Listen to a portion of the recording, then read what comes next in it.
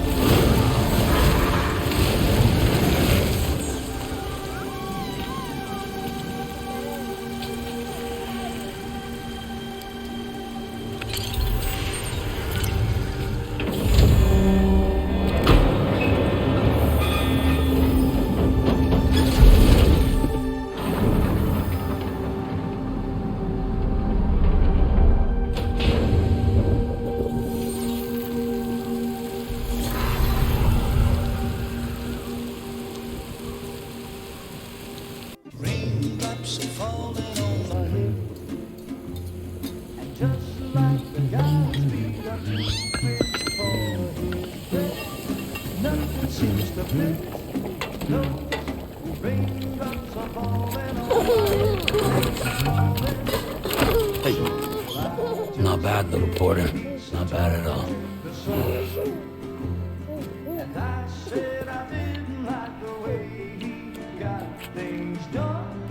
Okay, Lou. Time for some nom-noms.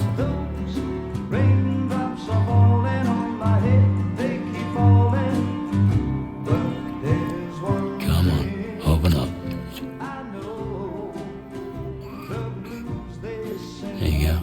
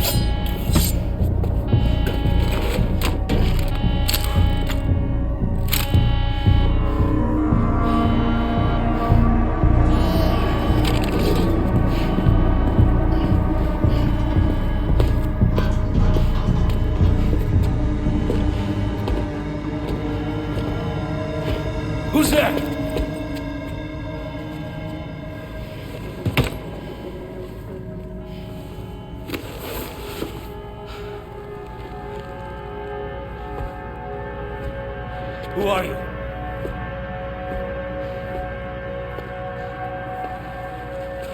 Fragile? Were you cooking? What are you doing here? Because I'm free. I've been looking for you. Nothing's worrying.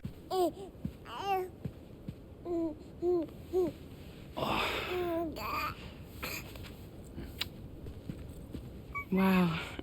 Lou's growing up fast. You two look good. Like a happy family. Here's a gift. The finest Carol printed diapers. Thank God. How'd you track us down? Your neighbor got hooked up to the Carol network. Service now extends to the whole region. I let myself in with this. You can use Carol printers now too. Guess it's time we thought about moving. Maybe further south. You know, I'm surprised you used the front door for once. My jumping days are behind me. Overdoing it left me with some kind of syndrome. They call it jump shock. You care for a drink? Thank you, but no. I should get straight to the point. Business, huh? I mean, for a moment there, I thought maybe you wanted to catch up. I have a job for you. Take it, and that whole mess over how you left Bridges will be wiped from the record. You won't have to live in hiding anymore. What about Lil? That's a little more complicated. We're talking about a Bridges asset. You'll have to work it out. Sam, you brought America together. Helped it be reborn as the UCA.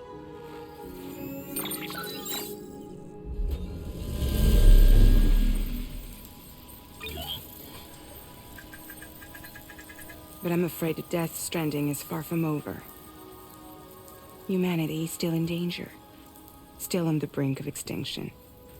Don't act like you don't see it. A lot of things changed after you went off on your own. Especially within the UCA. Bridges no longer oversees the distribution network. They withdrew once things were up and running. So your friends and co-workers all went their separate ways. And that's not all. Die Hard Man is not the president of the UCA anymore. In case you're wondering who's handling distribution now, A Pass 4000 has revolutionized the whole process. It utilizes the Carol network to manage and carry out deliveries. Within network coverage,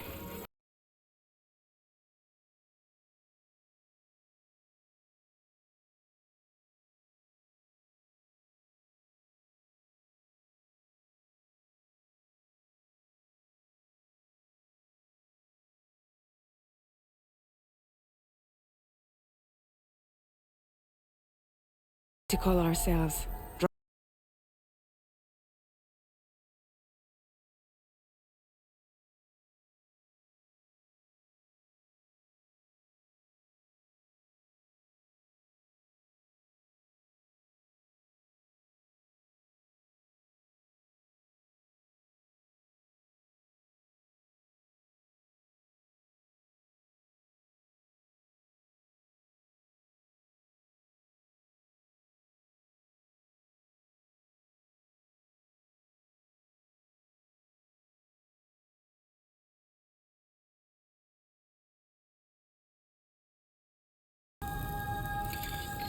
chiralium contamination is severe.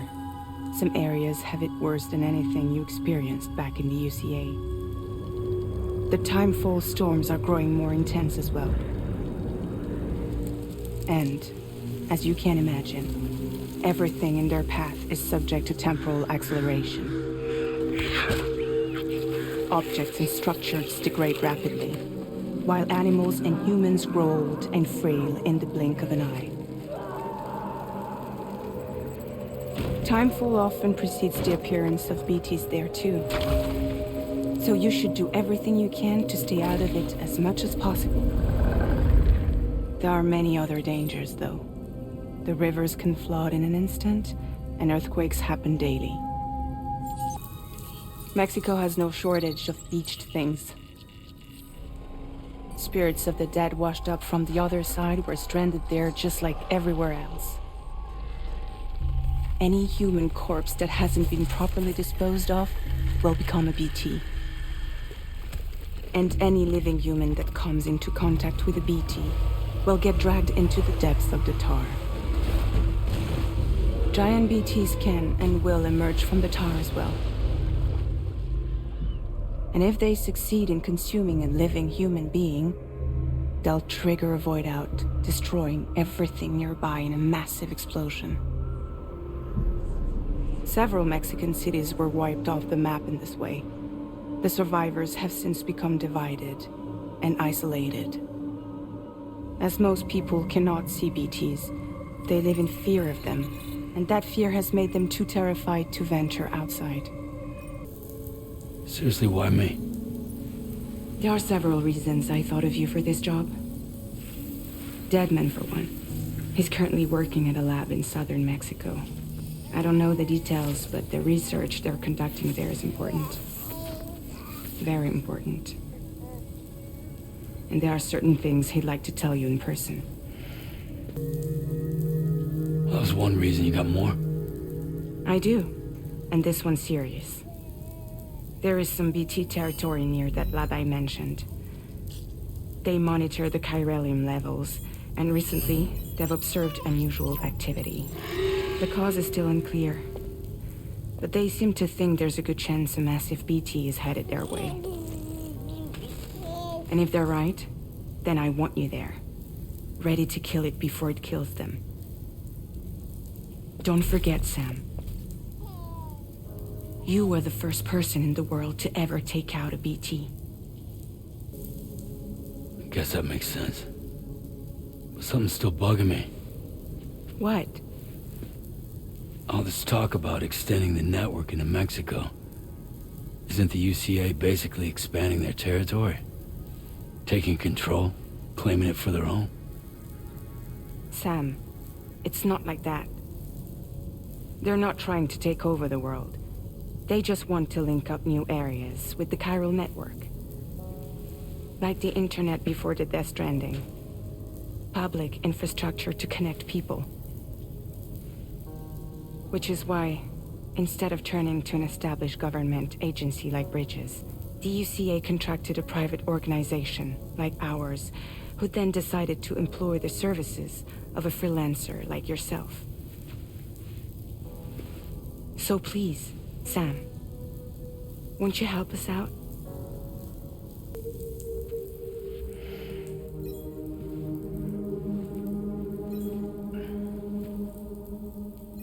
Yeah, all right.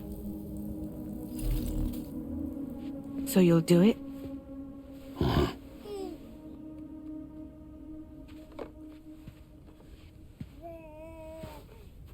What about Lou, though? It's not like I can take my kid with me.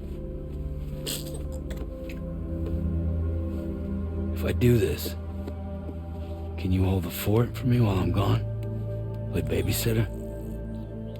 We're inside the network. There's a child care app I can use.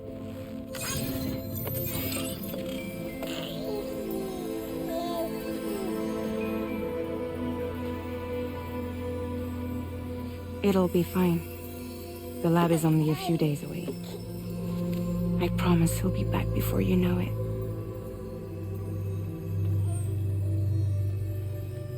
Link up the region as you head south, and come home safe.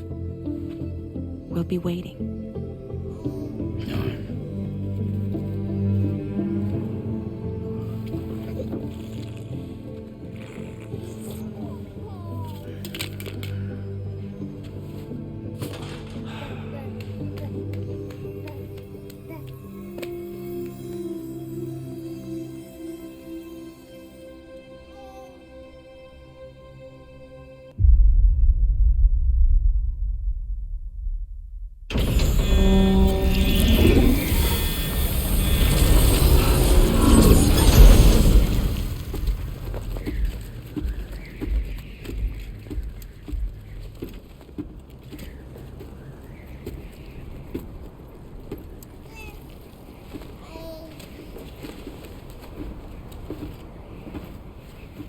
Go on.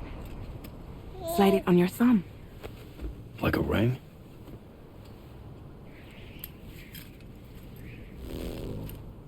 Huh. Try sticking your thumb out, like you're giving me a leg.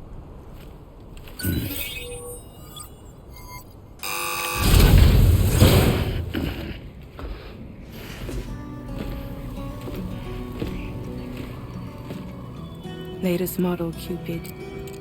Just completed. We decided to put a hold on network expansion until it was ready to go. Like last time, you'll be using it to welcome people into a whole new world.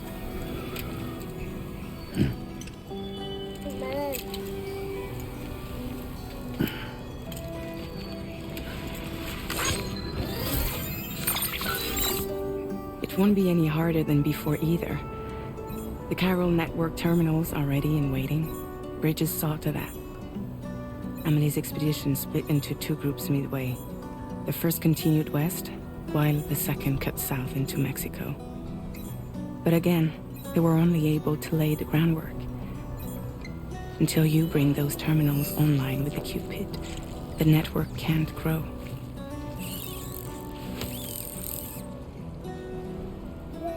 Hungry? No.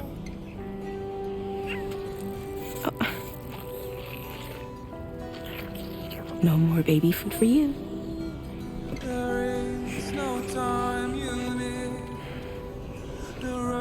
Let you get fragile any trouble, I'm gone.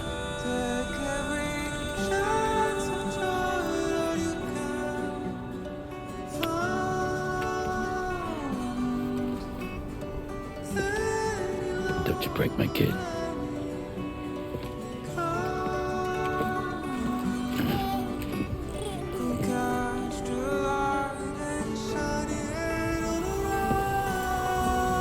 Now who wants to eat?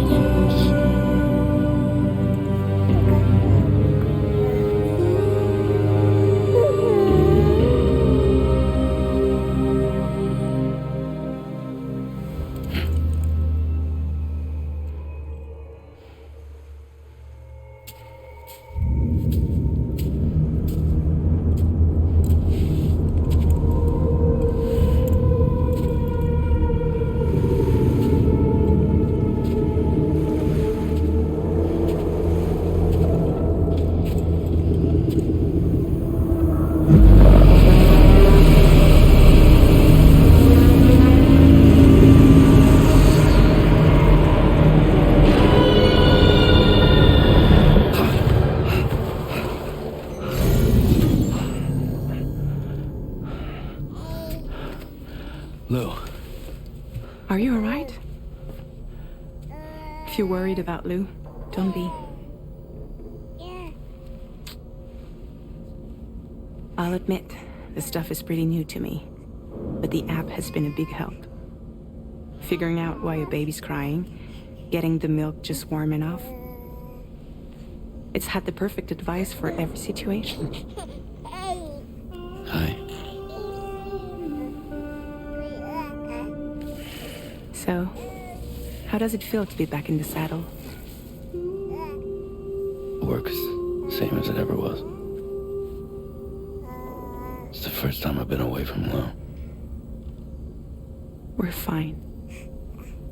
Trust me.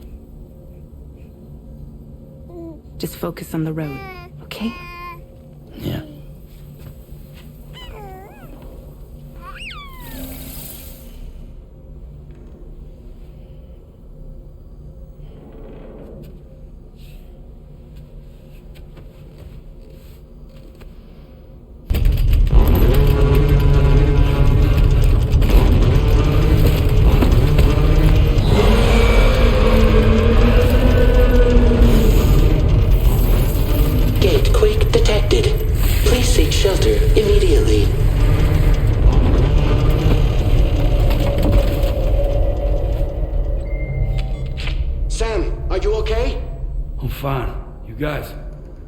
The facility's intact, but the research lab might have taken a hit.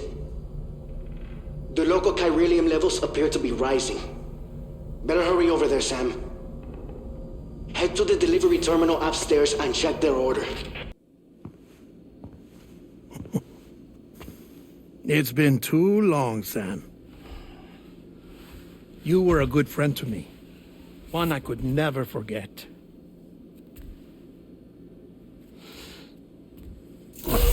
Which is why I took steps to ensure that this message would only play upon your arrival. The sensors were set to scan for your biometric data. A simple enough trick.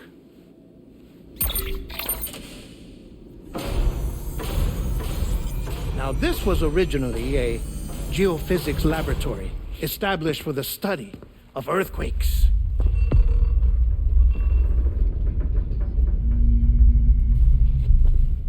And for that reason, it holds a wealth of documentation on gatequakes, tar currents, and plate gates. As well, I discovered, as research data on the other side. Now, what I'm about to tell you, I learned after I came to this place.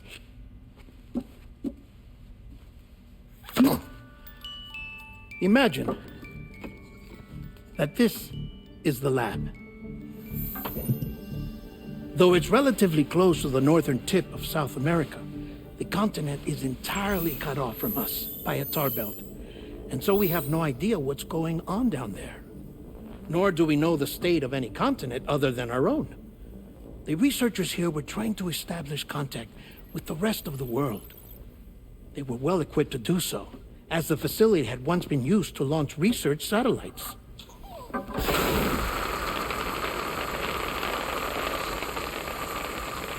So they tried launching a variety of probes and drones in the hope of obtaining observational data,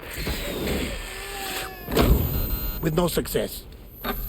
The Earth, you see, is shrouded in a thick layer of chiralium that renders electronics inoperable at altitude. So they tried sending ships across the ocean. Oh, yes. Oh, but that failed too. The high concentration of chiralium in open water proved too corrosive, invariably causing them to sink. But then the researchers found some rather rare birds on their doorsteps. Birds not native to the region. Nice birdie, nice birdie. And that, my friend, was just the beginning. Not far from the lab, they discovered a strange anomaly. Well, the surrounding area was heavily contaminated with chiralium. Yes. This is beautiful. The researchers would later dub the anomaly a plate gate. But further investigation revealed that it came into existence when you began to expand the chiral network across North America, and that the gate grew larger in tandem with the network itself. What started as a tiny fissure in space became so much more. The researchers duly installed cameras to study the gate and its surrounding area. Now, to their surprise, they caught footage of some unusual marsupials. Yes, a kind you wouldn't expect to normally encounter in Central America, like the birds. But to confirm their suspicions, they sent an autonomous robot through the gate. The soil samples it collected were consistent with the archived geological data from the southern hemisphere.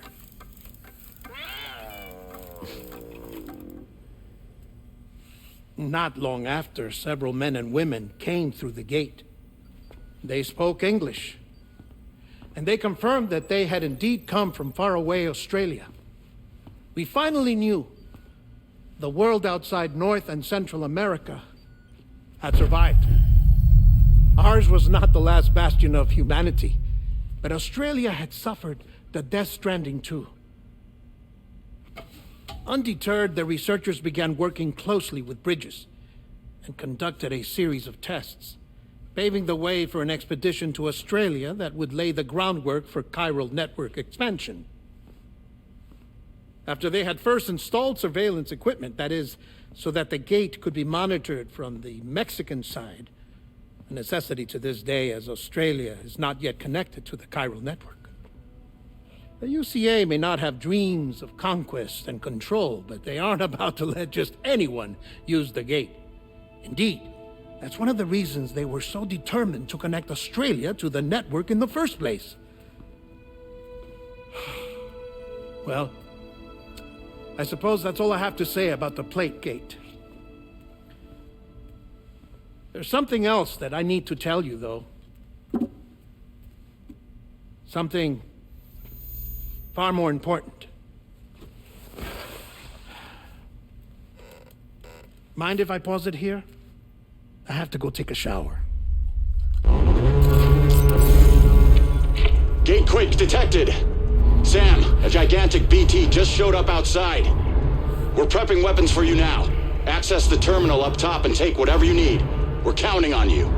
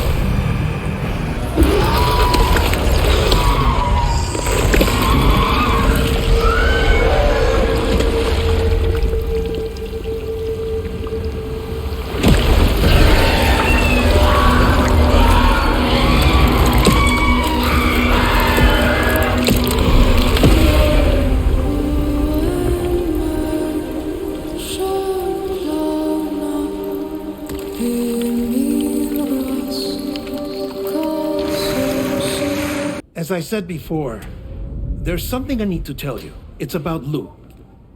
You see, after you left Bridges, I decided to do a little digging into BB-28's past. That is, Lou's. I found the BB decommissioning records. Now, according to them, BB-28 was flagged for disposal and subsequently incinerated 4 years ago, long before you and Lou first met. That's BB-28? This is the child officially identified as BB-28. But if you look closer, Sam, you see at once that it can't possibly be Lou. Right there at the elbow, where the birthmark should be. Nothing. Which means we have another BB-28 on our hands. The one with whom you memorably went west and back not so long ago, that is Lou. Per regulations, the serial number assigned to each BB was unique. No two units should have ever been assigned the same one. I've cross-checked the details with the most up-to-date entries in the UCA database. And indeed, there is no reason to believe BB-28 survived. All of which can only mean, Sam, that the bridge baby you carried with you on your journey across America, Lou, was never recorded in the official database. So, where then did Lou come from? Right now, your guess is as good as mine. But as worrying as that sounds, this could actually be to your advantage, since it's functionally impossible for the UCA or Bridges to track a BB of which they have no record.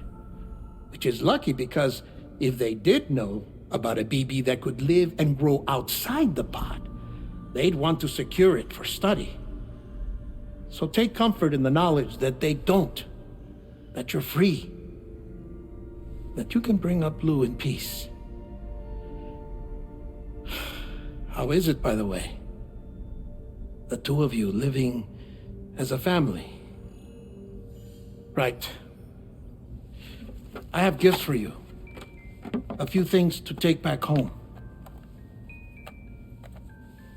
An assortment of vaccines to be administered as your child grows up. We want Lou to live a long and healthy life. And it's natural for children to be afraid of shots. Maybe this will help put Lou's mind at ease. A token of my affection. You can collect it via the delivery terminal when you leave. I wonder how big Lou will get. Anyway, there's one more thing I wanted to share with you. As you know, everyone is meant to go to their own beach when they die. But unlike most people, I wasn't born from a mother. I was born from an artificial womb. Transplants provided the organs I never had. I was incomplete and had no beach, I believed. But I wasn't about to accept that. I went back home to study the Ha and Ka and the beach. I threw myself into my work, Sam. I tried. But I think I've done all that I can. In the end, I'm still a patchwork Frankenstein's monster. One that's just about worn out. As a doctor, I can tell you, I don't have long left. So I've devoted my remaining time to research. That's why I'm here, Sam. Where I can focus on the beach. There's so much data here, Sam. On beach formation, jumping via beaches, the relationship between the beach and plate gates. All the evidence you could ever wish for. Not enough to solve every mystery, perhaps, but enough for me to make an incredible personal discovery that I have a beach after all. It doesn't matter how I was born. I have lived as a human. And thus do I possess a beach like any other. I am not a machine, but a person with a Ha and a Ka and a beach to go with them.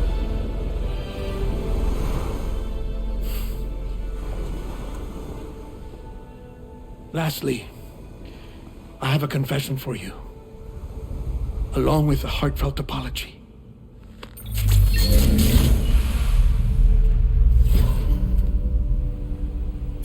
I told you once that I didn't have dooms.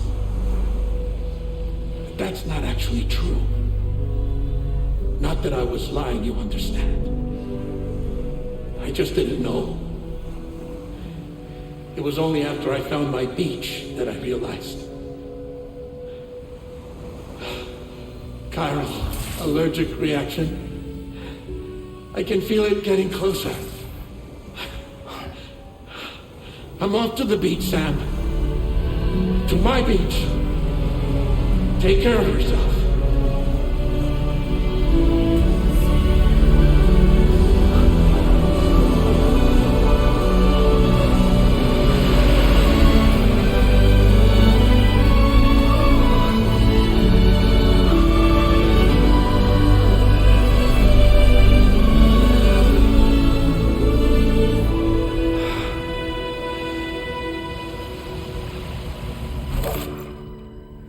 Sam,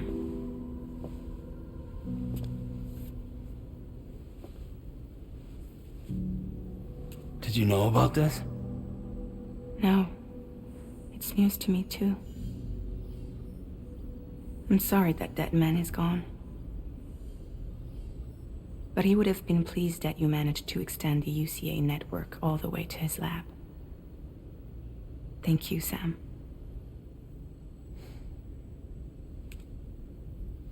I guess I'm homeward bound. Missing little Lou that badly? You know I am. Come on back, Sam. Lou misses you too.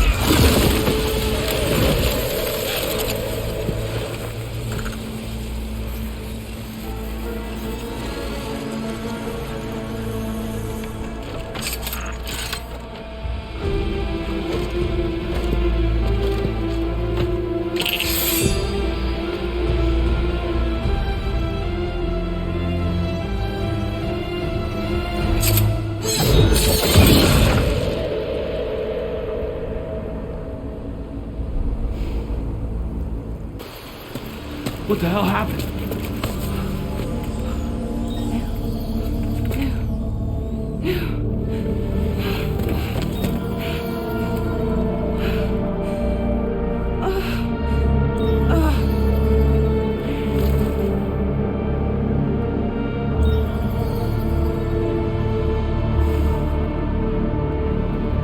Lou.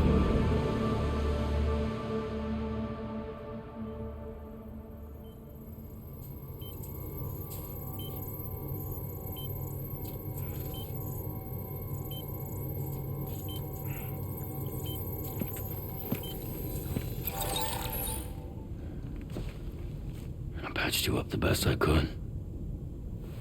What happened to Lou? We were attacked.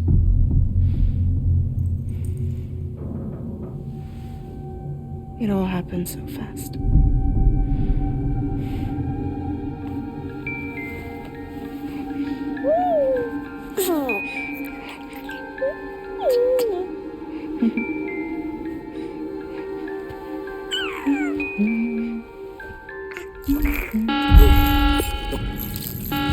Intrusion detected. Intrusion detected. Level 5 alert. Multiple unidentified armed hostiles inbound.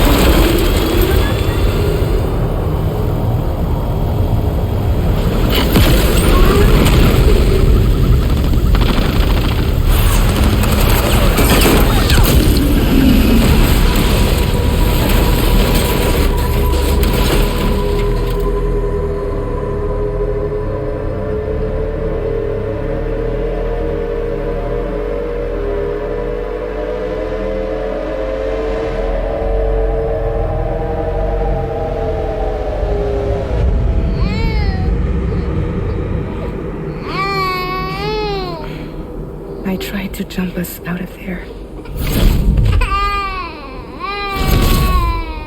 But I could only take my equipment with me. And I couldn't possibly think of Lou like that. There was no way for the two of us to escape together. The best I could hope for was to jump Lou out. Just Lou.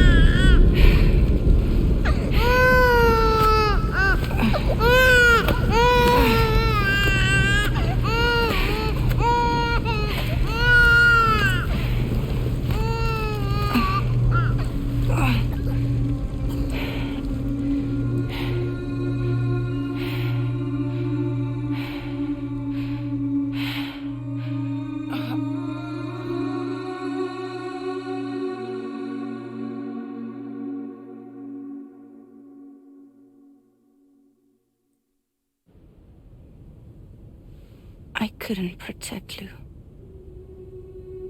I am so sorry. So sorry. I'm sorry.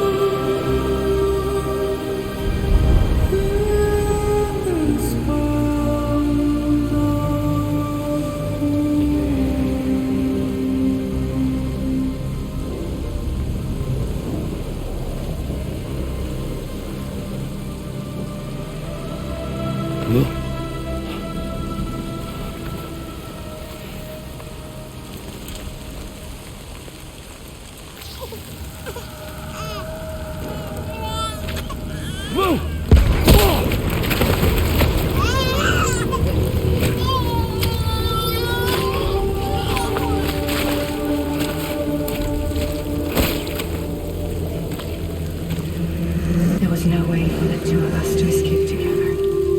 Escape together. Escape together.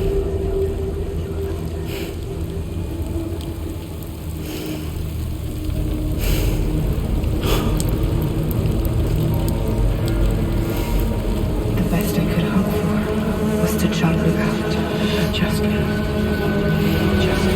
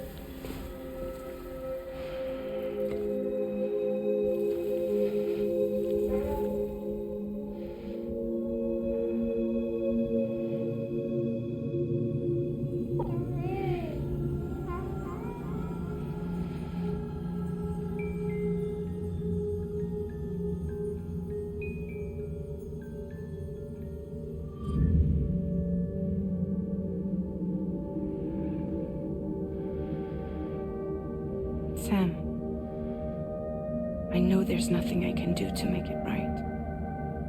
I know.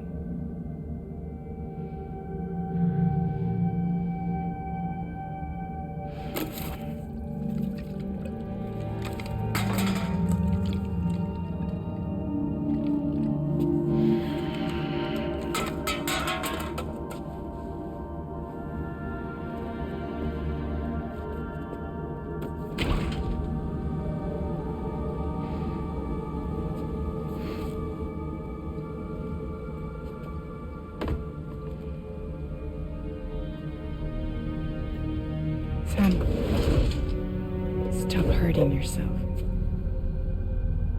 Please.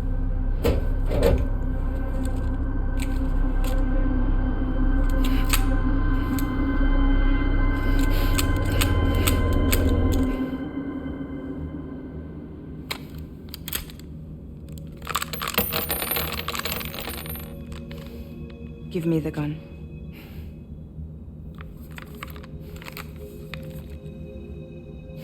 There is nothing left for you here. Nothing but sadness and regret.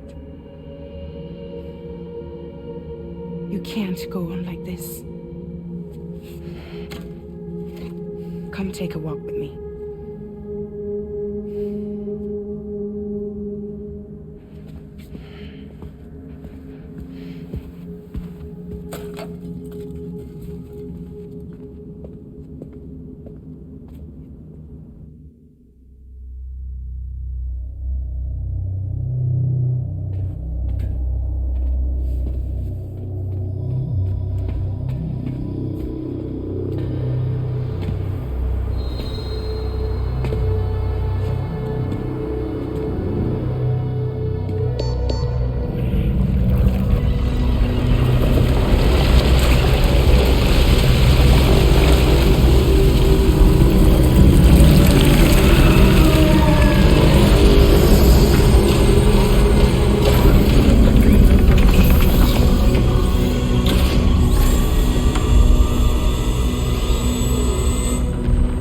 Come meet my crew, Sam.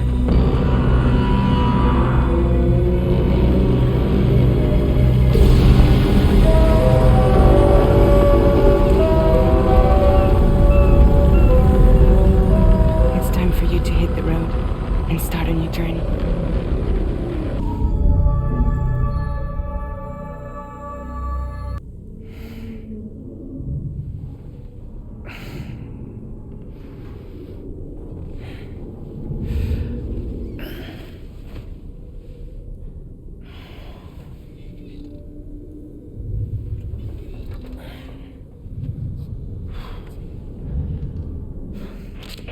Intoxicants successfully purged. Blood alcohol content nominal.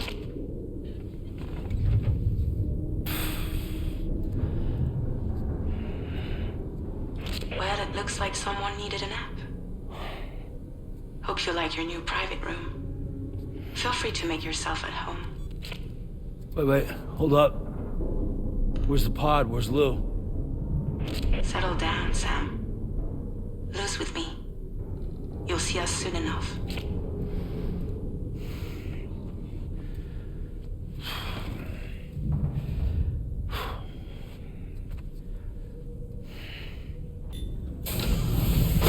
Welcome to Drawbridge, Sam.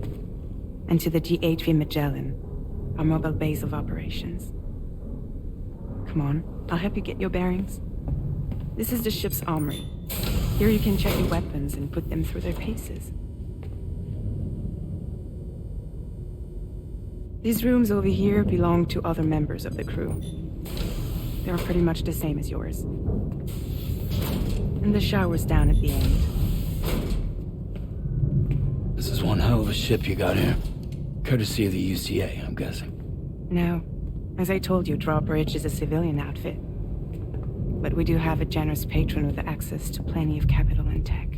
Sounds like a UCA big shot. Don't ask me. We've never met face to face. They value their privacy. Seriously? No better than to believe that bullshit.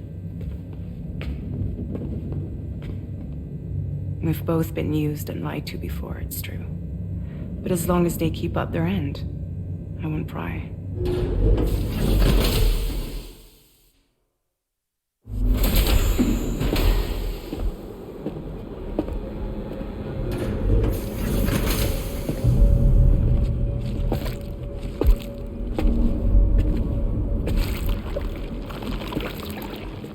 This is the headquarters of our humble operation. The bridge of the DHV Magellan. It's always like this when the DHV Magellan's on the move. Meet Tarman, our resident doctor and geophysicist. He's also the captain and pilot, in case you hadn't noticed. And a fellow doom sufferer. The nav console offers a direct connection to the Tar currents. The downside being that we all have to bathe in chiralium. Happy to have you aboard, Sam. You'll have to excuse me if I don't shake your hand. You steer this ship solo? Yeah, though the computer does most of the work. So this is a submarine? Spot on. We dive into the tar and use it to travel underground. Just beneath the surface of the Earth, there are currents we can ride almost anywhere. So what's your role in all this? Me? I make sure Drawbridge's grand plans go off without a hitch. So you're the commander? That's right. These days I'm fragile in name only.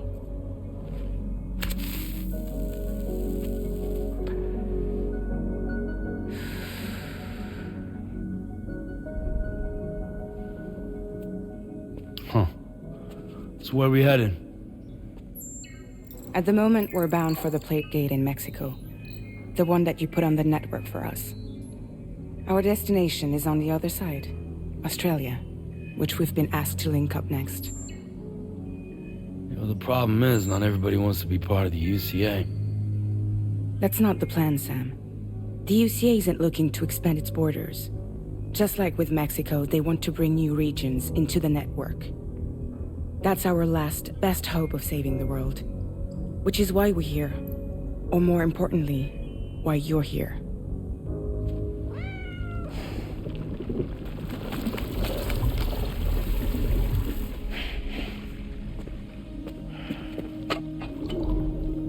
Well? Ah, so Lou is the child's name.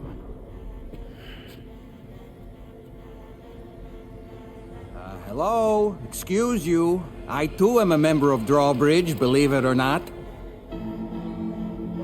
It is an honor, Sam. Is that a puppet? What? Puppet? No, no! No, I am alive, and my own master. This is Dahlman. A man whose cow wound up stuck inside a... Well, you get it. He used to be a spirit medium. When I was still flesh and bone, of course. Regrettably, my transformation cost me my talents. Lou, where are you? Sam, that pod is empty.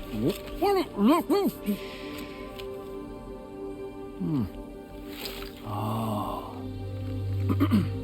You know, no one should have to suffer such loss.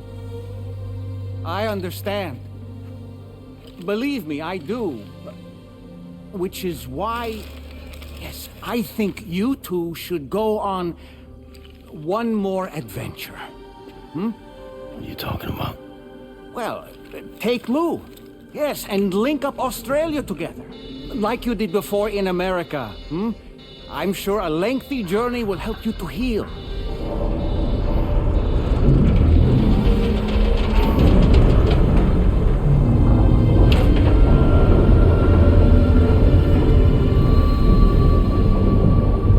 Sam, we've arrived.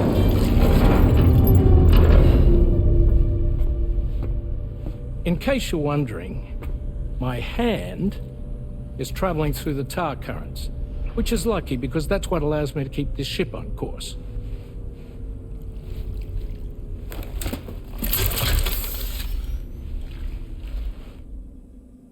We're by that research lab you linked up last time. The DHV Magellan can travel to and surface anyway, provided it's within network coverage.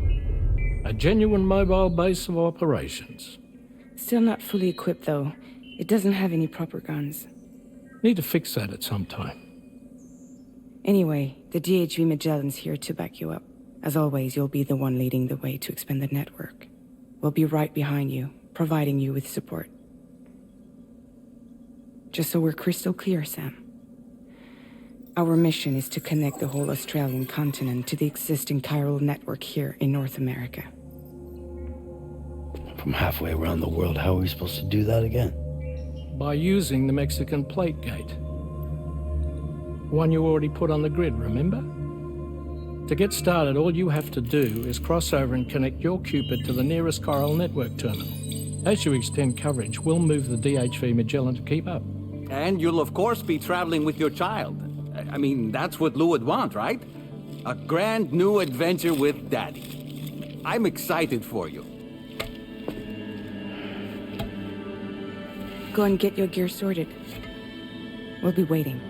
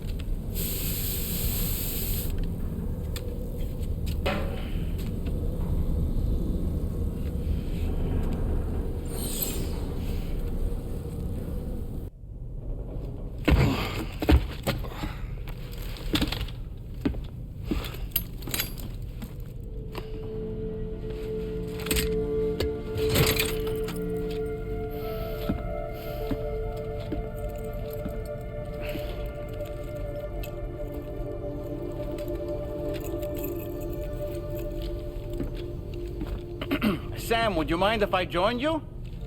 Humor him. His knowledge and experience will probably come in handy down the road. Yes. Really, Sam? Your buttocks? What about shotgun? I prefer the driver's seat.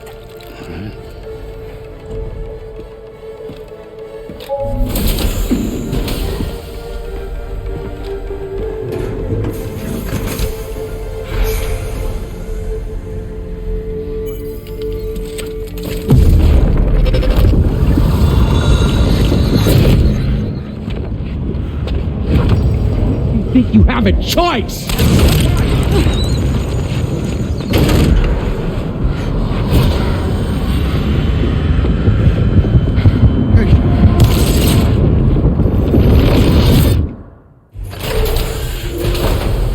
What was that just now? You saw it too, huh? Let's just say it's nothing new. I always got these flashes when I hooked up the pod. Ah, the bleed-through effect, wherein the BB's memories are conflated with one's own. I'm sure someone explained it to you before. Though this is a little different, of course. I really gotta deal with this shit again. Sam, do you read me? You'll first need to access the Mexico side plate gate terminal. After we've confirmed network coverage, we can take the DHV Magellan and regroup at your position.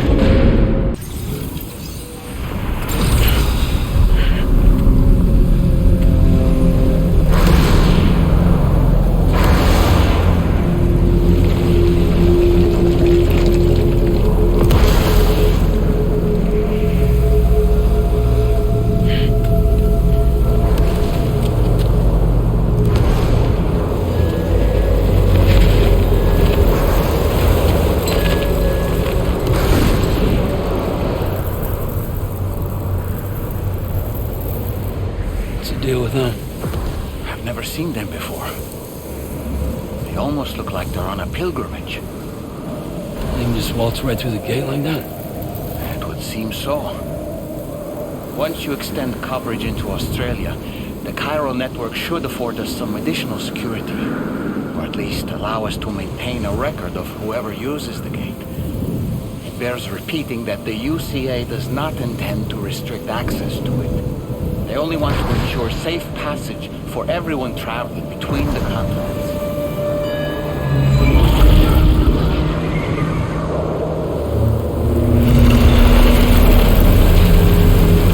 Brace yourself, Sam. It's a gatequake.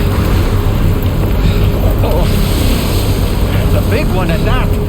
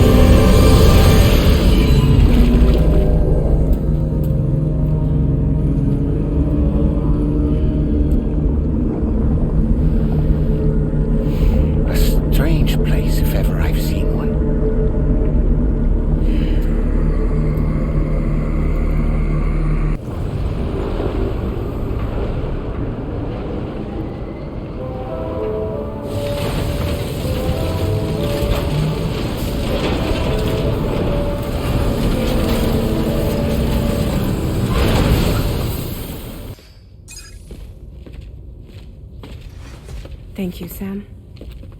I'd like you to meet someone.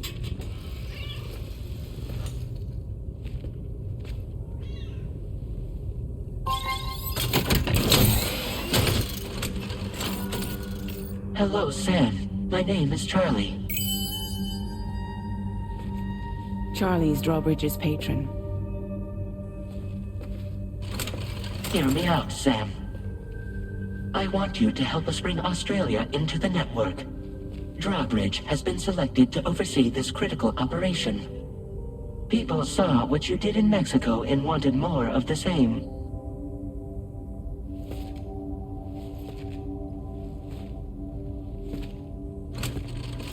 What are you trying to pull? There are reasons why I can't tell you who I am, Sam. But to be clear, I'm not APAS, nor am I your enemy.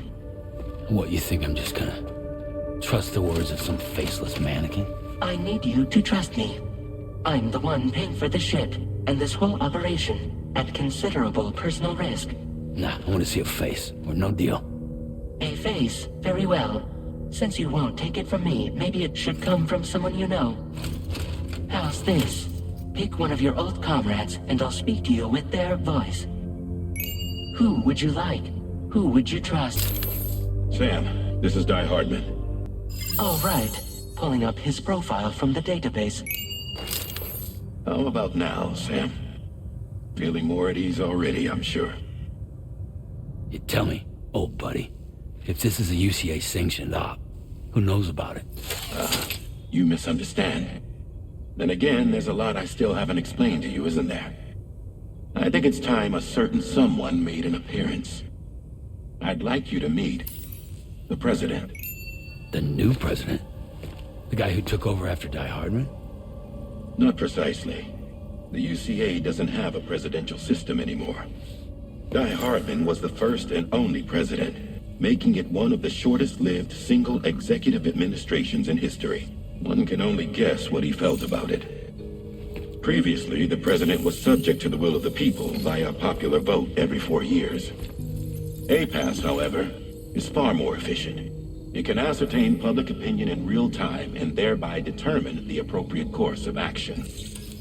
This led to the adoption of a new model. President guy? You just told me he isn't really the president. He is not the president of the UCA. Rather, he serves as the president of APAC. APAC is a privately owned corporation responsible for the operation and oversight of APAS, a service provider to which we may delegate day-to-day governance.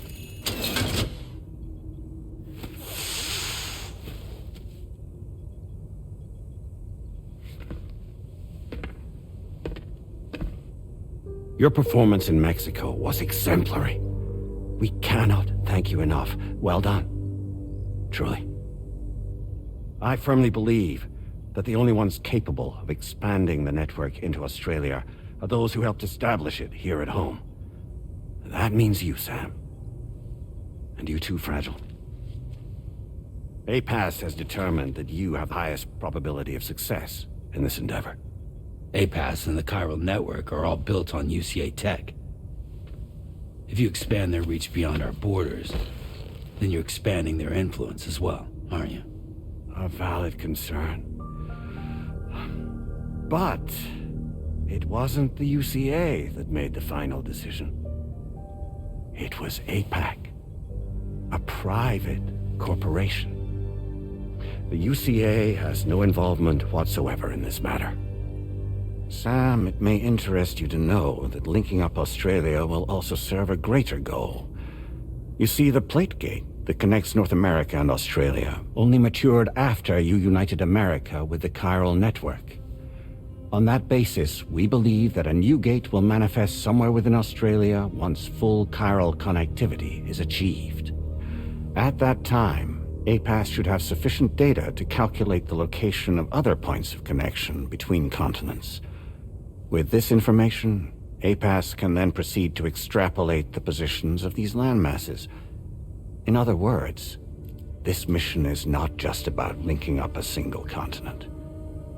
By connecting Australia, we will be one step closer to reclaiming a pre-Death Stranding world where everyone is part of a greater whole.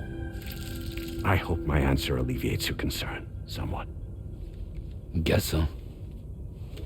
Tell me, though, who's Charlie to you? He may speak for me as necessary to ensure the operation proceeds according to plan. Our corporation, however, will calculate what factors are essential for your success and will provide you with direct support. Welcome aboard, Sam.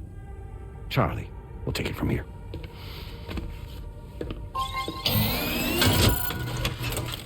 It will be your job to travel the continent and connect the people, Sam. But know that everyone on this ship is ready and eager to back you up. You won't be on your own this time.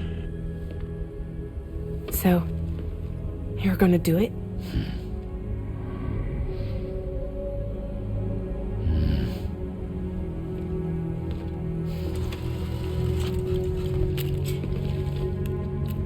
Did it before. Seems like the only thing I'm good at.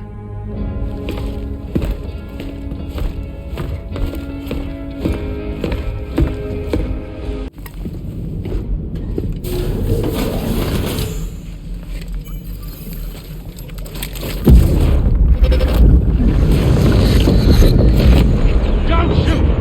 Don't shoot!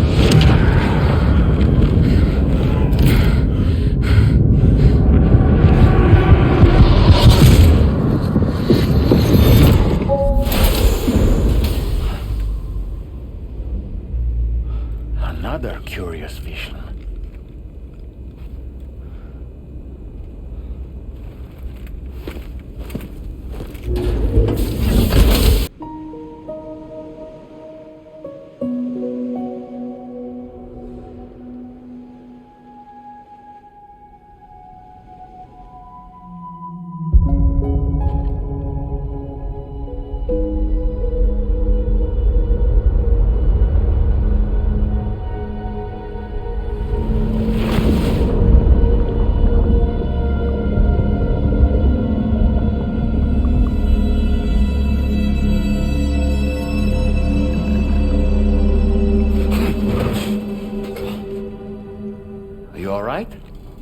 You were talking in your sleep. Kept repeating the name Amelie.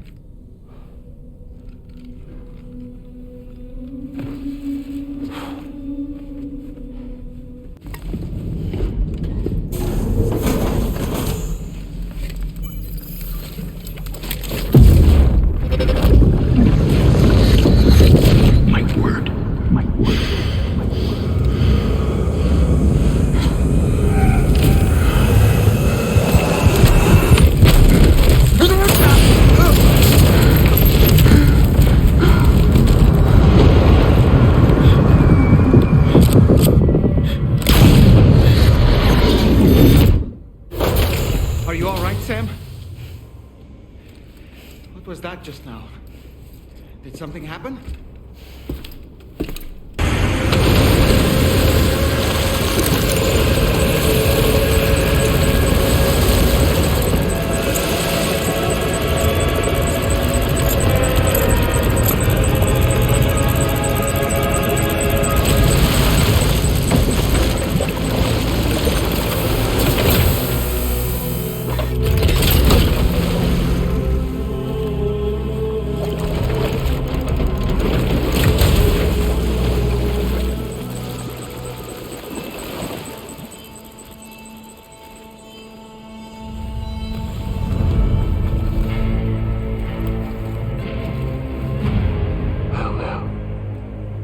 Aren't you a sight for sore eyes?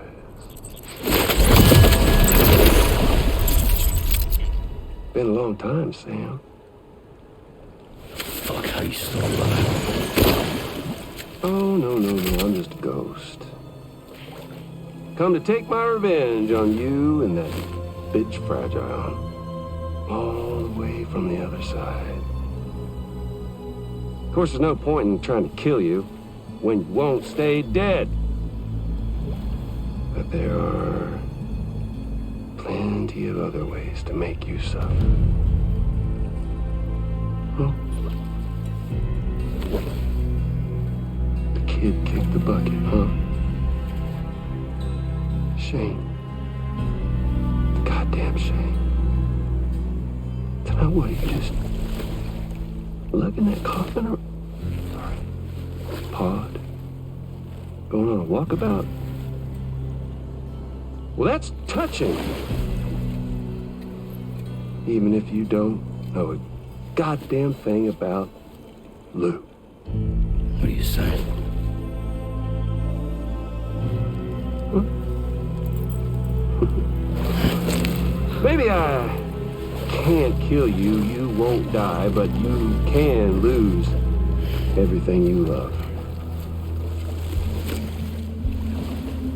And torture yourself for the rest of time, knowing that death will never come for you. So you go on your little walkabout.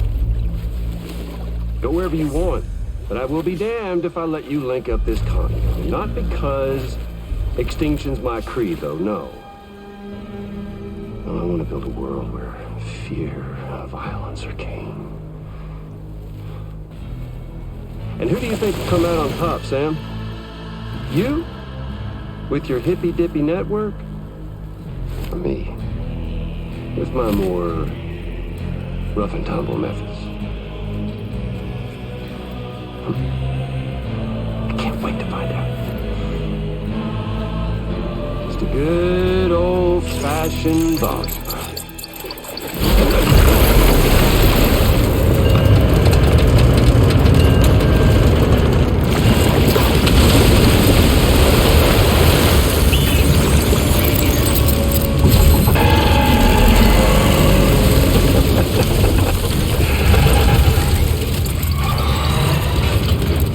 Cruelty or collaboration? The eternal choice. Let's put him to the test.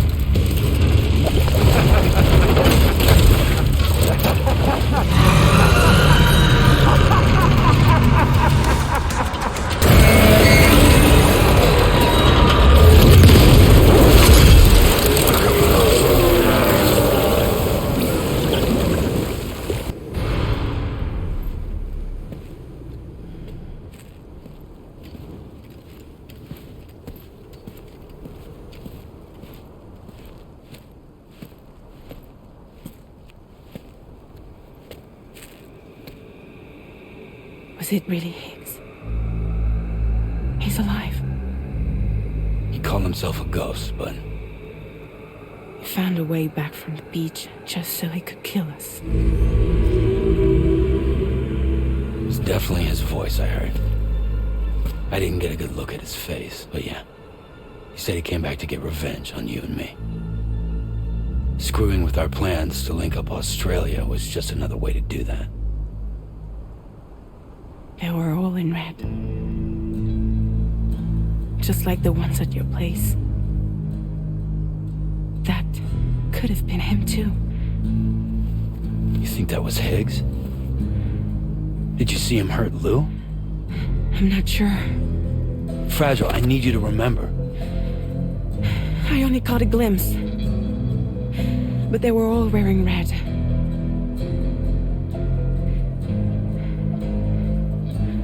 This is all my fault. I had him at my mercy on Amelie's beach. If I'd only finished him off, none of this would have happened.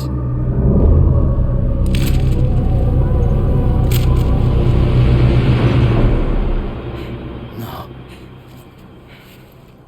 You can't blame yourself.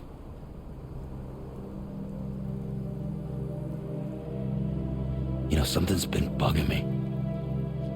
Something he said. You don't know a goddamn thing about Lou. It hit me after.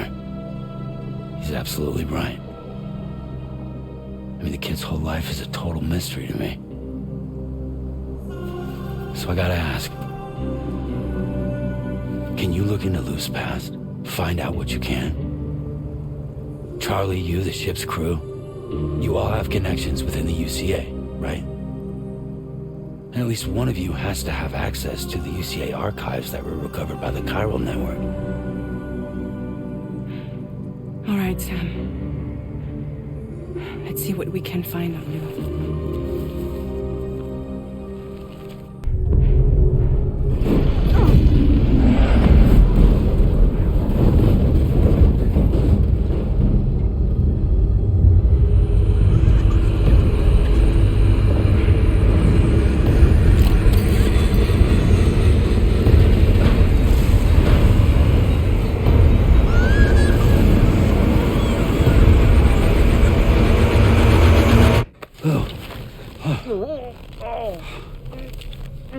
Really, Sam? There's such a thing as too tight.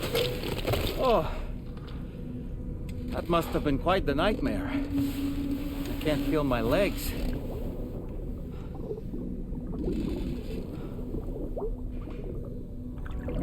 Lou.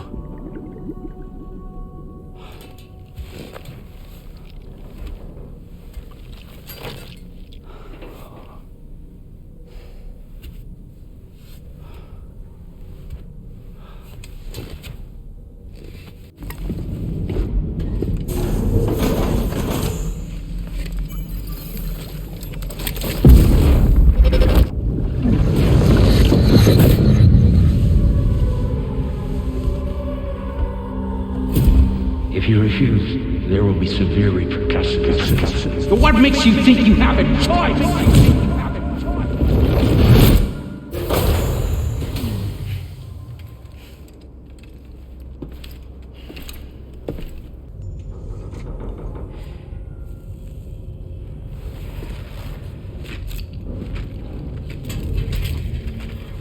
Hey, Sam. How's it going? I have updates for you, if you have time. I take it you've learned more about Lou? We followed up on the message Deadman left for you at the lab. About how there was another BB-28, not Lou, who, according to the records, was decommissioned 4 years ago. The first time you and Lou met was about 2 years ago now, when you were entrusted with the BB previously issued to Bridge's corpse disposal.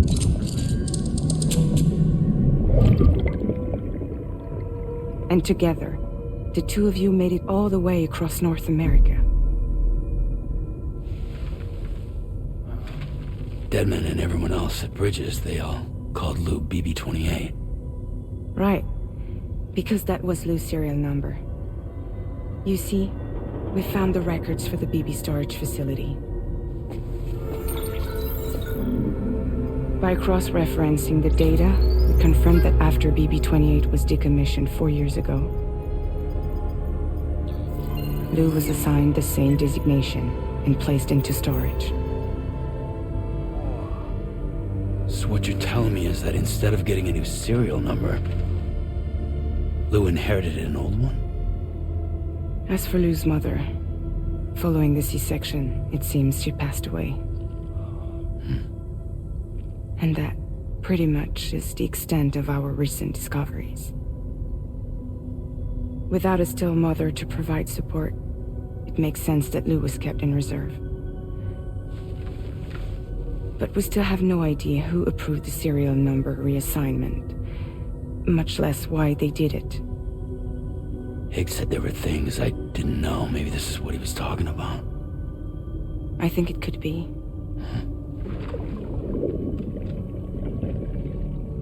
I want to know everything about Lou. You're playing his game, Sam. Chasing after the past is what Higgs wants you to do.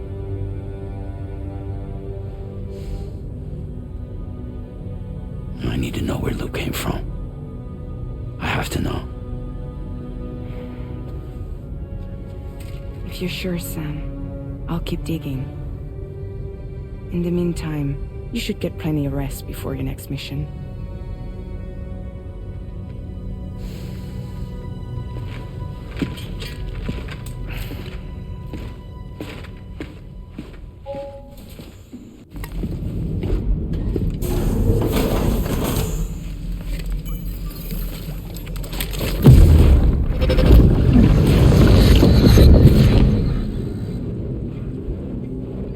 Extraction was successful. It was transferred to a sterilized pod and sent to a separate facility. Ready to proceed with corpse disposal? 1.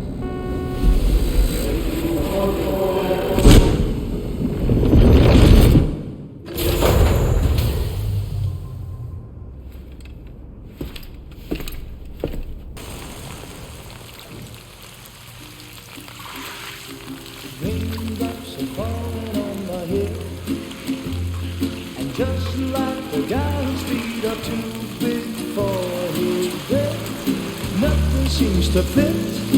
Those raindrops are falling on my head, they keep falling. So I just did me some talking to the sun, and I said I didn't like the way he got things done. Sleeping on the job, those raindrops are falling on my head, they keep falling.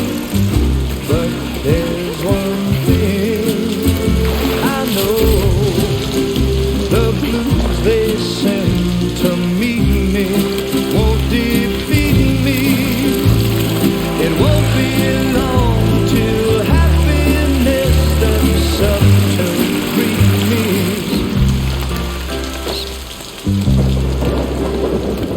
Raindrops falling on my head, but that doesn't mean my eyes will soon be turning red. Crying is not for me, 'cause I'm never gonna stop the rain by complaining, because I'm free. Nothing's worrying me. You think I spooked her? I really couldn't say. I certainly haven't ever seen her dance like that before. It won't be long till happiness steps up to greet me.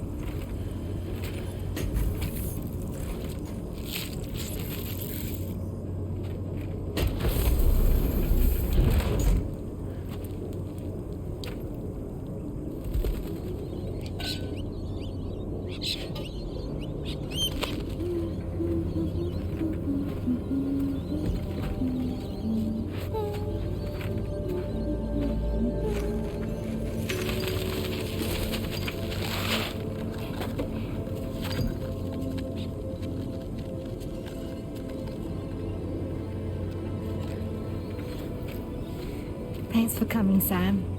I'm sorry about just now. I didn't know who you were at first. You're the picture of health, Rainey. You too, little man. You got some kind of a trick for dealing with timefall? Rainy, it's been too long. Fragile. Can't wait to see you again.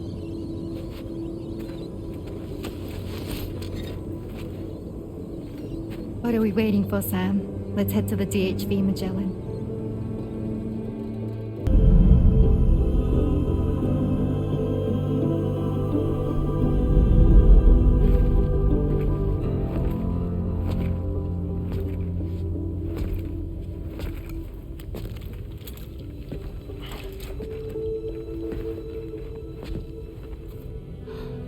Fragile.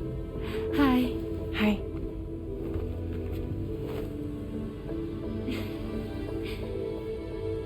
Nice to meet the old-fashioned way.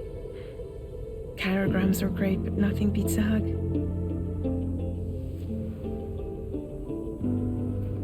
Well, I'm sure you already know.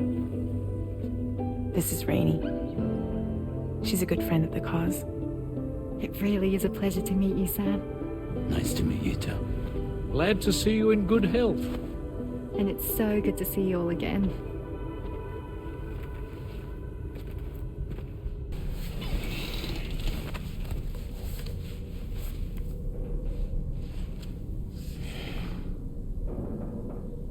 That's Tarman's son. He must have placed the photograph in here for safekeeping. This is an important memento. Why don't we go and take it to him?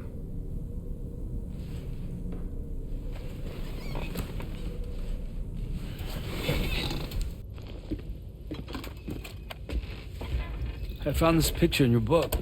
Is this your son?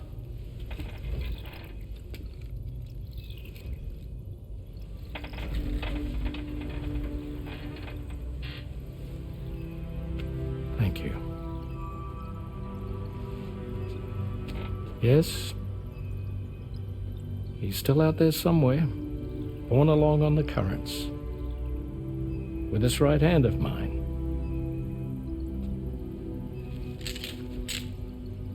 It's due to my connection with said missing piece that I can read the movements of the tar. Something akin to a phantom pain. You want to hear the story? Sure. I was both a medical doctor and a geophysics researcher once upon a time. In those days, the tar currents were a key focus of mine. This ship was originally built to facilitate my studies, in fact. The deep tar hunting vessel Magellan, we named it. A ship perfectly suited to pursuing the creatures that thrive in the tar's depths. Another avenue of research, you might say. We called them chiral mammals, for lack of a better name. Seemed like the closest fit. Reckoned if we caught one, we could figure out all the mysteries. The tar, the tides, hell, maybe even the stranding. Whoa, she's a big one. Strip yourself in, son. Tar's looking calm. I'll be fine, Pop.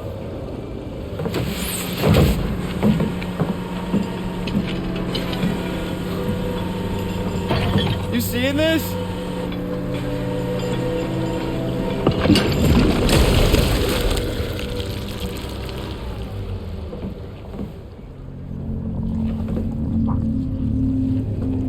I think she's pregnant.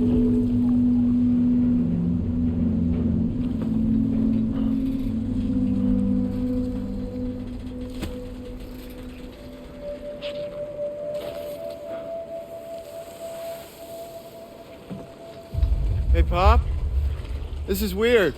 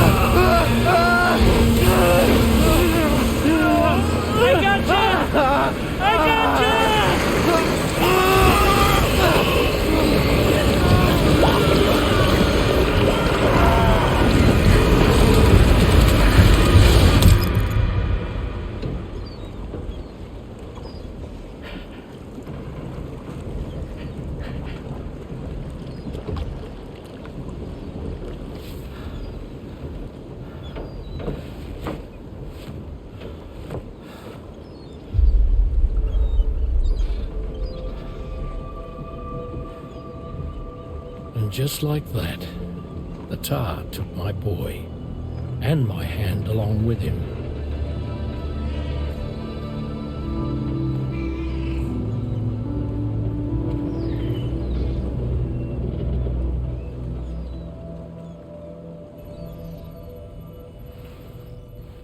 At first, I thought this little guy was my son reborn. If I may ask a question, the hunters that attacked you after you caught the chiral mammal, are you sure they came from within the creature's womb? Yes. That said, I'm not of the opinion that the hunters were its offspring. Its womb merely served as a gateway to the other side. Indeed. The tar and the beach are connected.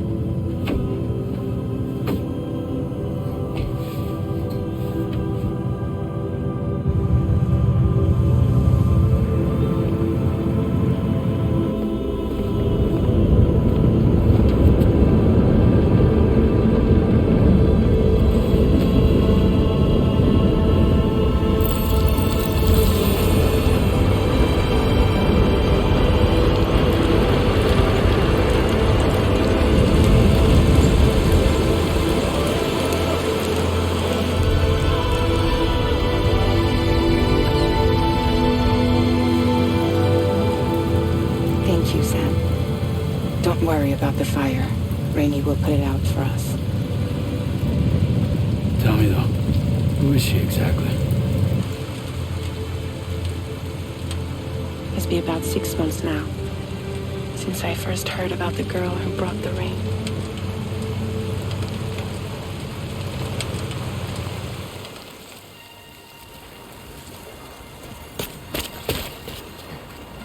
Whenever I stepped outside, the timefall came. There was nothing that I could do to make it stop. And they hated me for it. Including my parents, who told me to leave. I was the witch who brought the timefall. A monster to be locked up in a cage. A few even tried to burn me alive. The most dedicated witch hunters.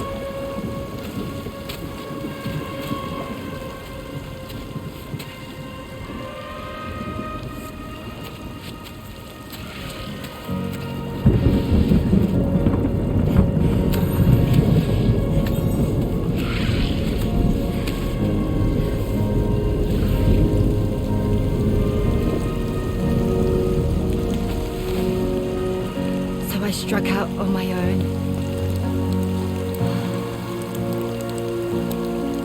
I was alone for so long.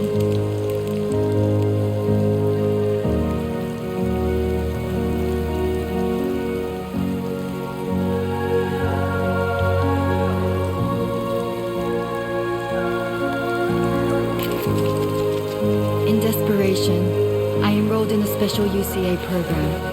Hoping to find purpose as a mother. Hi there. You're safe. But even after I got pregnant, I still couldn't find anyone willing to take me in.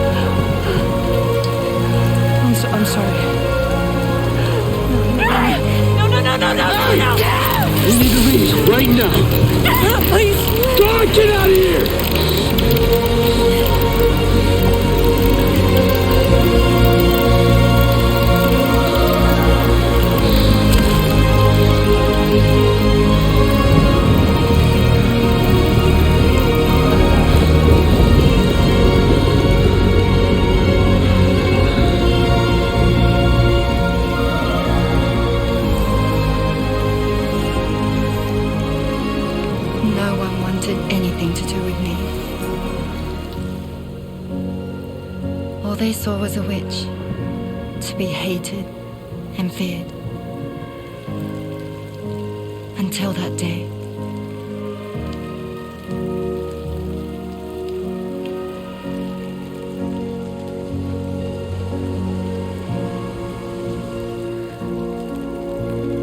I'm so sorry. Hey there. You're Rainy, aren't you? Who's asking? Someone who's been looking for you. For you and your power. You want my power? Why? You're a pharmacon. Medicine that can harm, poison that can heal. It's all in how you use it. Want to come work for me?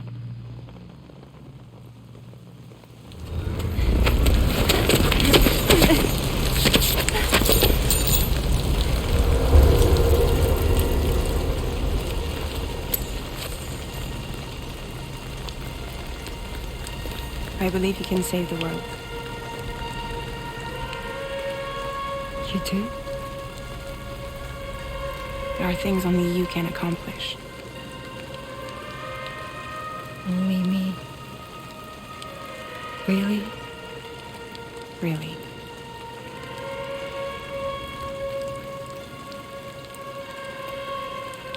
My name's Fragile. And I'm happy we could finally meet.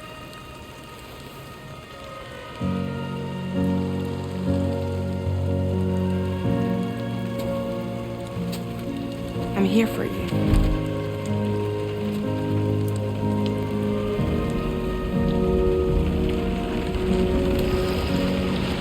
For both of you.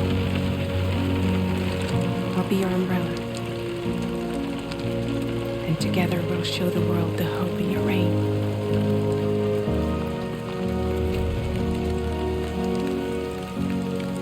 Come on. Who wouldn't want the baby to catch a cold? Come on.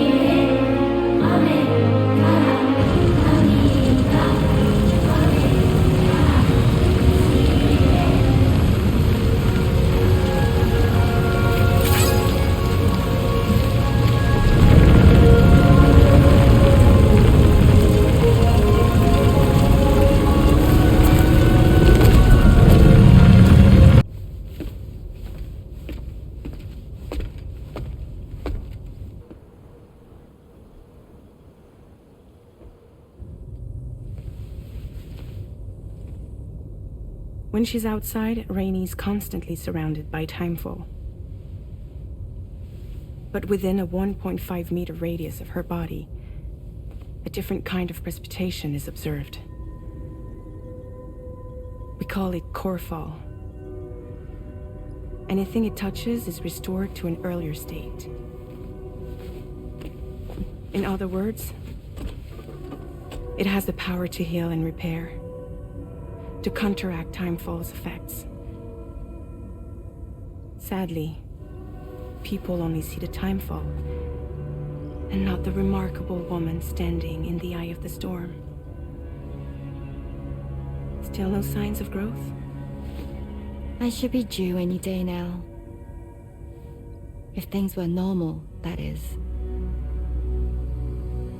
But the baby's still stuck at 7 months. She has still baby syndrome. Have you ever heard of it? I met a few preppers in Mexico that had something like that.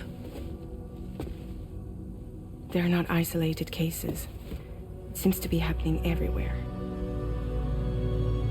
Though who knows if it's a syndrome or a symptom of something else. Simply put, the fetus stops growing at about 7 months. To be clear, it doesn't die, but it no longer moves, as if it's frozen in time. Several treatments, including C-sections, have been attempted. Unfortunately, removal from the womb invariably results in death. And while not all pregnancies are affected, it's yet another contributing factor to the already low birth rate. The Genetic Diversity Conservation Initiative just isn't enough to compensate. You got any idea what's causing it? There's speculation that it's due to an imbalance in the beach itself. I'm sure it's been explained to you before that countless individual beaches exist, a multiverse of beaches, so to speak, and that they are all governed by an upper beach on a higher plane. Expansion of the chiral network to cover the whole UCA may have inadvertently disrupted the link to that beach. Or so they think. BB units were also 7-month-old fetuses. So it's not hard to believe that the beach might very well influence the unborn. While I can offer you no concrete answer, I can state that the plan to extend the chiral network into the Australian continent, to take it worldwide, is also intended to help restore balance to the aforementioned upper beach. And in doing so, it is possible that we may resolve the issue of still baby syndrome.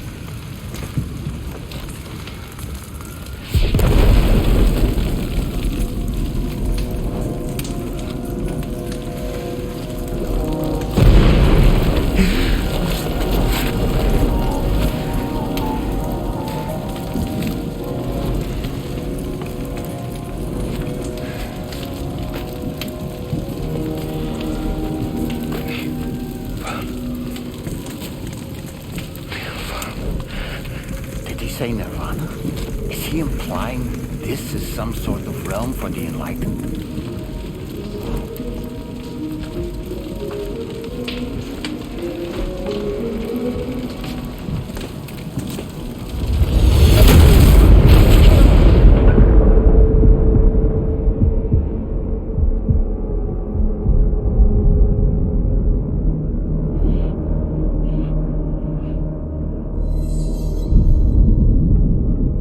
You're right.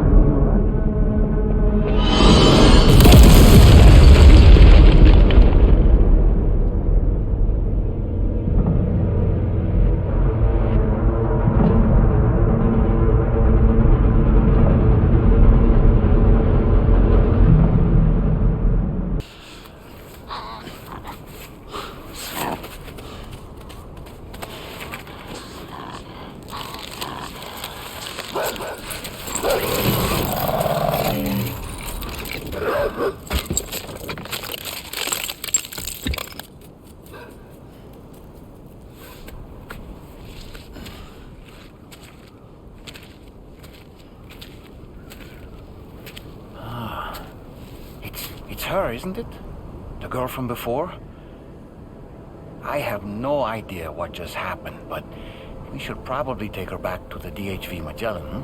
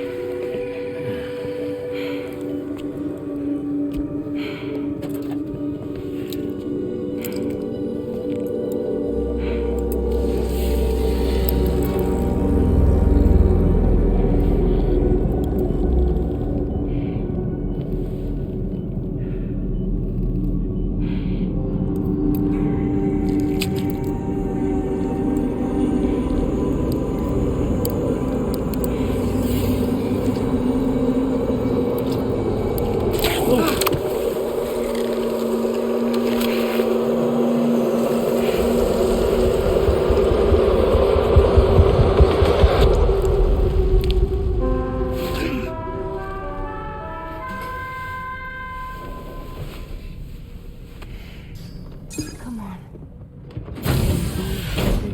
Gently. You're okay. Come on. Careful, careful. Come on. Careful. Come down. You got it? Come on.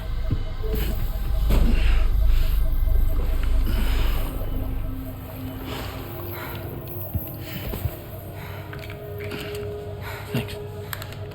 This is what happens when she has nightmares, it seems. There are those who connect with the beach during REM sleep, allowing a tremendous amount of chiralium to flow into their bodies.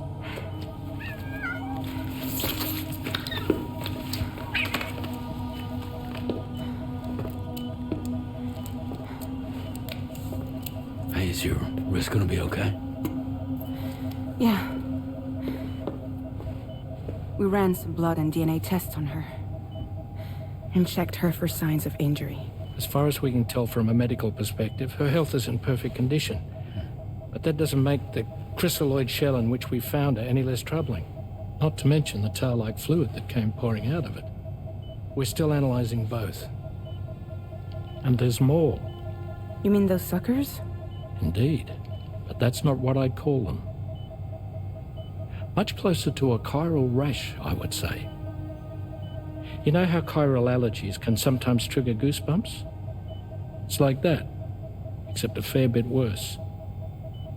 The tar-like secretions can accelerate the passage of time on contact, it seems. We suspect she has dooms too. And that when she's levitating, she's experiencing the nightmares common amongst sufferers.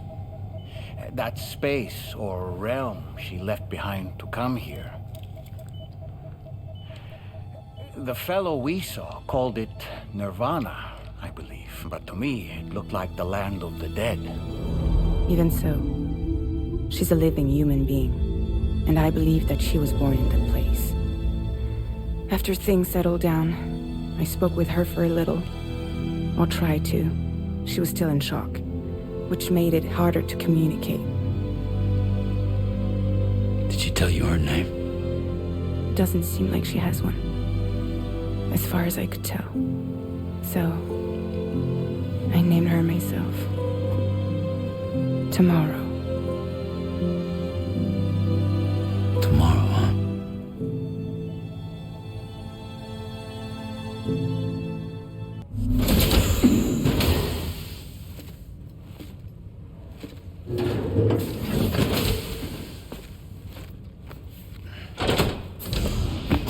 Stop it.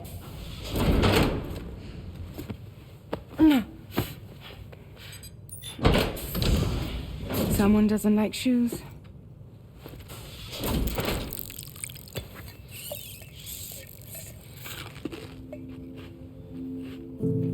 She won't even touch any normal food. But at least we managed to convince her to take a shower.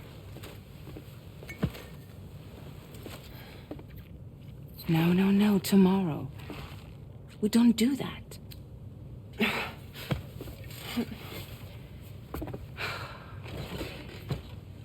Seems like a real handful. She just needs some time to settle. You must be tired, Sam. Get some rest.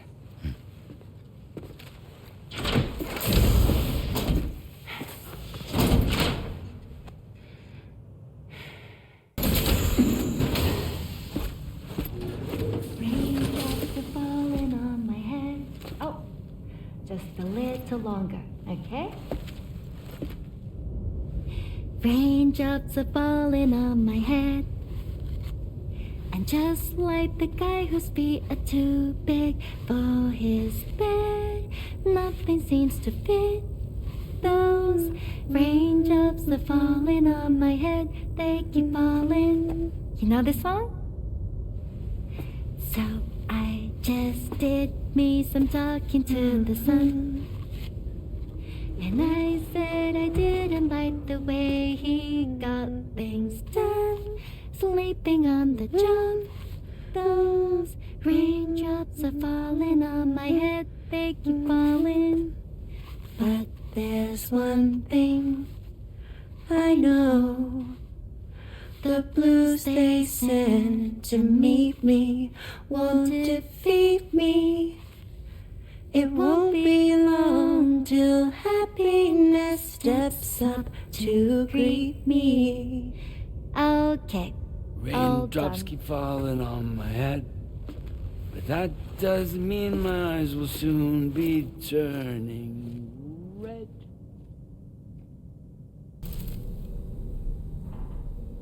So this is a story I heard long ago.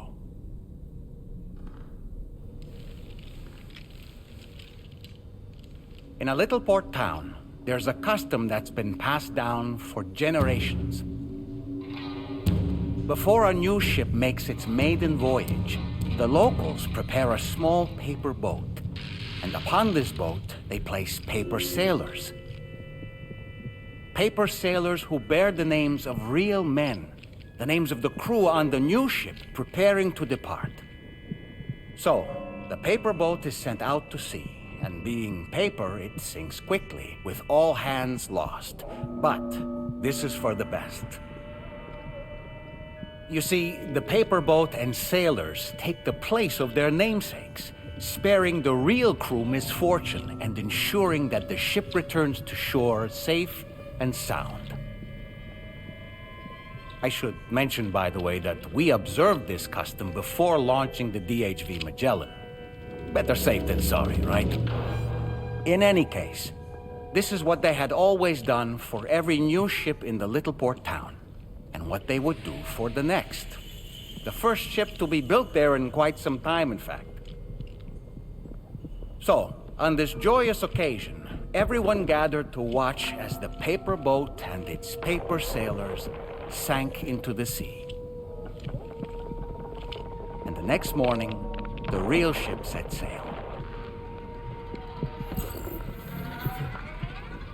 A few days passed, and then the ship returned. To a man, the crew's faces were all portraits of grief. Why so forlorn, the people asked. The sailor answered by simply pointing at a black mass upon the deck. The armless, legless, blood-soaked corpse of the ship's captain. He had been swept overboard by a massive wave and torn apart by a ravenous shark. And after they pulled what remained of him onto the deck, they found, hidden in his jacket pocket, an armless, legless paper sailor. Someone had hated the captain with a passion. Now that I think about it, I recall seeing something on your door just now. Something made of paper. Ah, yes, a little paper figure with Sam written on it.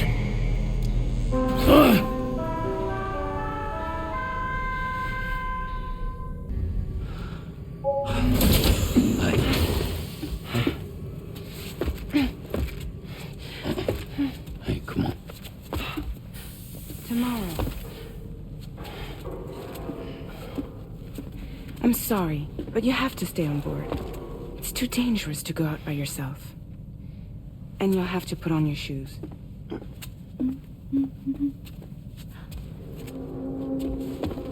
Look at this, Tamara. They're not quite ripe yet, but I think they might...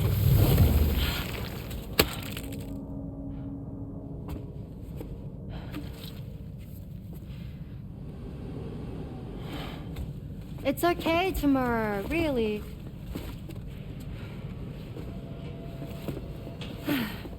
For you.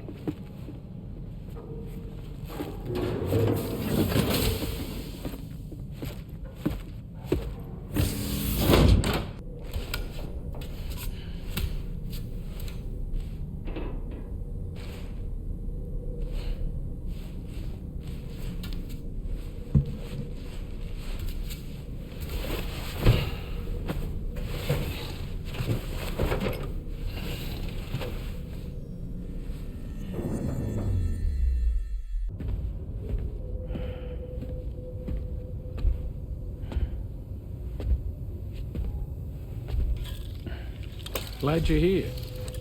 I thought both of you should have a say in this. Listen, about the girl, tomorrow. This is the spot where we picked her up. We're still reading Tarfall activity there, which means there might still be a passage to the other side. It's possible she could still use it to go back home. You want to send her back to that hellhole? If that's where her family is, it's where she belongs. You've got to be kidding me. This isn't her world. She isn't one of us. That chrysalis, we found her inside. It was filled with a fluid that contained amino acids. One's identical in structure to the kind found in tar. I'm sorry, there are amino acids in tar?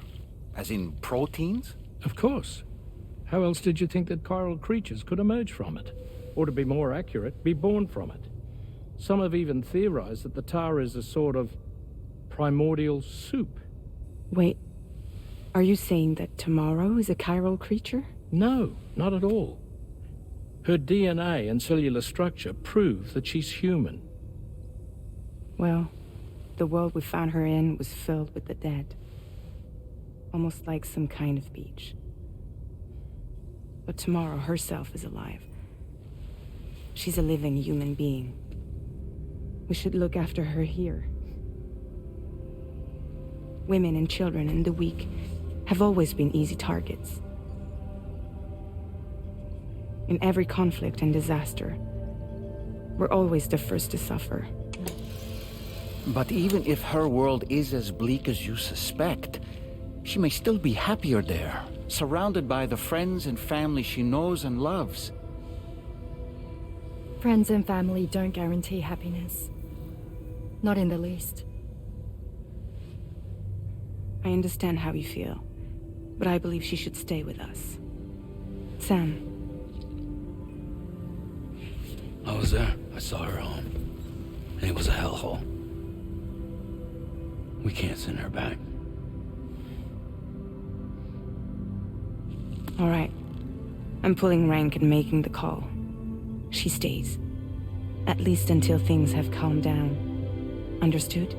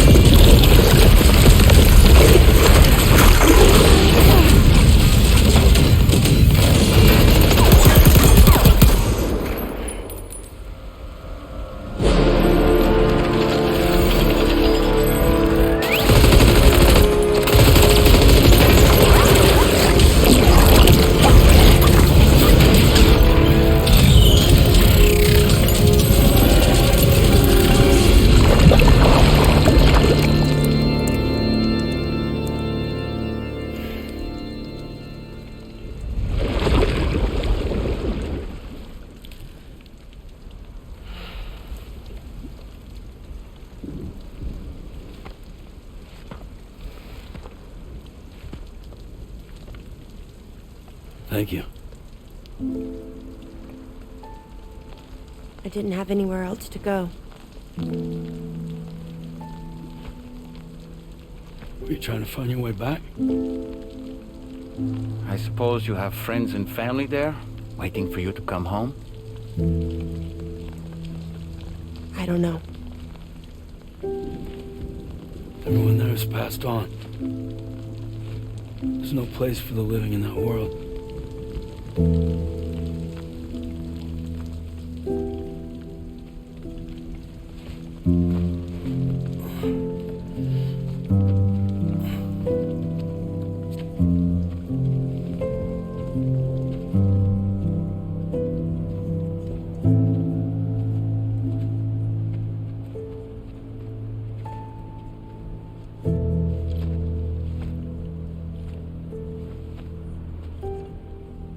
Tell me, am I really alive? Well, yeah. Of course you are. Do you want to stay with us on the DHV Magellan? But I saw how everyone was fighting because of me. I'm sorry. All that wasn't your fault. We're just worried about you. Wait.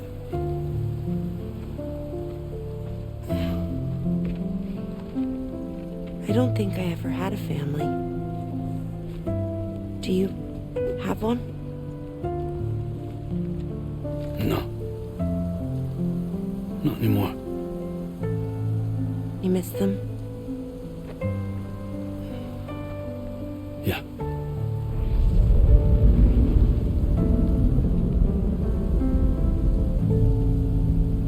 So, I can stay on the ship?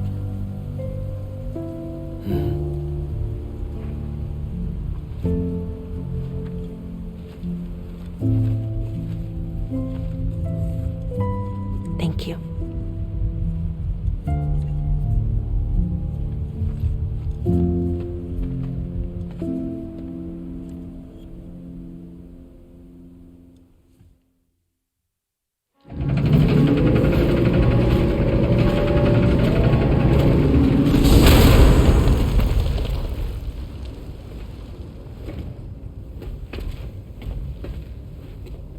You have a very special gift tomorrow. It could help us. But for that to happen, you first need to learn how to control it. Want to come work for us? You can stay on the ship as long as you like. This is our gift to you. As long as you have it, we'll find you. No matter where you go.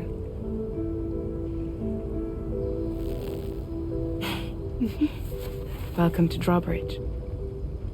To our little family.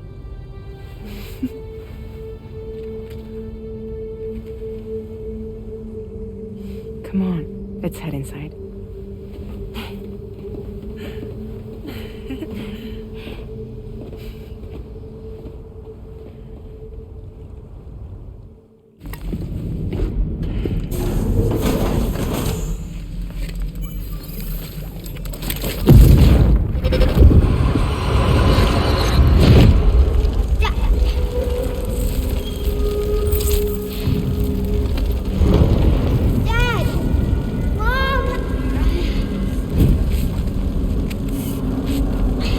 This way!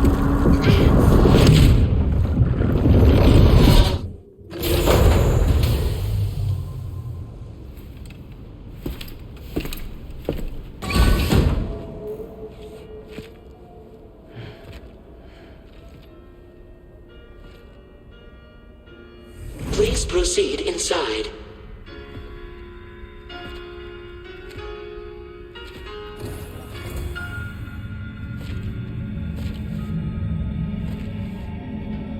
Administering shock. Stand clear.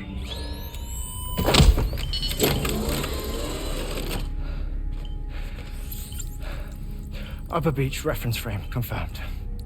UB coordinates are L 47.37, B plus 6.32.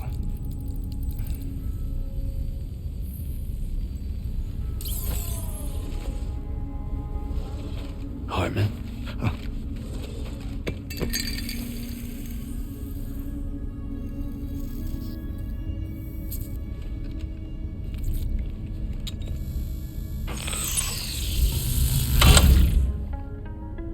You're looking well, Sam. Thank you for coming. Oh. It's been a while. Ticker still holding up? Thanks to this support unit, I can flatline anytime, anywhere, without worry. No need for beds and the like either. I can sleep standing up. Not bad, eh?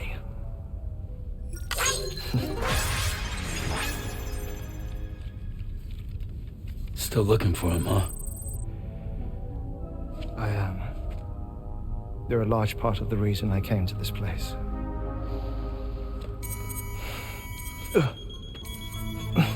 You okay?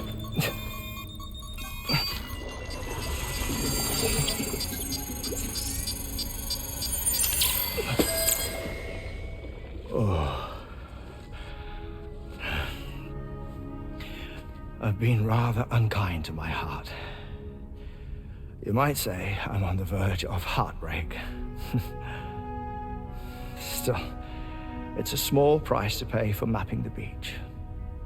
And now that my work here is complete, I can accompany you all on your journey. Oh, we undertook the beach mapping program to help determine the most efficient strategy for linking up Australia. While near death, I traversed the beach and provided location data to APAS, which it used to build a database. Oh, APAS was my partner in this, you see. I also collected water samples from the various beaches I visited, which I duly deposited in the form of my own tears. Apparently, the water somehow circulates between them and the world of the living. The samples were required to study the phenomenon. Huh.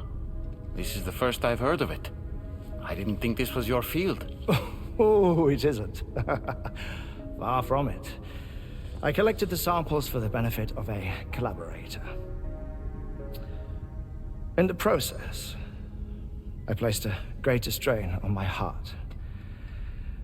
But it's nothing to worry about. Like it or not, they all wear out sooner or later. You sure you're okay?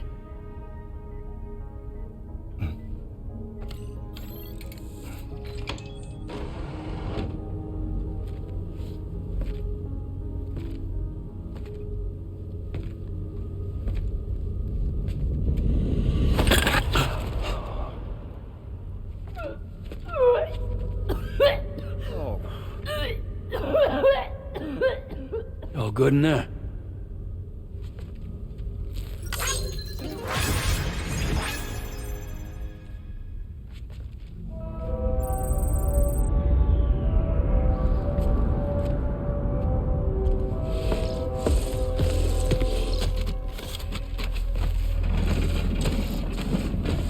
Is that all you're gonna take?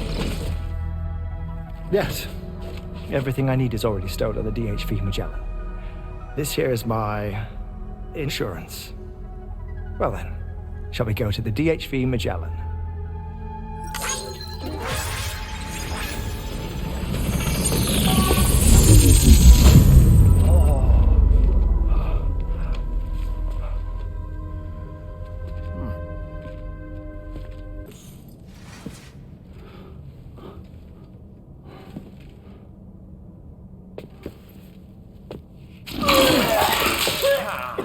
Whoa. Please take good care of him, okay?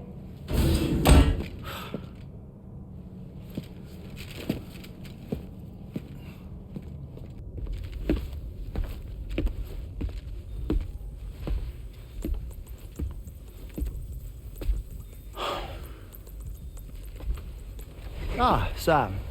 You're the last to arrive. But now we're all here. Let's get to it. Recently, I received a number of strange mails that were apparently sent to me by none other than myself.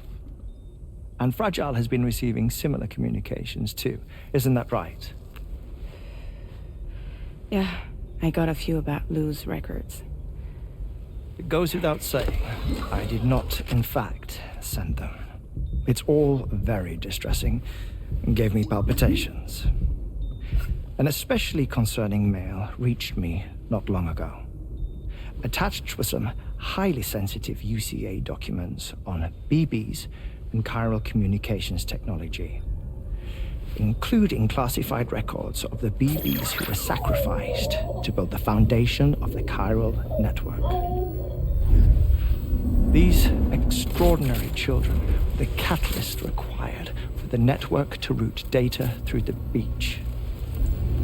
They served as a bridge between the beach and our world, hence the Bridge Baby moniker. They were originally intended for the sole purpose of sustaining the chiral network. I'd like to discuss the implications of these records in my possession, but before that, I can tell you how Bridge Babies were developed in more detail, if you wish.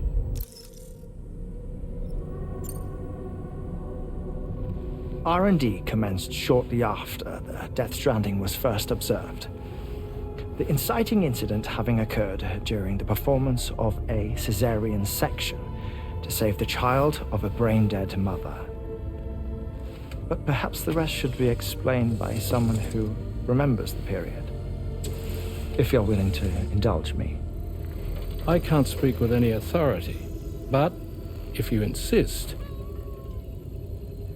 When the obstetrician touched the fetus during the procedure, it's said they glimpsed the beach. Subsequent research revealed that the unborn children and still mothers possessed a special connection to the place. While communications utilizing the beach had been theorized, the framework was incomplete. These children proved to be the missing link. Afterwards, development of the chiral network began in earnest, or so I'm told. Wait, I have a question. By all means. What about when I was putting Mexico on the grid? Or my work in Australia? Have I been condemning kids this whole time? Worry not, Sam.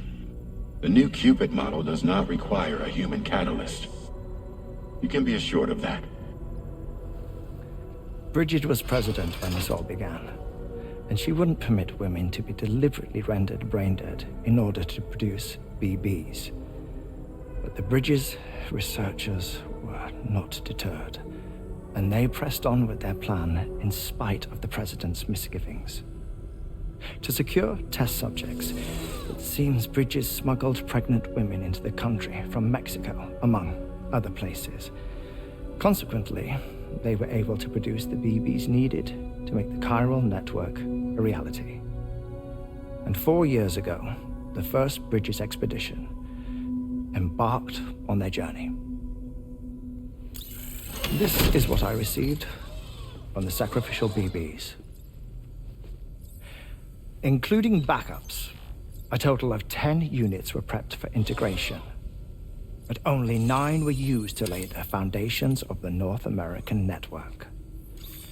I attempted to ascertain the whereabouts of the 10th, to no avail. But as Drawbridge, we should have a higher security clearance than me personally. Just to be prudent, would you mind running a search? As Deadman determined, there was another BB-28 that existed before Lou, which was decommissioned. Fragile later discovered that, 4 years ago, Lou was assigned BB-28 serial number, and for reasons unknown, placed into storage. Now, the first expedition also set off 4 years ago, and they could surely have made use of another functional BB unit, yet again, for reasons unknown, Lou remained in storage. So did they have other plans for Lou? Was Lou deemed unsuitable for sacrifice? Or was Lou excluded from the mission for some other reason? Like what? Cardiac arrest imminent. 30 seconds remaining. Not finding anything here. All the official records claim BB-28 was decommissioned. That's it. There's also nothing to suggest a connection between the missing BB and Lou. Still, we know for a fact that they played a part in the first BB experiments. So we have to ask the question, did Lou play one too? 3, 2, 1.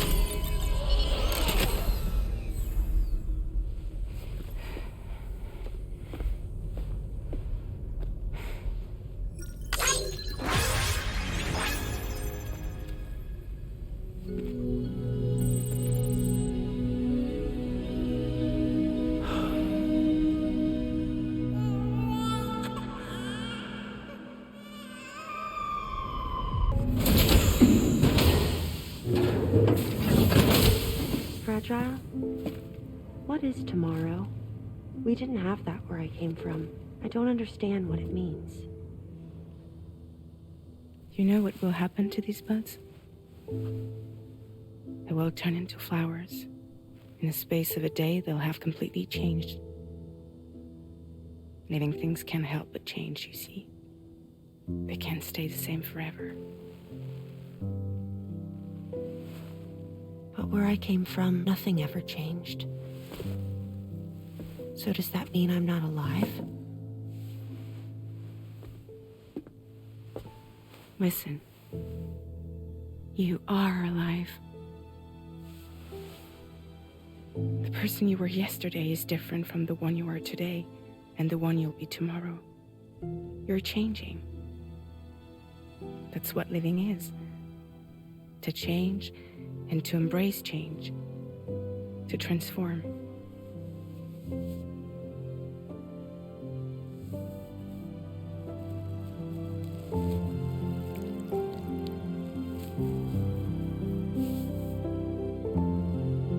Is this what my tomorrow will be?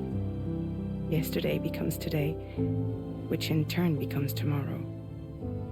They're all connected, for better or worse. And death is not the end. Death is not the end. Welcome back, Sam. You should get some rest. All right.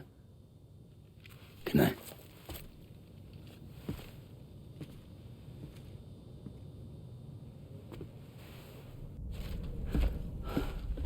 Sam!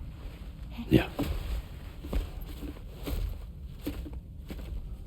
I was thinking, I should teach tomorrow a few things, but to do that, I need to do some studying myself. Can you take a look at this? I see. Thanks for the input. Have a safe trip, Sam. Later. Okay, tomorrow. Let's continue. I don't wanna.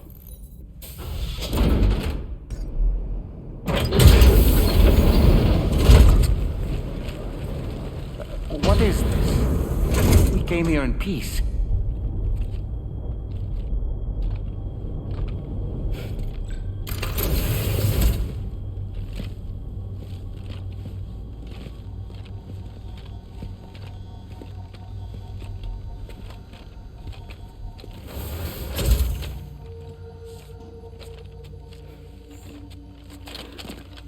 It's all right. They don't mean us any harm. You must be Sam. Thank you. Couldn't have been easy getting here. Folks call me the doctor. My sisters and I don't normally allow men inside, but for patients we make an exception. It's clear you've suffered greatly for this child's sake. Haven't you?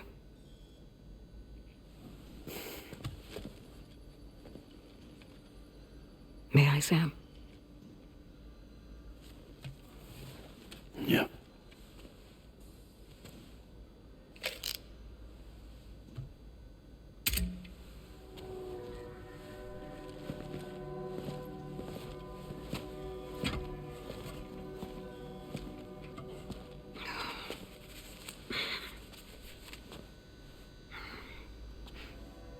Oh, these.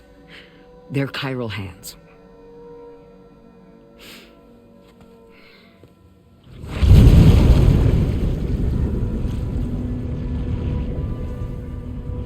So your BB's passed on. You have dooms then, I take it. I do. And it's given me an unusual gift. I can remove a BB from a still mother's womb without resorting to invasive surgery, and safely place it in a pod with minimal distress to the fetus. Without using any tools whatsoever? So you're a psychic surgeon then? A psychic midwife is what they call me. When I was with Bridges, I used these techniques to remove BBs from their mothers. Sam, You may be suffering from persistent, complex bereavement disorder. Is that why you called me here? To tell me I got issues? Sam, we're the motherhood.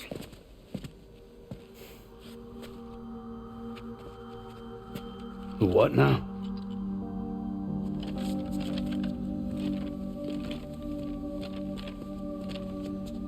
This shelter is a safe space for mothers. Women and children would come here seeking peace. They also came because I could examine still babies. I'd move the fetus to a pod and perform what I would call a transposed screening. I guess that's why they call you doctor. So, are you saying your technique allows you to treat still baby syndrome? A BB pod is functionally no different than an incubator. And I was eager to bring our unborn children into the world. So, I thought I would give this little one a chance. Still baby or no, I was convinced I could bring a fetus to term outside the womb. So I placed him in the pod. And a moment later, his heart started beating. And then, after 3 minutes, it stopped. I tried as quickly as I could to get him back in the womb, but it was too late. The still baby was no longer viable.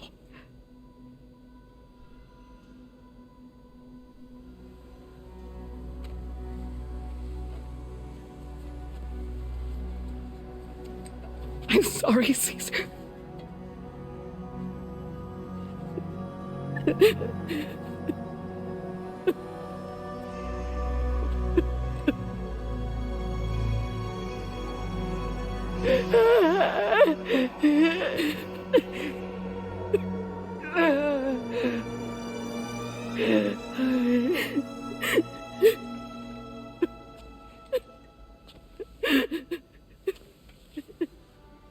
Over time, I tried to refine the pod tech to find a way to help women and their children. But treatment and life extension are impossible. All I could do was look. Even so, word got around and mothers in need of support started coming here. But unfortunately, not long after, men came knocking too. Men who wanted women. What could I do? I was only a doctor who delivered babies. And nothing more. Luckily, I had strong women around me. Mothers who were willing to stand up and fight for the sake of us all. But as soon as we decided to take up arms, our man friends only got bolder. If we don't fight back, they'll enslave us. We can't and won't lay down our arms till our safety is guaranteed.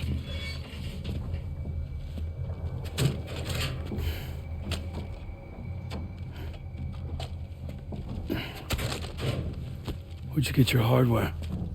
Weapons factory's been pumping them out non-stop. That's why all the locals around here are toting new toys.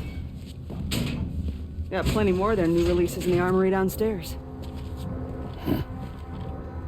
Sam, we want you to shut down their operation and halt the spread of weapons.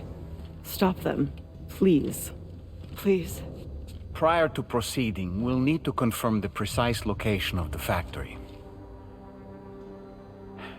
Let's make our way back to the DHV Magellan, Sam. Sam, wait.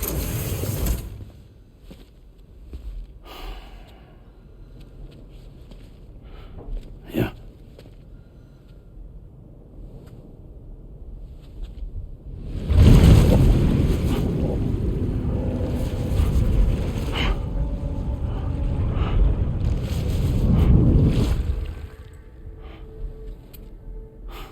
There. All finished.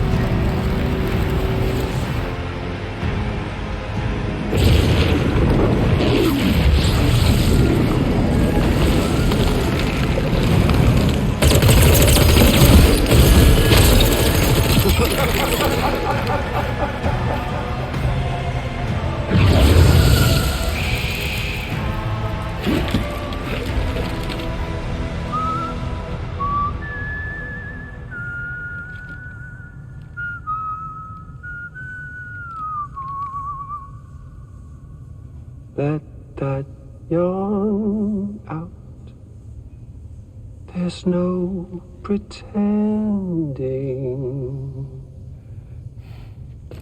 I will hold you and protect you. So let love warm you till the morning.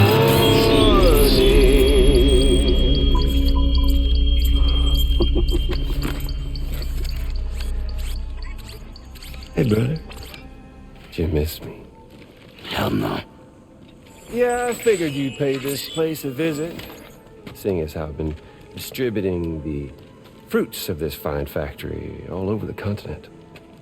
With guns and violence, the whole damn world could be yours. Same as it ever was. Oh. Looks like you decided to trade in that rope for a stick this go-around. Well, I suppose even a porter has to pull the trigger from time to time. Oh, what about you? Hey, buddy. Are you just another soulless little husk, huh? Let go of me! Oh. Pathetic guitarist. Where's the rest of your band?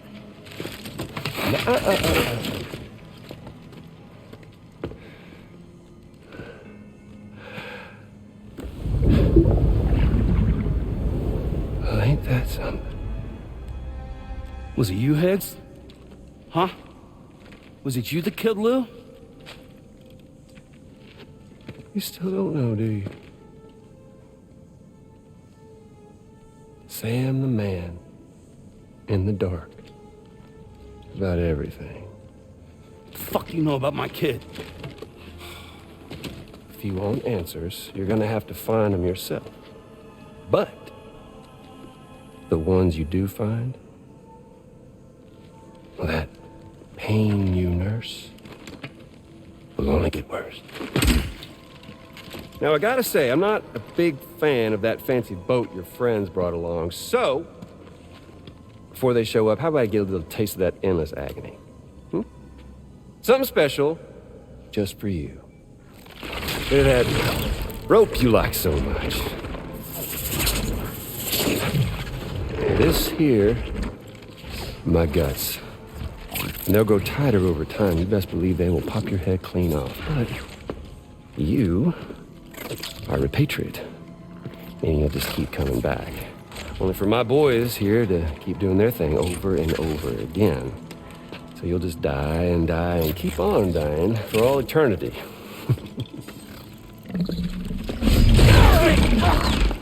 Sam! Yeah. Really is a shame you won't stay dead. But hey, Locking you in a cycle of endless suffering, well, that's good too. So let's let the glorious game over loop begin.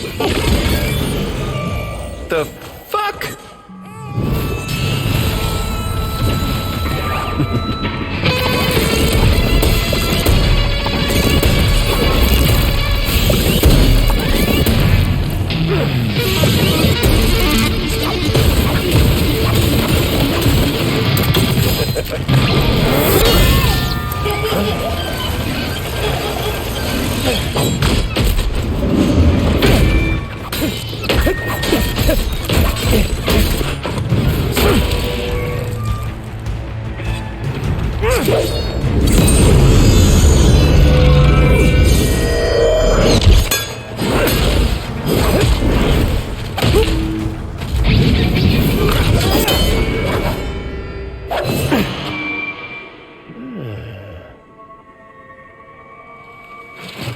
Big Red.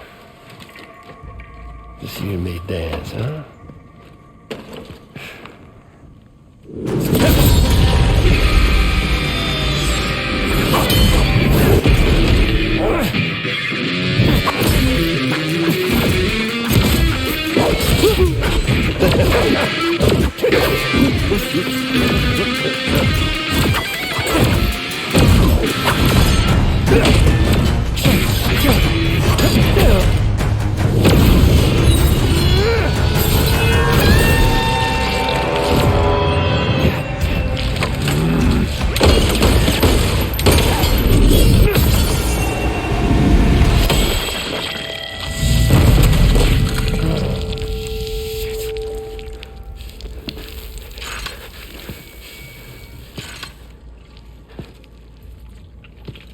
Son of a bitch just like me.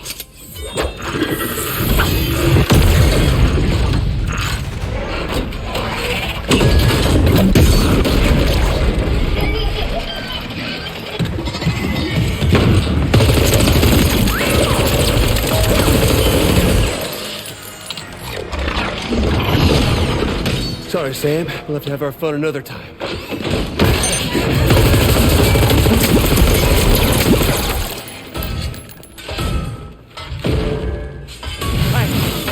Who the hell are you?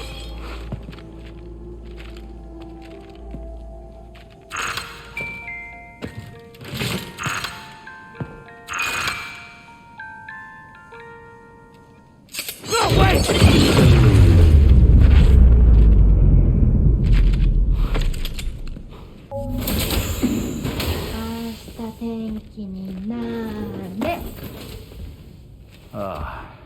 She's at it again?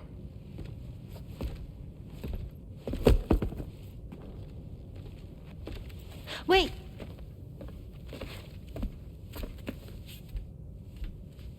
Looks like clear skies. Let the sun shine tomorrow. It's a Japanese game to predict the weather. I learned it as a kid. This is rainy, cloudy, and sunny. A charm to ward off evil spirits.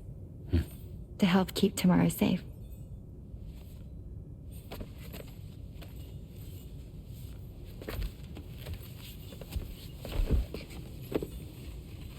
Hope it's right.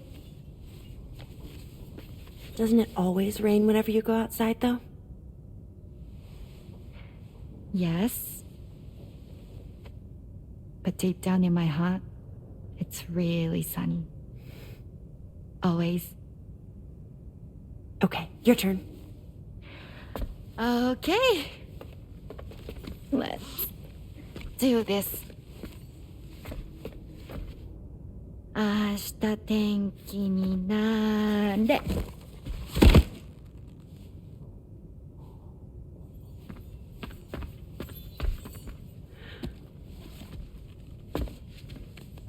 There.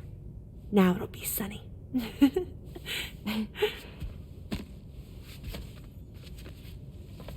Bye, Sam. Bye.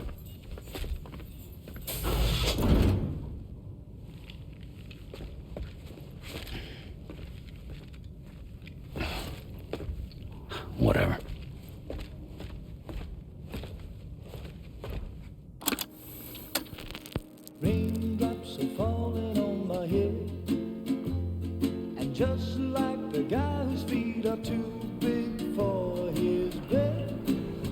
nothing seems to fit. Those raindrops are falling on my head, they keep falling. So I just did me some talking to the sun. And I said I didn't like the way he got things done. Sleeping on the job, those raindrops are falling on my head, they keep falling. But there's one thing I know, the blues they send to meet me won't defeat me. It won't be long till happiness themselves to greet me.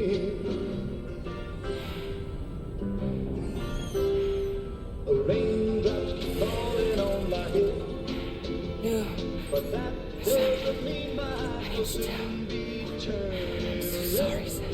Crying's not for me, 'cause I'm never gonna stop the rain by complaining, because I'm free. Nothing's worrying me. Getting go. Cheese. Woo. Are we all in this? Hey, Sam. Hi. What are you guys doing? Nothing important. Can you take a picture of us? Sure. If we want to do it right, we could choose somewhere else. All right. Why don't you choose? That's a nice photo. Thanks. They'll make for a great memento. I love it. You take care, Sam. All right, later.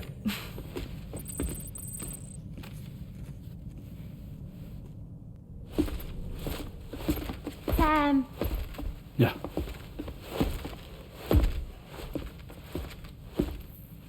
I have another question for you. This one's a little bit harder than the first one. That's correct. Have a safe trip, Sam. Cool.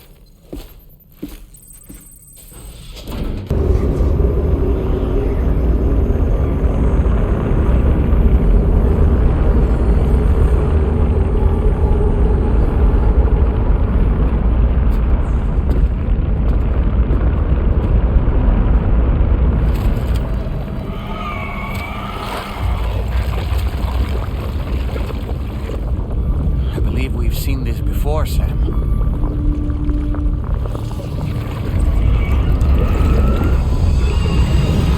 Is it calling to us again?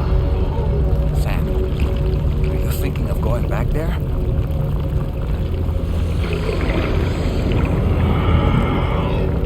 Well, if that's not an invitation.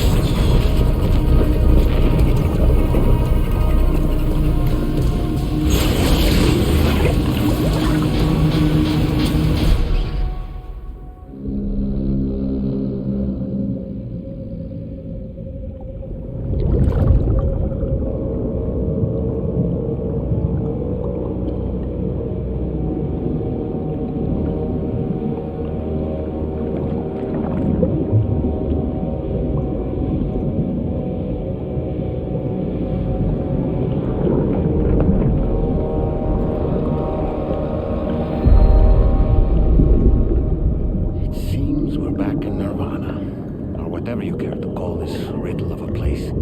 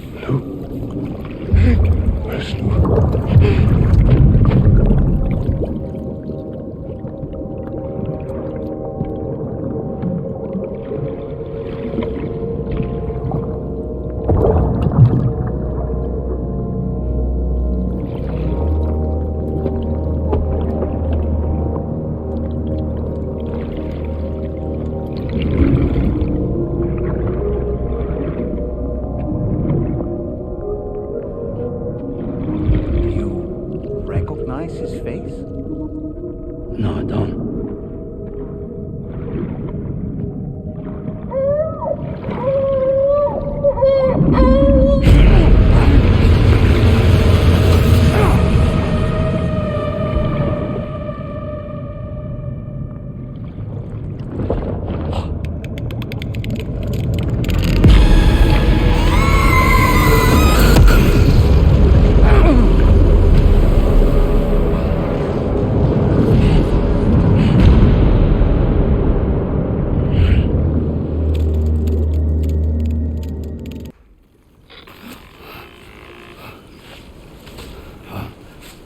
Sam, do you read me?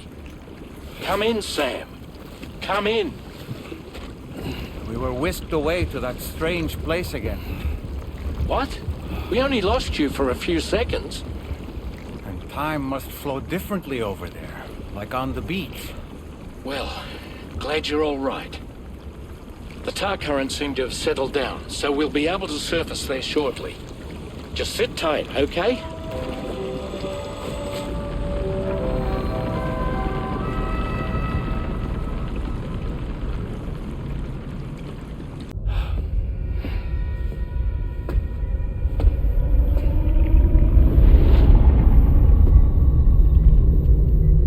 His name is Neil. Neil Vanna. Neil Vanna? Oh, here I thought he said Nirvana. There must still be tar in my ears. It seems that the ID card you brought back belonged to the man himself. Charlie helped me dig up the details. The card was issued by Bridges years ago, when the chiral network was still being developed. Records confirm that Vanna has been dead for some time. So he was a member of Bridges? No, it doesn't look like he was. Vanna was a porter contracted by Bridges to handle jobs with special requirements. Like all of you, he was a doom sufferer who leveraged his abilities. A top-notch porter by all accounts. He worked the Mexican border. Brought over all kinds of useful stuff. Ostensibly, resources and medical supplies. But in truth, he transported drugs and other prohibited goods. So he was a smuggler. Vanna's ID card served as a key to some of Bridge's secure installations, though only a select few, of course. Specifically, those dedicated to the BB experiments, along with various other medical facilities. I believe that the place you went to for counseling was one of them. But everything in that area was obliterated 11 years ago by a void out, one in which Neil Vanna died. And from which you alone, Sam, were fortunate enough to emerge alive. Prior to all that, your counseling sessions made you a regular visitor, yes? Well, records indicate Vanna frequented the same facility. There's a fair chance that the two of you might have met before. Stand clear. Do you recall seeing him? It's hardly surprising. A great number of people pass through there all the damn time. No one would remember them all.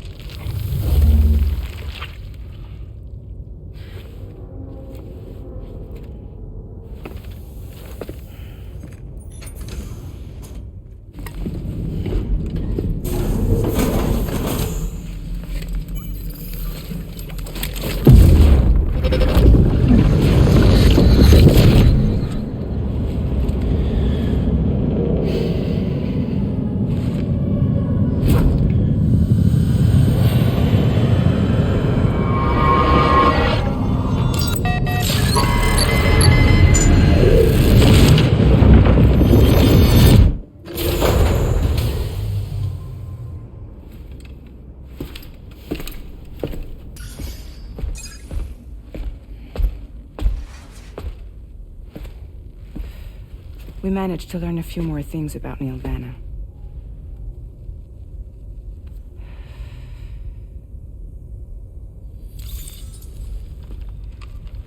You may remember that he was a porter contracted by Bridges.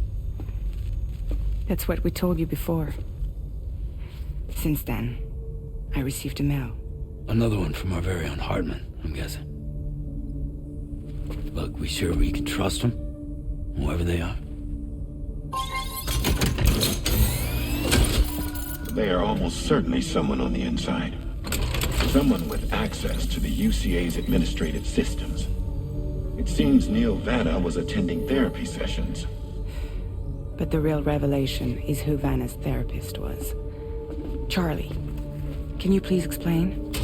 A specialist who worked with other doomed sufferers, including one Sam Bridges. She was your therapist and your partner. Lucy? Neil Vanna's name was on her client list. Right there in black and white. That's crazy. We also uncovered a photo you should see.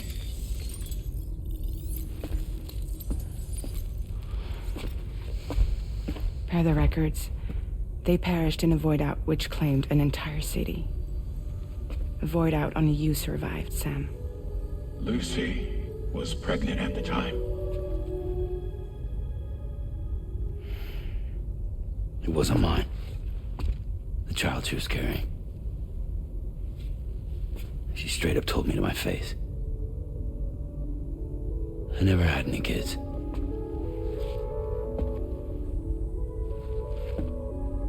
She was just my shrink, helping me to work through my often phobia. That's all she ever was to me.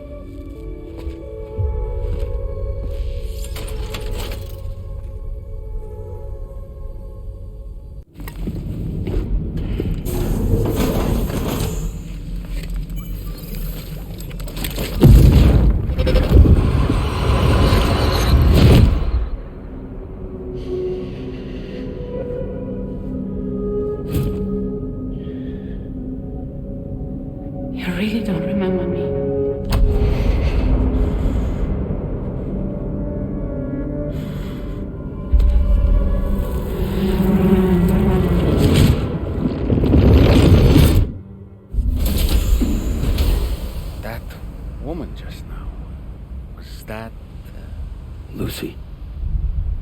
That was Lucy.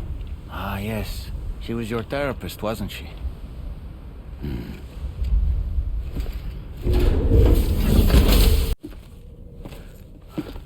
Sam, Yup.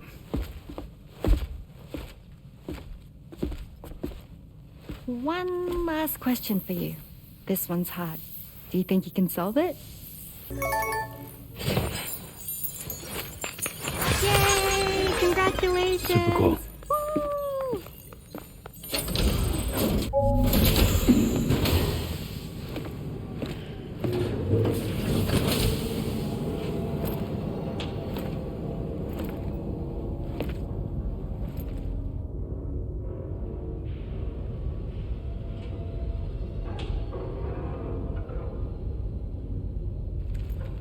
Sam, Yeah.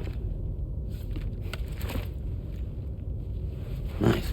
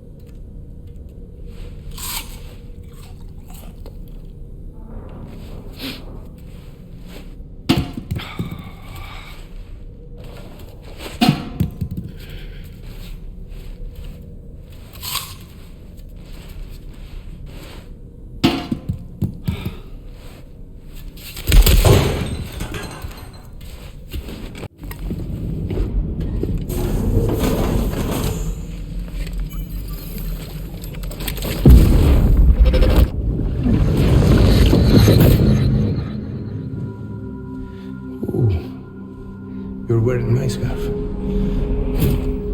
wearing my scarf.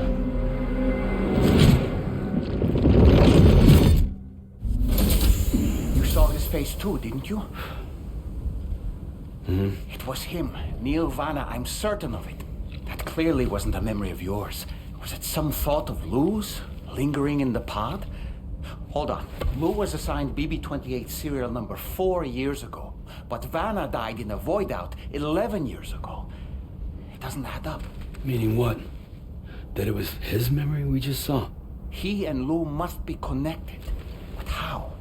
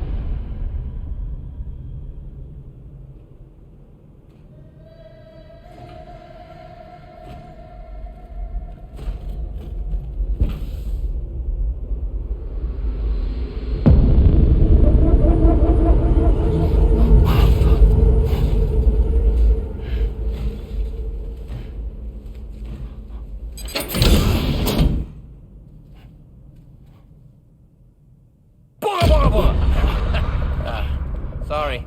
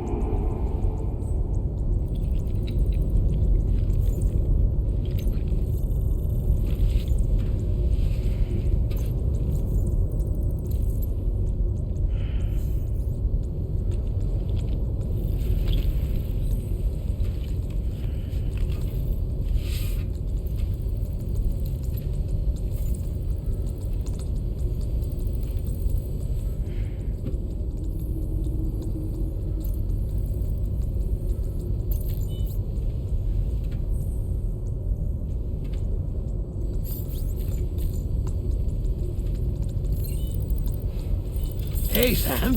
Long time no see.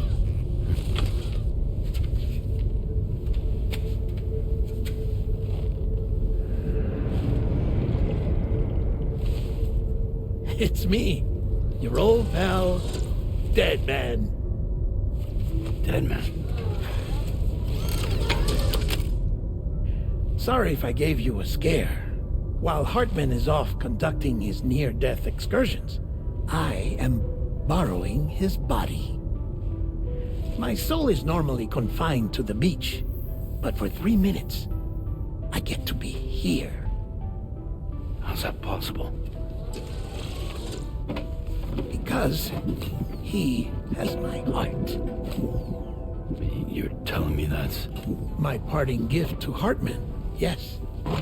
Per his request, I bequeathed it before departing on my one-way trip to the beach. He put so much stress on his own that it had grown quite weak. If and when it failed, mine was meant to serve as insurance. But as you can see, he appears to have become rather attached to my heart. His finger never far from the proverbial on switch. Which is why I've been able to assume control of his body. Come here. It's good to see you, Sam. I told you in Mexico that someone had falsified BB-28's records. But in truth, it was yours truly. My intention was to leave no trace of a second BB-28 or of Lou. I wanted you to be free to live your lives, unburdened by the past. But then, well, everything changed, didn't it? You lost Lou, and needed answers to make sense of it all. 30 seconds remaining. So, I decided to access the network servers from within the beach. Security isn't as strict over there as it is here, you see. So that was you? That's right. I am the one who dug up the information about Lou's past. Your very own Hartman was me all along.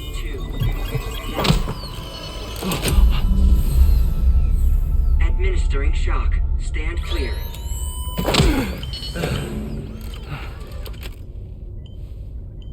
Sam. What's going on? And where are we? Sam. Poor Hartman here is understandably confused. If you give us a moment alone, I'll explain things to him. Oh, okay.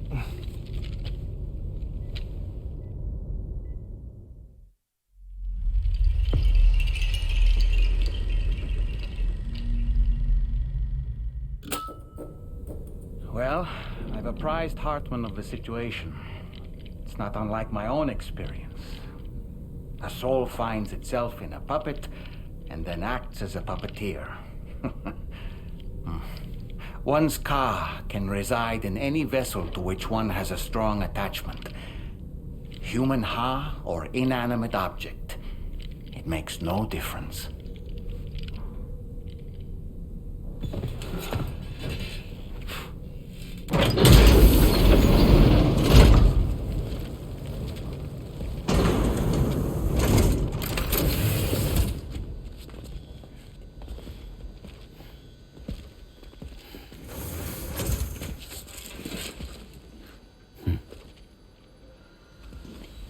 Close your eyes.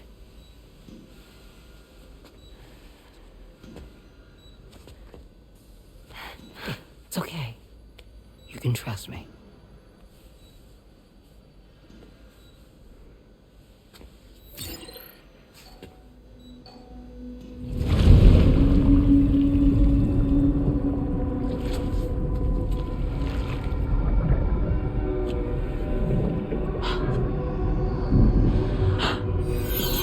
It's a healthy baby girl.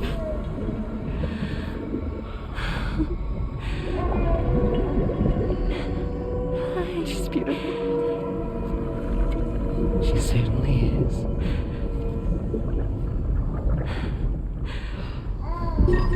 Okay, coming up on 3 minutes. Someone needs to go home.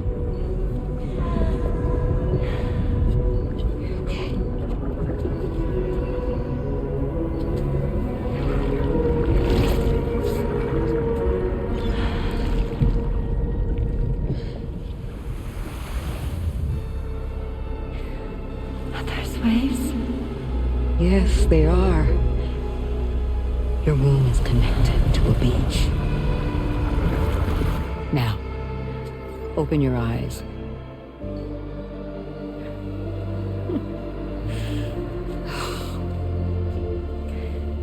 Rainey, the child you're carrying is not dead. It's just that time has stopped in your womb. Your daughter and her mother are in perfect health. But there's still no treatment, is there? When the balance between our world and the beach is finally restored, you will give birth. There's nothing to worry about.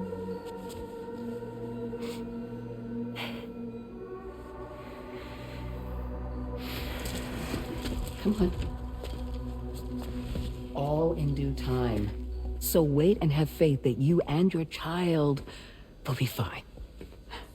Thank you. You're welcome. What about you? Someday I'll have a son, but until then I get to see him once a month. It'll all work out. Yeah. For all of us. Sorry, but would it be all right if I took another look at your pod? Give me 1 second. Okay, I'll head back first. The thing is, when I did my examination on your pod, I got the strangest feeling. The BB in that pod was there far longer than any typical BB. I'd like to check your pod's production number. If it's an official model, it'll have one inscribed on it. I can tell you right now, there's no number written on it. No, it wouldn't be on the outside. It would be inscribed on the inner wall. Now, you can't open a pod without endangering the BB's life, but there is a way that we can peek inside.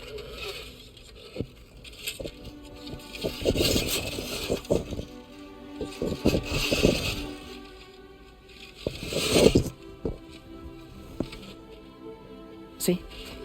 Right there. See, a pod's production number is a record of when the occupant was transferred from the still mother's womb. Sort of like a BB's date of birth. Impossible. 11 years ago. On the very same day as the void out. Lou's date of birth was 11 years ago. And not just that.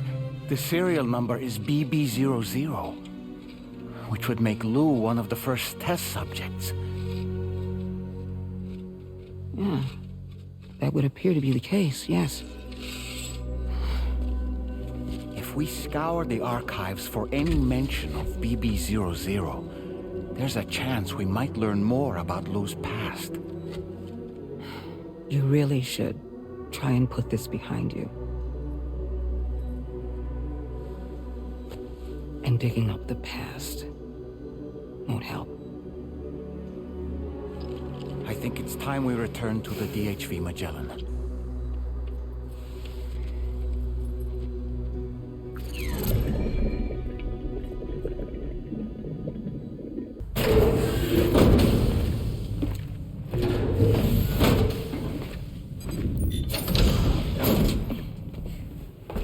Thank you.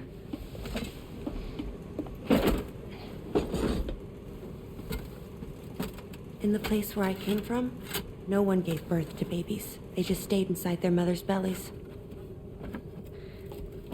Well, in our world, Babies are born and grow up to be adults. Or at least they're supposed to. It's only natural that Tamara wouldn't understand.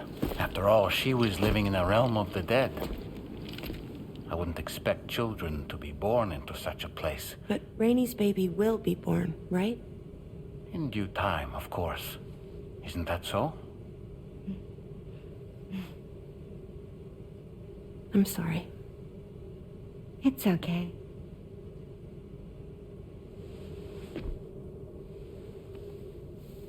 Raindrops are falling on my head. And just like the guy whose feet are too big for his bed, nothing seems to fit. Those raindrops are falling on my head, they keep falling. So I just did me some talking to the sun. Oh, that was terrible. I thought it was pretty good, actually.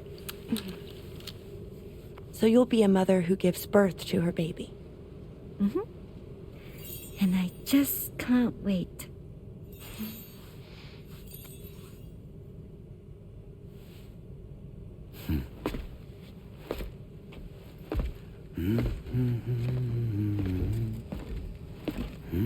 Talk about terrible, Sam. I've heard dogs with better tones.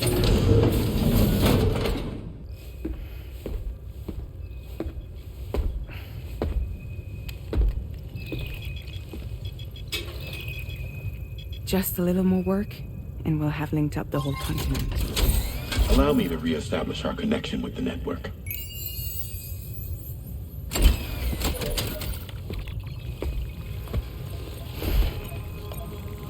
And we're off.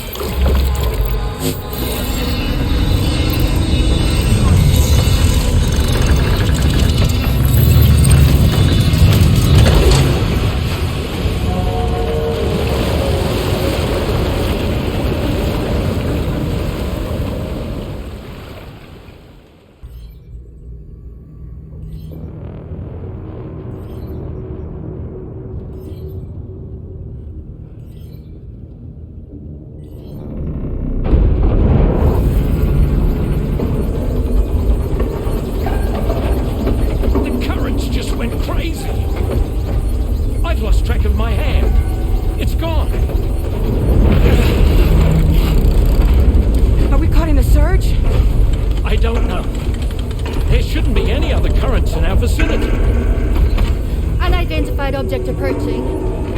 Everyone brace for impact!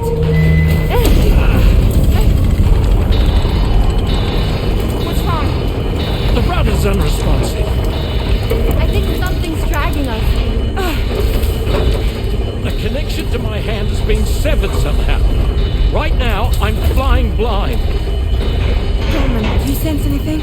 No, it's not a BT. Well, something's still pulling us down. Much deeper, and the ship's hull won't be able to handle the pressure. Evasive action!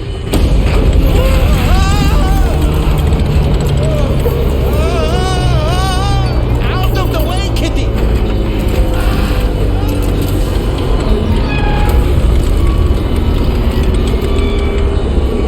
It's no good.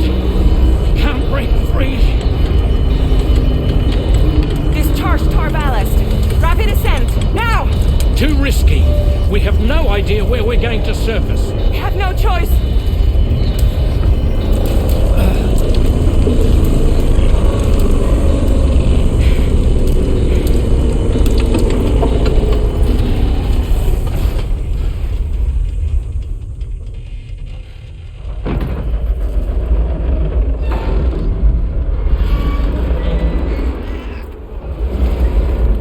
Open blast shields.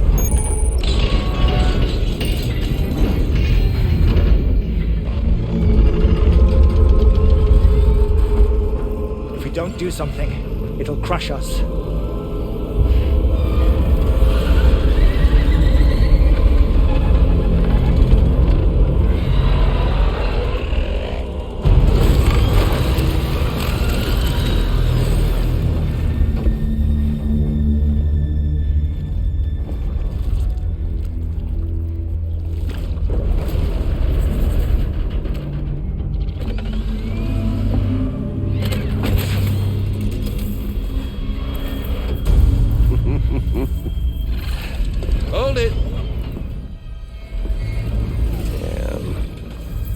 hardly a repatriate, but I'm immortal enough.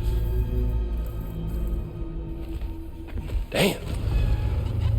When'd you start rolling with such a big crew, Sam? Settle.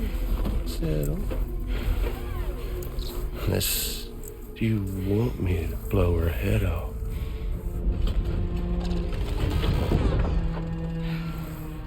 Well. You roll back the clock and that old time fall soaked hide of yours, huh?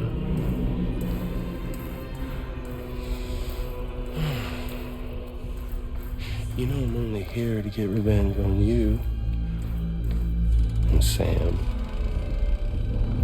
The rest of y'all I really have no quarrel with, so, you let me keep the two of them and y'all can fuck off. No?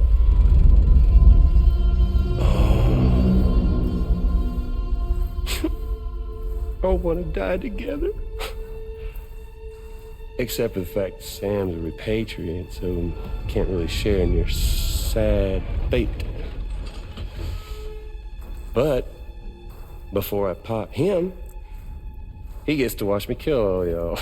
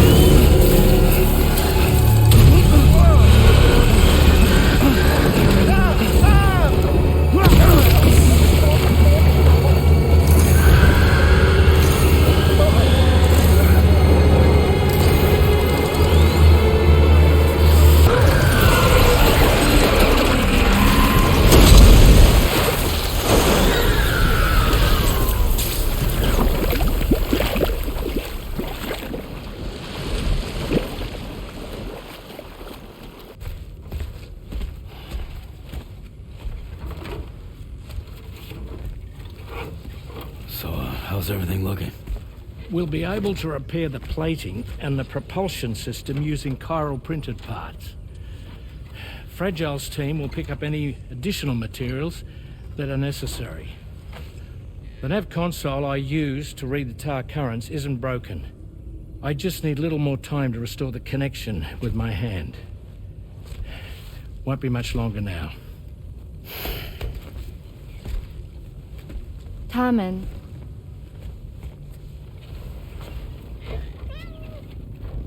He came to visit me in my room. Thank you.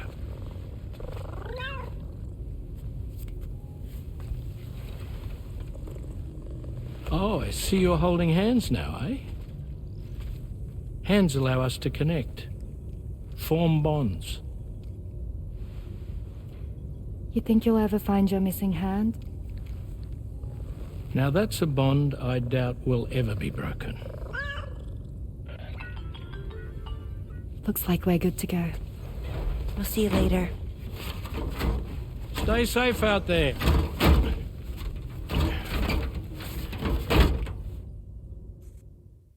Are you excited to head out? So excited. She's here. Oh, there's Fragile.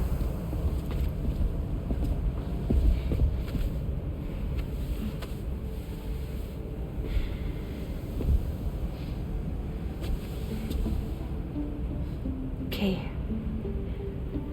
Let's get going.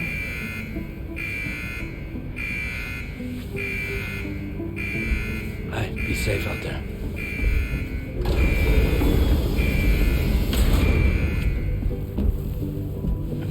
Thank you. What if you run into trouble on the way? We'll be fine. Remember, you're talking to the former head of Fragile Express.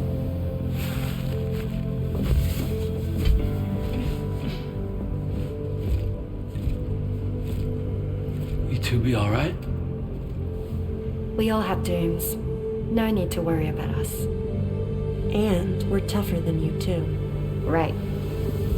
So watch yourself out there. Take care of each other.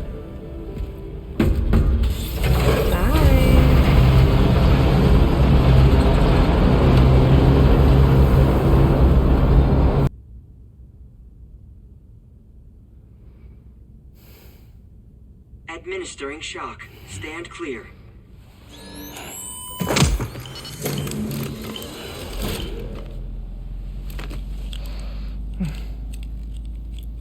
Just like old times. Where are we?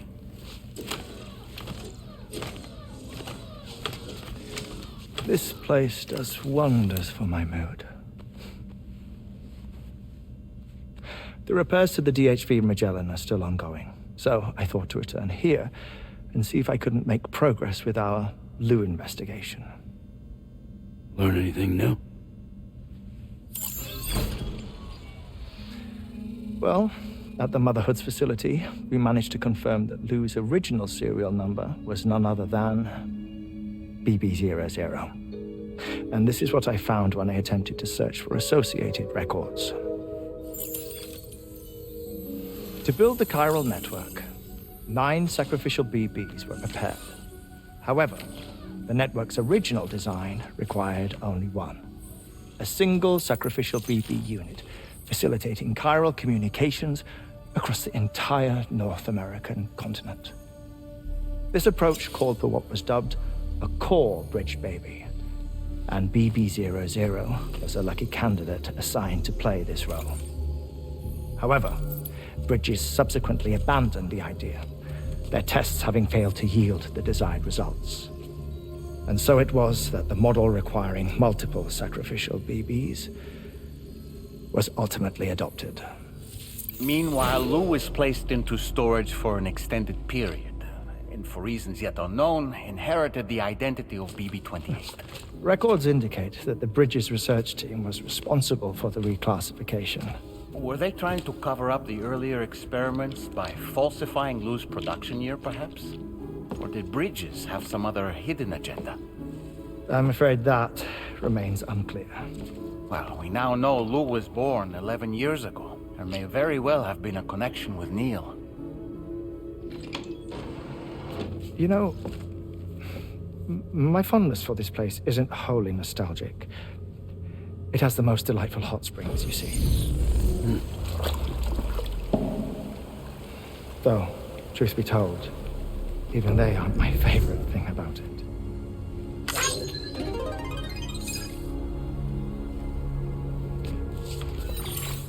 If you can find the time, you should come visit. Give the old bones a soak. Oh, a warm bath does sound good. Perfect treat for a weary traveler. Anyway, I'll see you aboard the Magellan.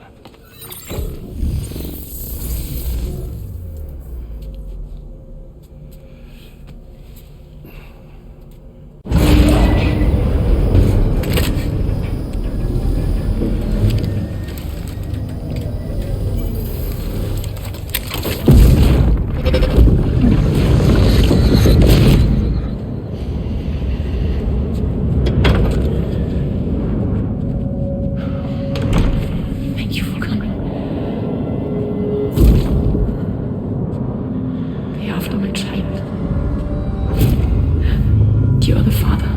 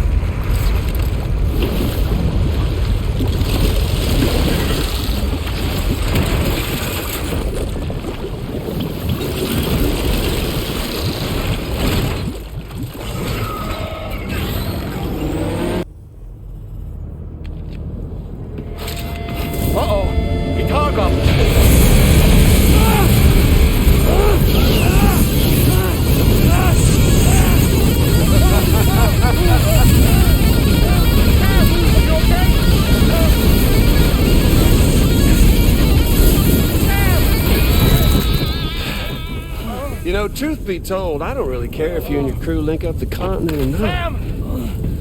Because I'm here just for one reason. Get up! And that's to make you suffer. Can't kill a repatriate for good. But boy, you're about to learn. There's far worse things than dying. So, let's kick it off with some pain.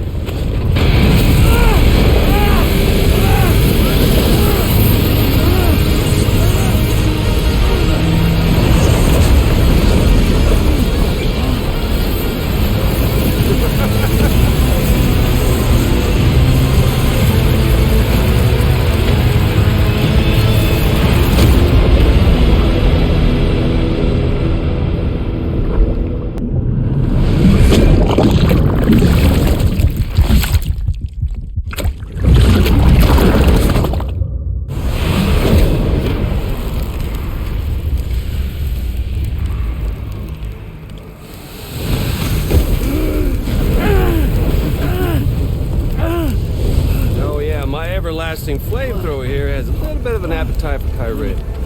So, the moment you come back from the seam all covered in the stuff, flames roar to life, the body starts to burn once more. You will writhe in agony. And then you will die.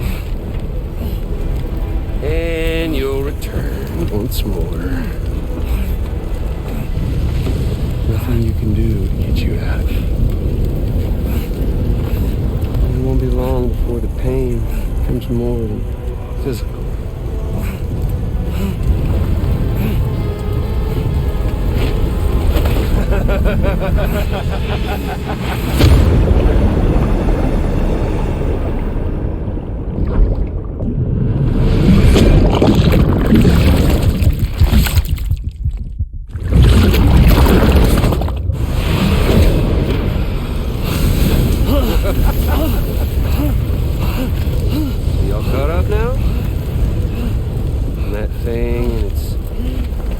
painful past? The whole child of a partner who betrayed you once upon a time thing, I mean. Yeah. That's it. Suffer for me, baby.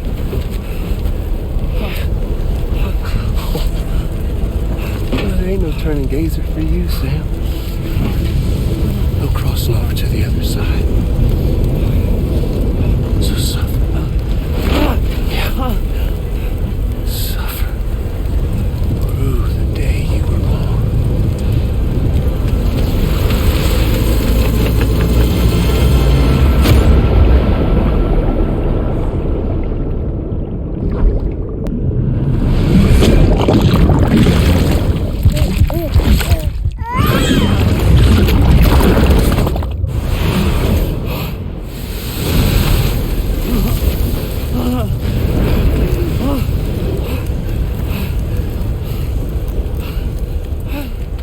I'll stay with you by your side. Close your tired eyes and I'll wait. And soon I'll see your smile in our dreams.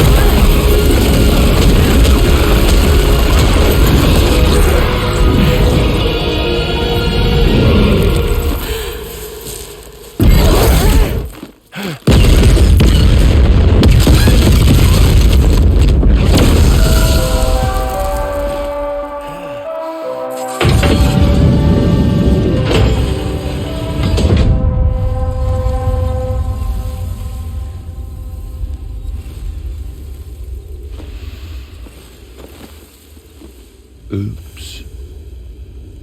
Catch you later.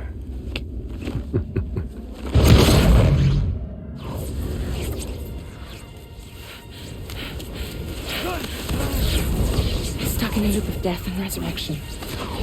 Before his hive is completely incinerated, he returns to us. His body is restored, only to be burned again. Don't. Even if you speed up time, the flames won't die. Come on, Sam. Come on.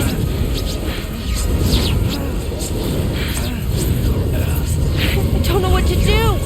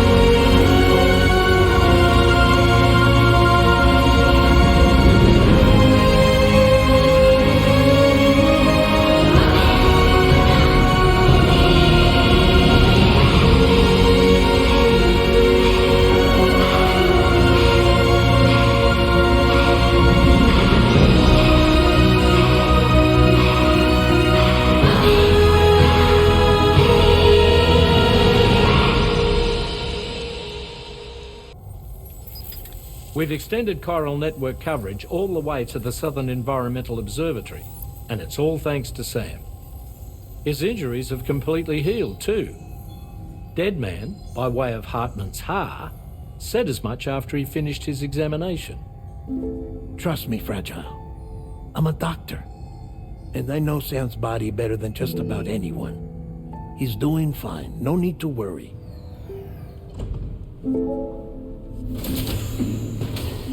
Thanks to a healthy dose of Rainey's Corfol, he's as good as new. Or right as rain, as you might say. Even for a repatriate, to die and be resurrected so many times in quick succession, I feared the worst. It's a miracle he made it through. I'm sorry to say that the tar currents near the Southern Environmental Observatory are still unstable. Consequently, we'll need to keep the DHV Magellan here to defend the facility for the time being. All things considered, paving the way to Terminal Fort Knott is a Herculean task, and Sam's going to have to dig deep to see it done. Don't worry, Sam's up for the challenge. Thanks to Tarman and Deadman's efforts, his Ha may have made a full recovery, but the same can't be said of his Ka. And this journey was also meant to give Sam's mind an opportunity to heal. Isn't that right, Fragile? Soon, we'll have linked up our final objective. This will mark the end of our travels together, which means the time to have that conversation with Sam is fast approaching. I believe we should tell him sooner rather than later. But what do you think? Well, perhaps I should broach the subject first.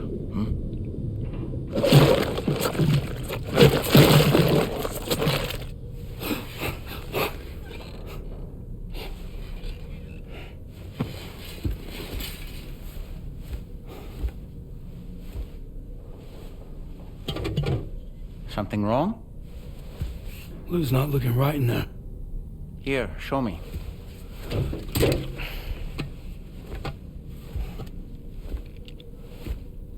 What do you think? It's almost like Lou's fading away. Is that so? Then I'd say we're making progress. I don't understand. She asked me to help. What? Before we set out on our journey together, Fragile, she asked me to help you. To act as your therapist so that you could process the loss of your child.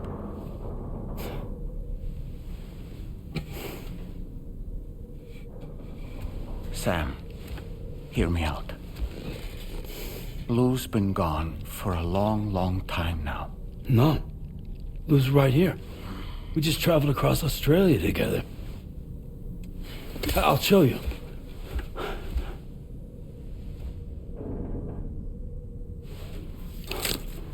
The pod you brought on this journey has been empty from the start.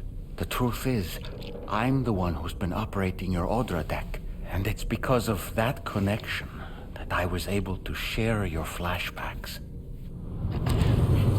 Hey, Sam. Can you take a picture of us?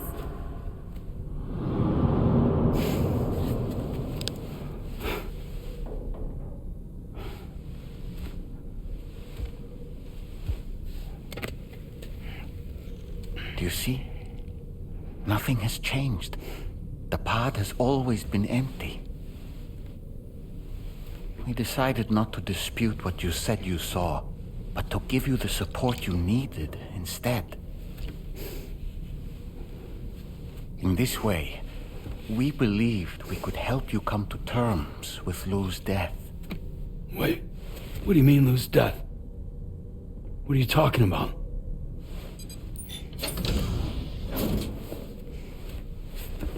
Please understand, Sam. We never meant to string you along. Fragile was only worried about you.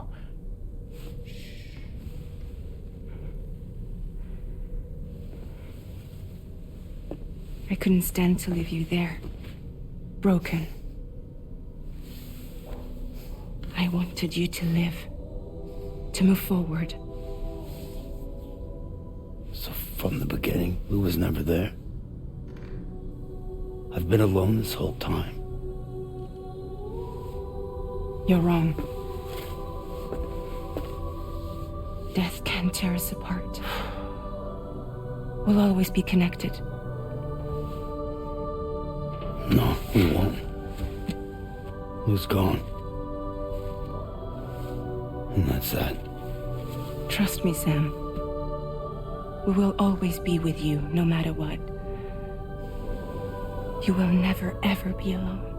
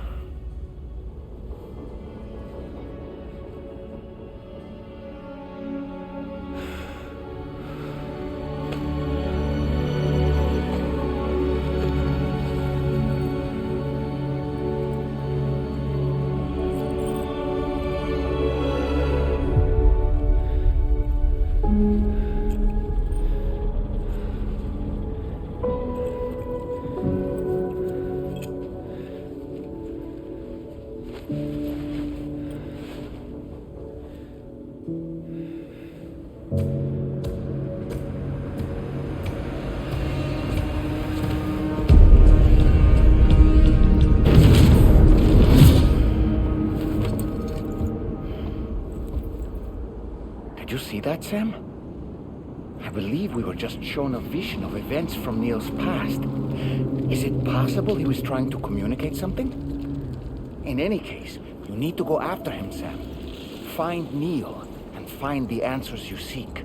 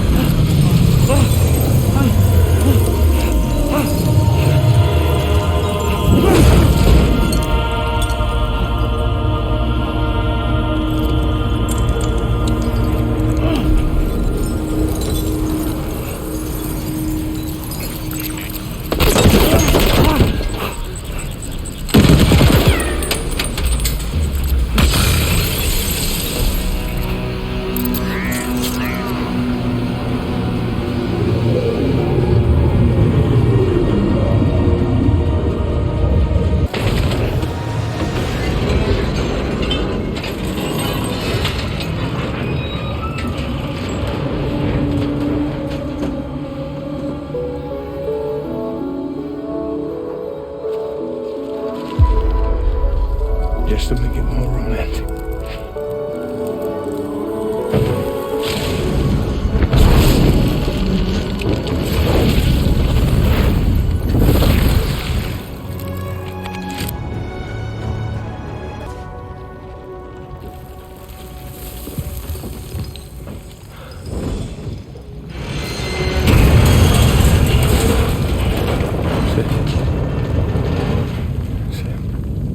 What? Are you Sam? What, Sam?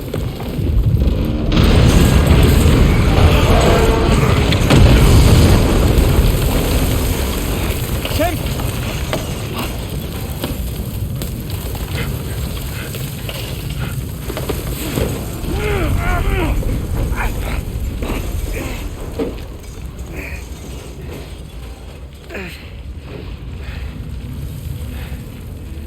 I'm so sorry. I tried to protect him. I'm sorry.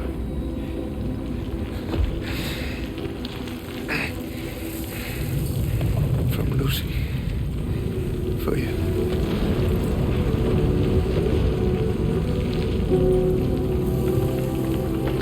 What is this?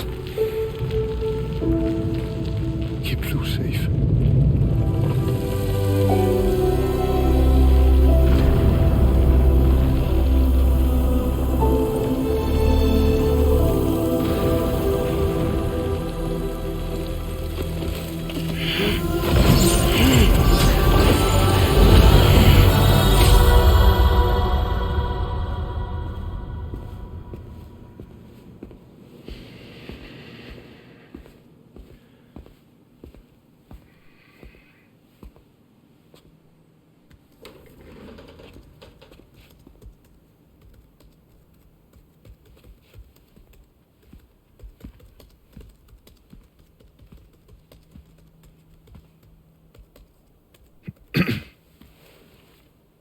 Welcome. Have a seat. Over here, please.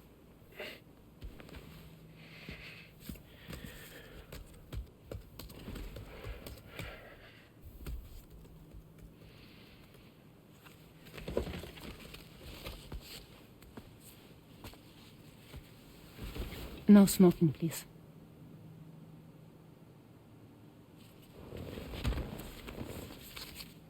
So you are Neil Varner. Mm-hmm. What do you do? For living? I'm a porter.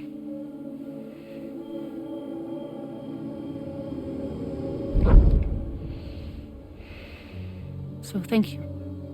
We're good for the day. Okay. Thanks. Neil.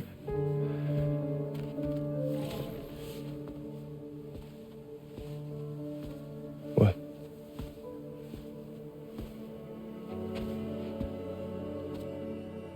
So you made it then. Sorry. You really don't remember me.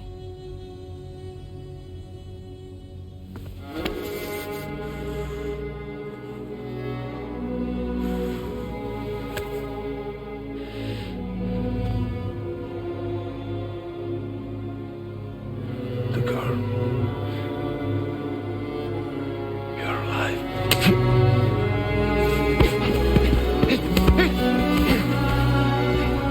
Stop! Stop! Stop!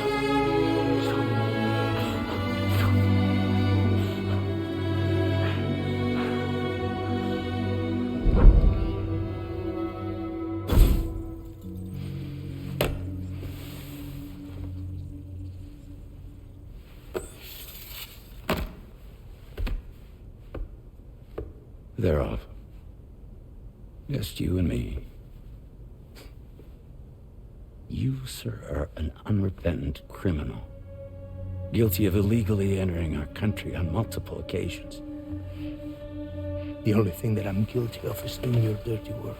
And by way of compensation, we have overlooked your crimes. Thank you. If you refuse, there will be severe repercussions. Bring it on, because I'm not doing this shit anymore. But what makes you think you have a choice? Neil? You understand me?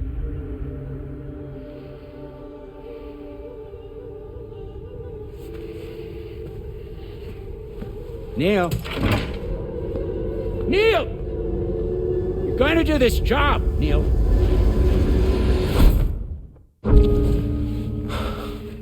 What's wrong?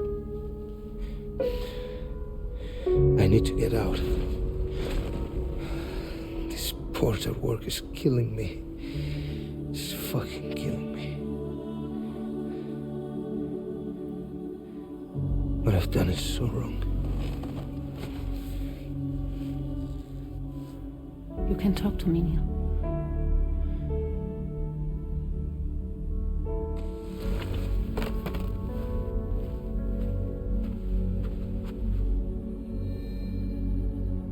What kind of cargo have they got you carrying?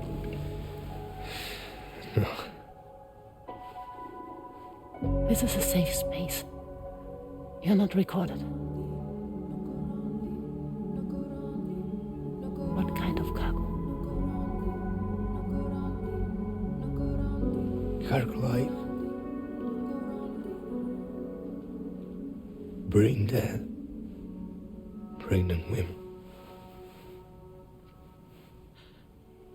No one would possibly allow that. That's why I have to smuggle them in.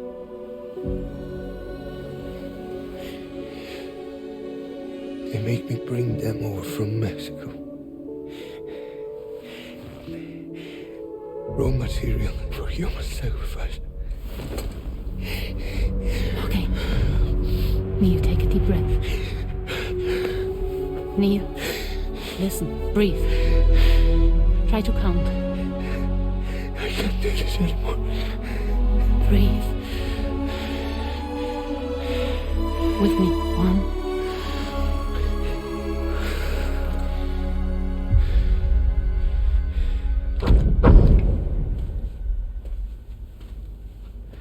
Ooh, you're wearing my scarf.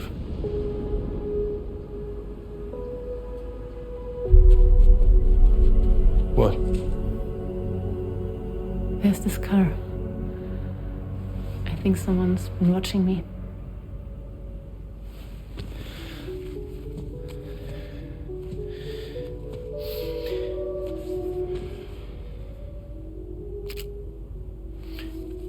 Do you mind this car? Yeah, that's the car. I'm pretty sure it's a security vehicle. I'll check on it. Don't look. Look here. Stop it. Be sure to delete all those. Yeah. See?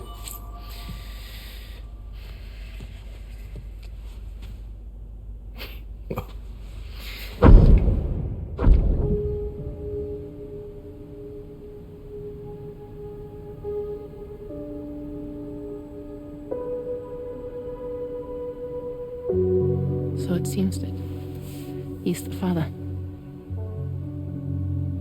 The baby zodiac sign will be Cancer. Assuming that due date's correct. How sure are you?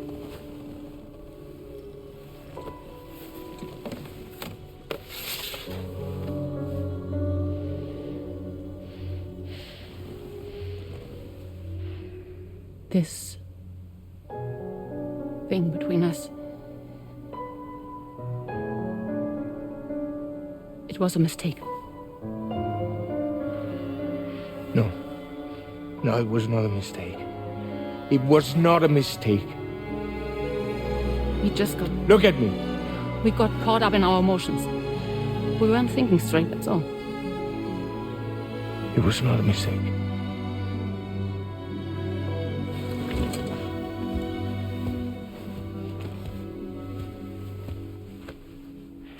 I don't care if it's his baby you're carrying. To say I love you.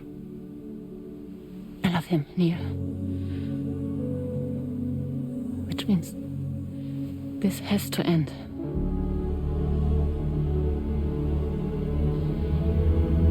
I'm sorry.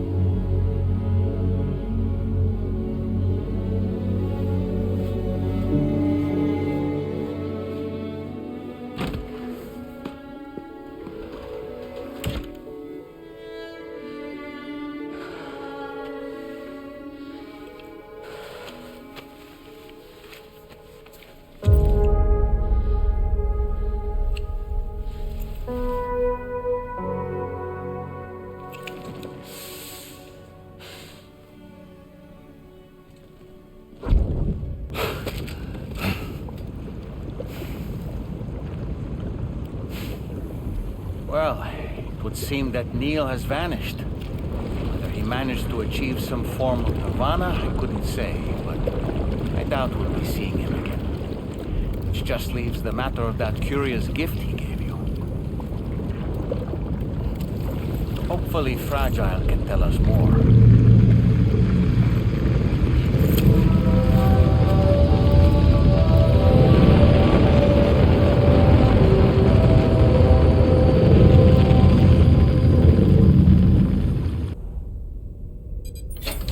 Hey, Sam. Can I come in? I need to talk to you about your child. I don't want to hear it. Yes, you do, Sam. This is a memory drive. On it was a record of Lucy unveiling some dark secrets on what the Bridges researchers had planned. Details of women brought over from Mexico for the BB experiments. The ones that Neil Vanna trafficked for Bridges. It was through his therapy that Lucy found out about it all, when he confessed to everything he'd done.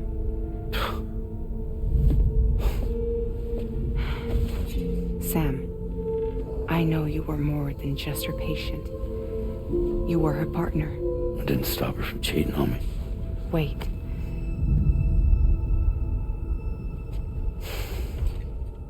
That's not the whole story. We also know who the baby's real father was. It was you, Sam. The record leaves no room for doubt. The child that Lucy was carrying wasn't Neil's. It was yours. Lucy left you a heartfelt apology, along with an explanation. Your child was extraordinary. The offspring of the repatriate who was the world's first BB. Lucy knew that if the Bridges researchers found out, they would use the baby as a test subject. So she lied. She pretended the child was Vanna's to mislead them. But she always intended for you to discover the truth one day. That's why she gave this necklace to him.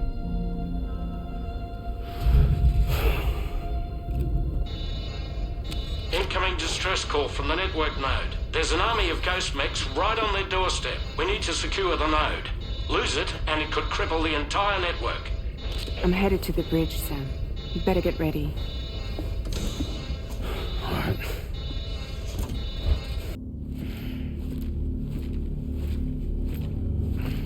Heads up, everyone. He's here. Sam, we're in the endgame now. No matter what it takes, we have to link up this final network node. I called this mission briefing to ensure that we're all on the same page. Our objective and its surroundings are defended by a sizable contingent of ghost mechs. Clearly, they're not going to make it easy for us. So, here's the plan. Tarman, you'll helm the DHV Magellan, as always. Rainey, I want you on the radar. Leave it to me. Depending on how things go, I may ask you to use your powers too. I was hoping you could provide fire support for Sam, with the ship's cannons. That shouldn't be a problem. If necessary, I can use this to stay in the action. As for you, tomorrow. You know, she's arguably the best marksman on the ship, which would make her an ideal candidate for the miniguns. Miniguns? The DHV Magellan happens to have 2 of them mounted up top. The operator can control them remotely from the bridge. So you wouldn't be in any more danger than the rest of us. And if she's even half as good as she's been in VR, those mechs won't stand a chance, right?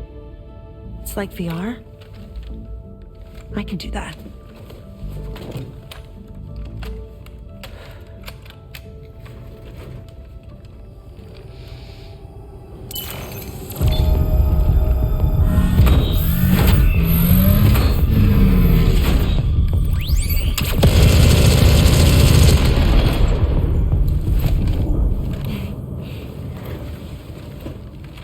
Dolman, you look after Sam. But of course. And Sam, you'll be handling the delivery. Plot your route as you see fit. All right. Be advised that we will only be able to provide fire support within the chiral network. Outside of it, the cannons become inaccurate, meaning too great a risk of collateral damage. The advanced party set up a number of chiral network way stations. We should be able to make use of them. While they were originally built to improve signal strength, they could, once activated, be reconfigured to expand network coverage. Which would also allow us to move the ship closer. It's up to you if you want us on hand to provide fire support, Sam. That said, if you're too close to the network node, you're back in collateral damage territory. Please, bear that in mind. Once we link up this last node, we'll have succeeded in bringing the Australian continent into the chiral network.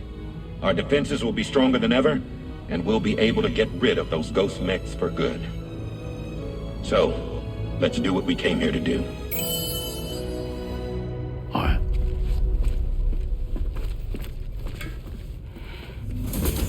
Wait. Yeah. Don't forget. Coming on this expedition was meant to help you find the strength to carry on.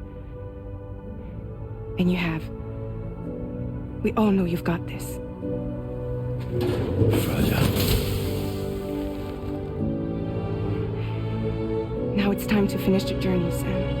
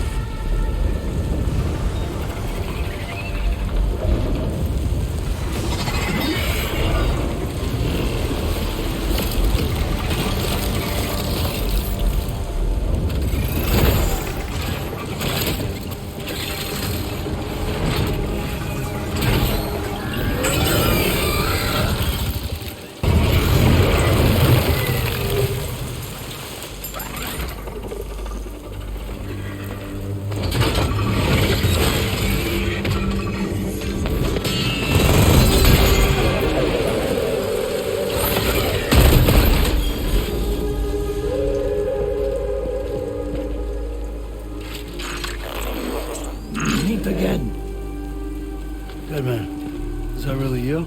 You need to keep moving. I'm going to take out the bridge. Why? For a friend in need.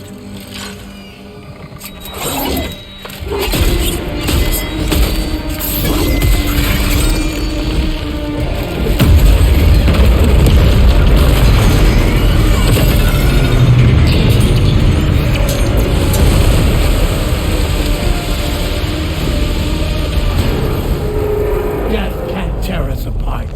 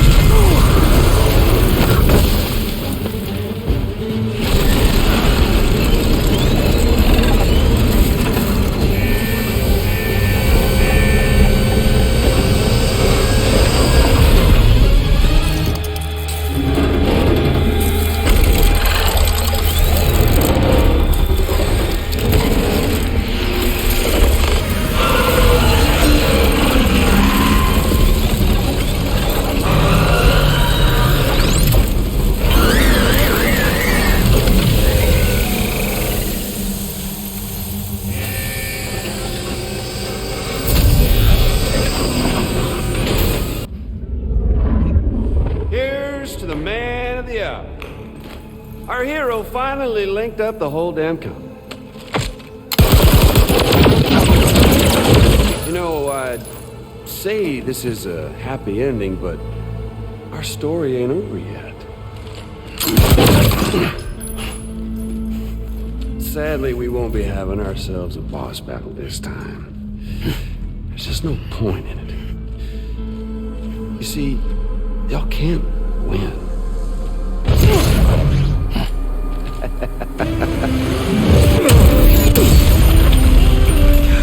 Damn it.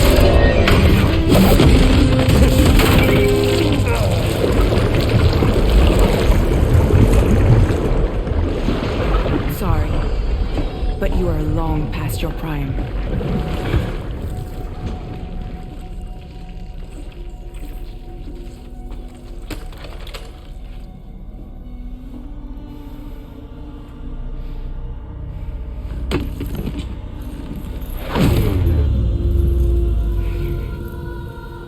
Hello, beautiful.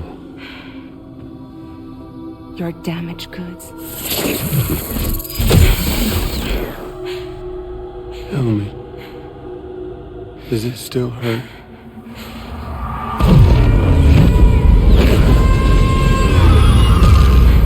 Memory of what I did. It does, doesn't it?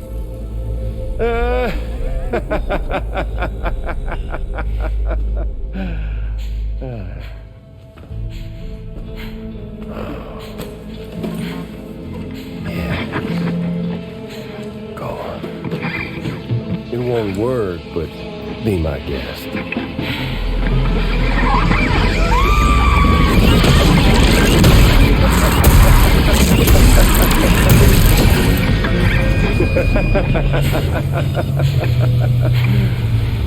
Still as stubborn as ever. Oh, and by the way, Sam, it was me who killed Lou.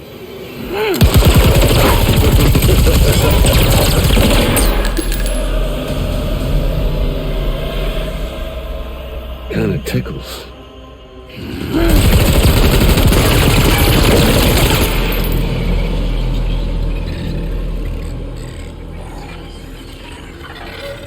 Your thirst for revenge will never be satisfied. Enough. I'm putting you down.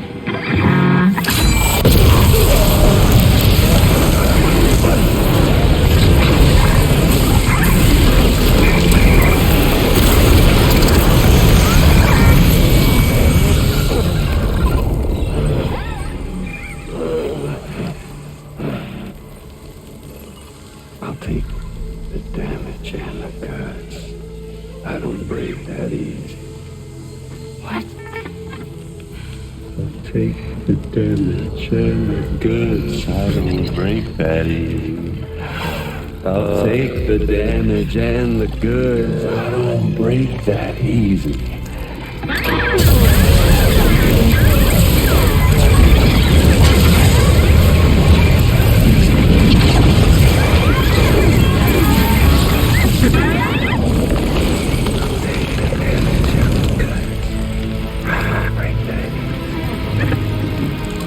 Take the damage and the goods. I don't break that easy.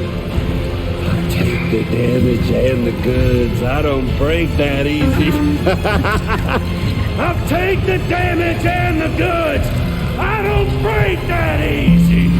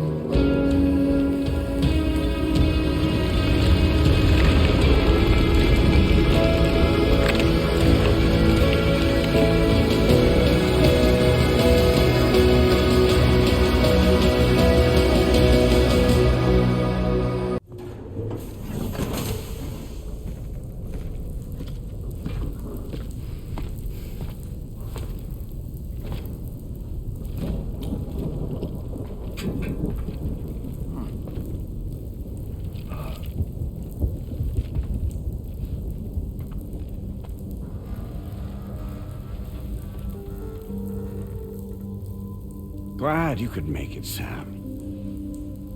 We wanted to thank you for everything you've done. And what better time than now, after you connected the entirety of Australia and bridged the gap between continents. By extending the proverbial rope, which is the chiral network, to another landmass, we have united them in the Chiralverse. A world divided, made whole, with a few sticks for encouragement. Empowering Higgs was a necessary step. It was we, you see, who built his ghost mech army for him, to use as he deemed fit. What the hell are you talking about? An existential threat was required to prompt you to seek strength through mutual connections. It was also necessary for APAC to equip you with sticks of your own. After all, we are incapable of murder. Who's we? Wait, don't tell me. You're not human, are you?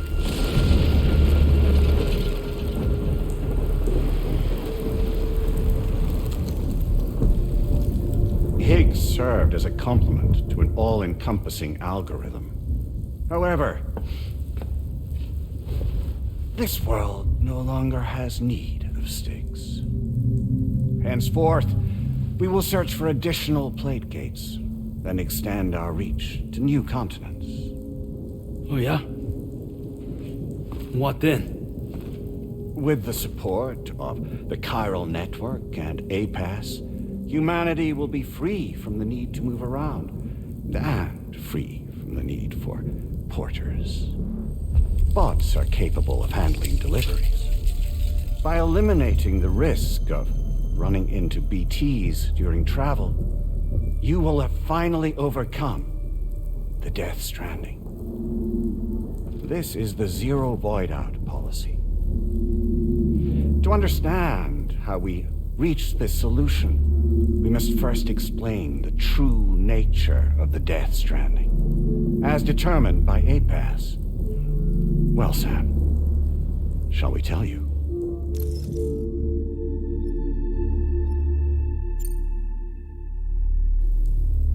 As a result of connecting the continents, we recovered a massive amount of data on the Death Stranding. We learned it was simply a phenomenon which facilitated extinction events. Until that is, extinction entities appeared who elected to alter the natural order.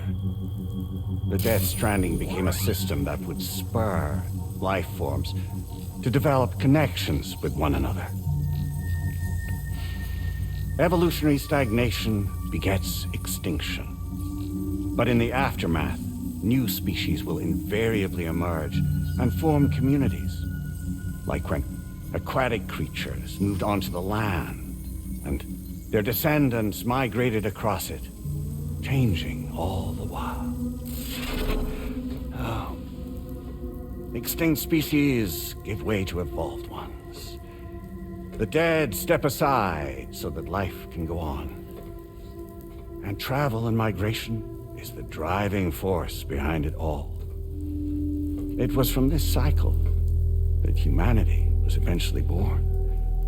And now humanity has been prompted to move on, so new species can inherit the planet. So what? APAS' simulation is saying we're gonna go extinct? Is that it? Oh, no. No, not at all. We have calculated an ideal strategy. The Chiralverse will allow us to prevent all forms of travel. We intend to use it to manage and control that aspect of your existence. And APAS is gonna take over and tell humans what to do. No, you misunderstand me. We are not APAS. APAS is simply a system, a tool with which we devised our optimal solution. What are you?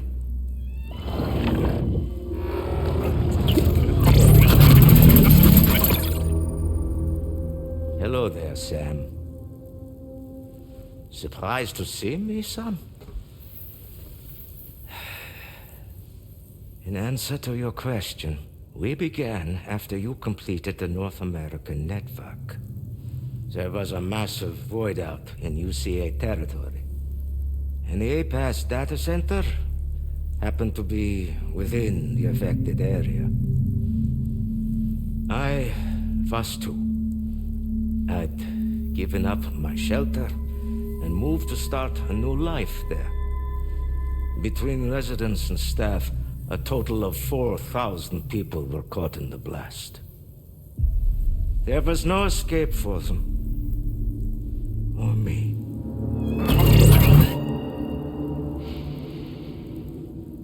And yet our connection was not severed.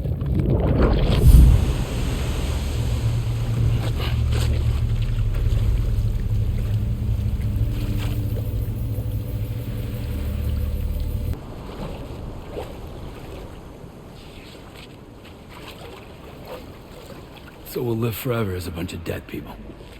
You will be neither alive nor dead, but endure as a soul. What's gonna happen to this world? We will continue to keep watch over all remaining life on Earth. Until the end of time. As caretakers, we will regulate the activity of other species to ensure that none claim your mantle of apex predator. Humanity will be free to thrive in perpetuity, having evolved into a form that allows you to escape extinction, as is your desire. No! I'm not about to let that happen.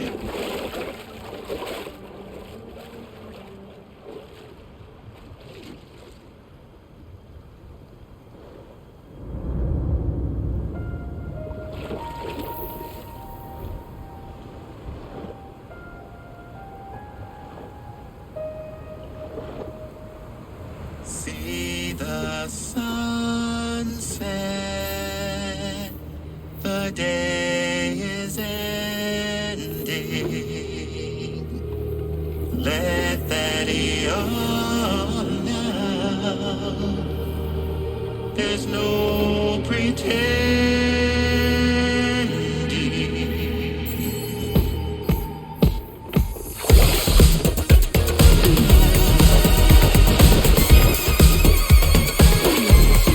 I will hold you and protect you.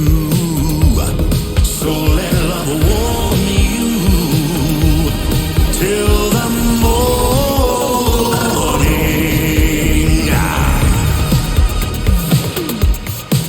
Good God.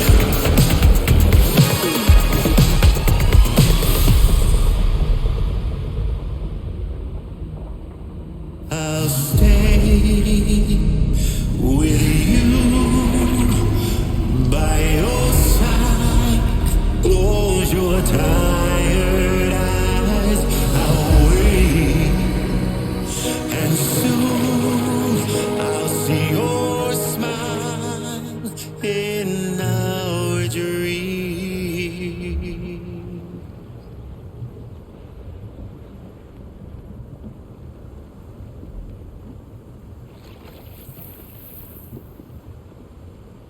Just who is pulling your strings?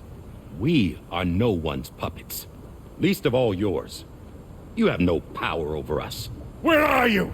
Since you certainly aren't on our beach. Me? I'm right here.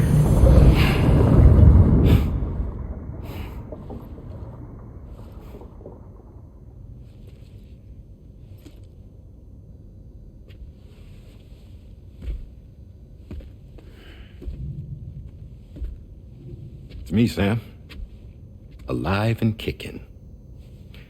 No, I'm not called Die Hardman for nothing.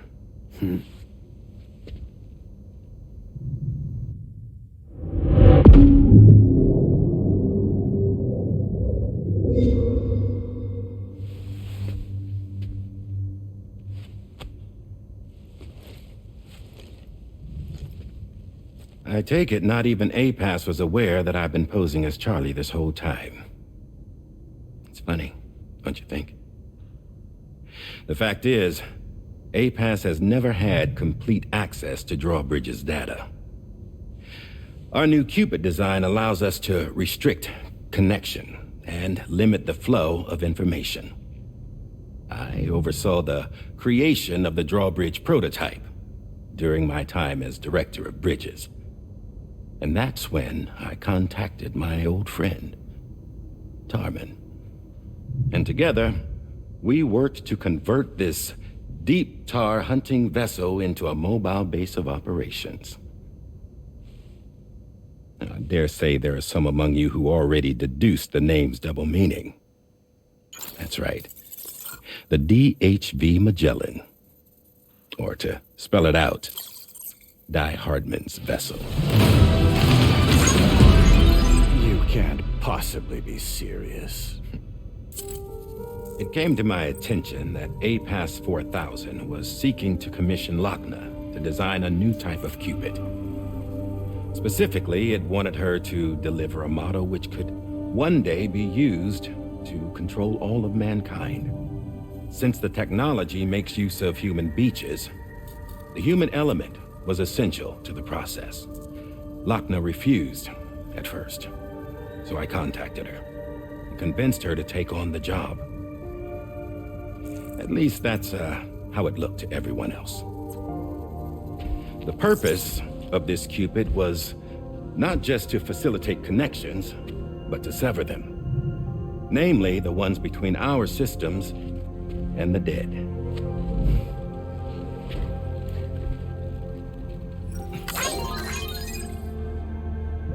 And without their influence, APAS will go back to being a tool. Do this, and you will never escape the death stranding. To forsake our flesh and our freedom is out of the question.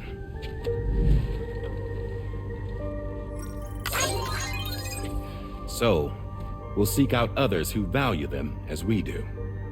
Build communities, raise children, live, and love.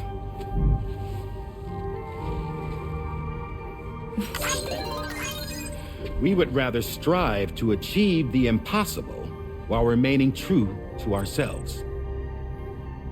To struggle on against the odds in search of new lands and new worlds.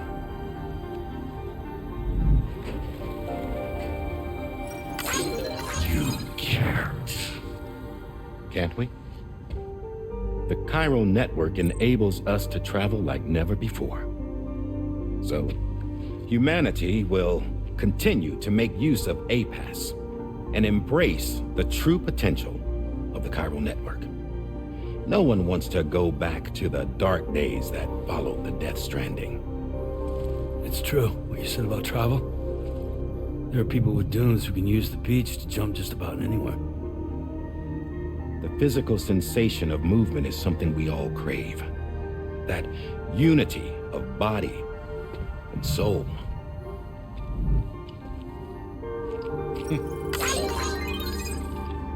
Dunes may still wind up being an evolutionary dead end. But even in that possibility, I see hope.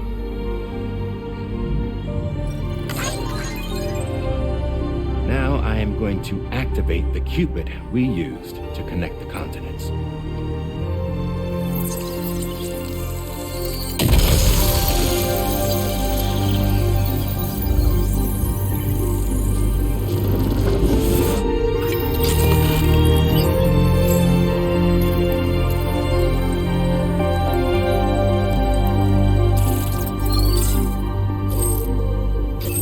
Build a bridge to the future we want to see, to choose our own path forward.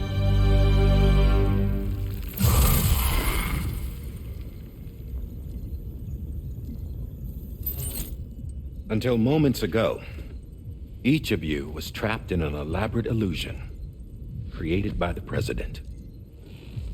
Yeah, we were. What took you so long? Our former president has been hiding on board from the start, in what I call the Shadow Cabinet. You knew about this? APAS has been monitoring us for some time. I believe the deception was necessary to avoid discovery. But I'm sorry for keeping you all in the dark. I needed to make sure Drawbridge successfully connected the continents without raising suspicion or attracting APAS's attention. This was the best idea I could come up with. To put away my body for a while. Stop being Die Hardman. Become a ghost. Named Charlie instead.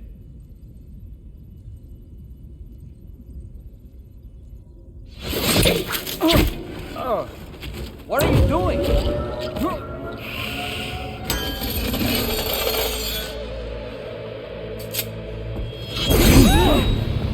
Damn it, stop! Get back, you fools! That's not me!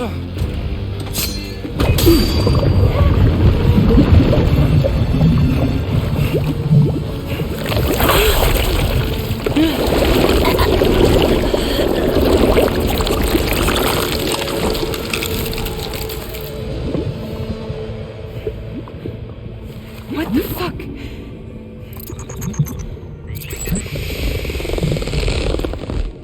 Higgs. Broadcasting live from the beach. Same as it ever was. I've been puppeteering this whole thing the whole time. Yeah. All to pay back dear old Amelie for what she did to me. This is about Amelie? Yeah. See, I'm gonna crack open that beach she sealed away and kick off the last Stranding. The perfect ending humanity deserves. Man, the sweetest revenge I could hope for to take out on that old bitch. And oh, yo. Good to see you again, by the way. What makes you think you can pull it off? Well, I'm so glad that you asked. You see, during my lengthy imprisonment, I had time to figure it out. All I needed was a catalyst with a connection to Amelie, and I could break through to her beach. That connection is long gone. Oh, Sam. Sweetheart, I'm not talking about you.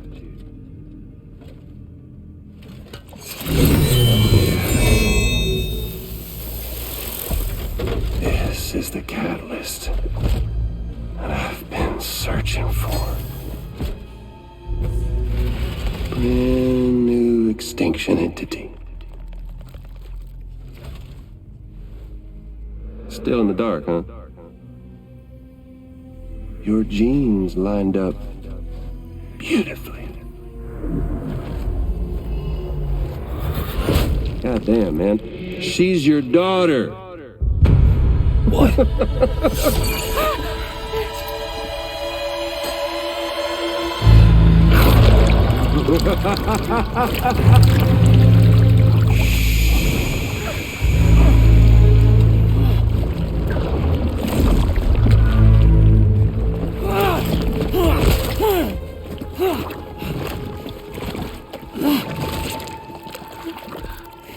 Y'all want to come after us, be my guest. We'll be waiting on the beach.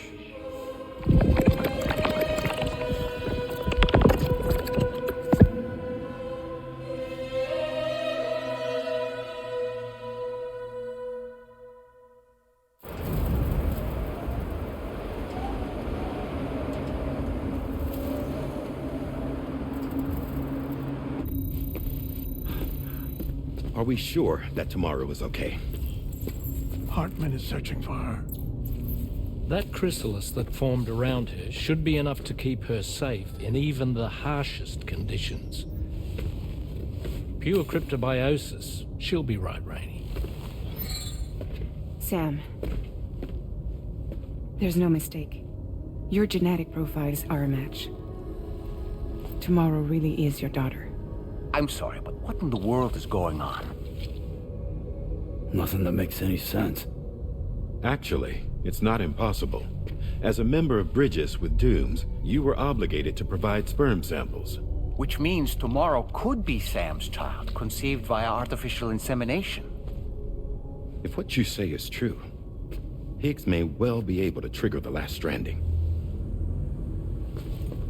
We have to get tomorrow back. Which means we need to go to the beach where Higgs went. And how are we supposed to do that? She can't. She was diagnosed with jump shock. I know you haven't forgotten. Nevertheless, what other choice do we have? I've got to at least try. Fragile.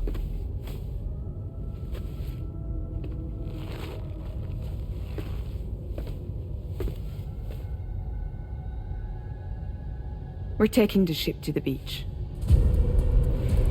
With the combined support of every single Doom sufferer here, it's possible Fragile might be able to jump us where we need to go.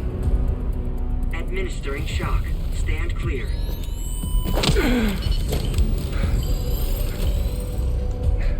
I'm sorry. Wherever Higgs went, I can't follow. He must have been operating out of his own beach, using his car to assume control of vessels in our world, in the same manner that I have. But I know exactly where his beach is. I mapped it already, and there was nobody there. I checked. So how do we find the right beach? No. Doesn't matter where Higgs is. All we have to do is connect to the Dreamcatcher and the Kipu. Amelie. Higgs was wearing her Kipu, wasn't he? If we had something connected to her, we could follow the Kipu and Higgs.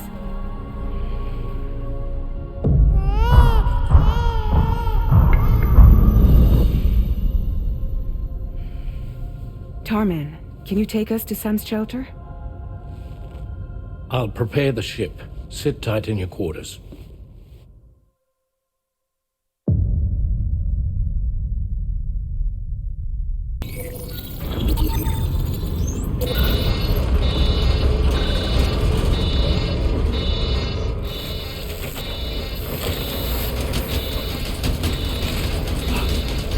Could we have arrived already?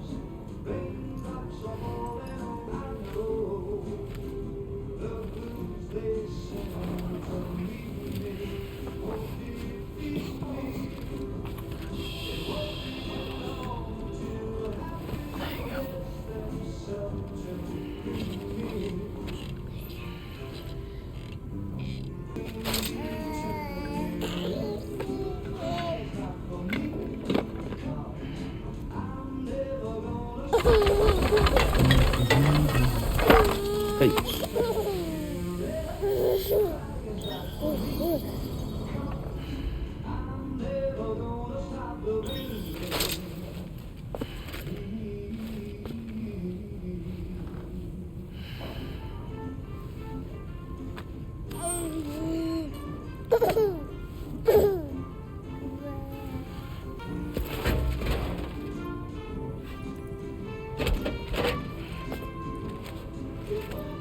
That belongs to you, doesn't it? I doubt that it held any meaning for Amelie. Is that? It's Bridget. Amelie.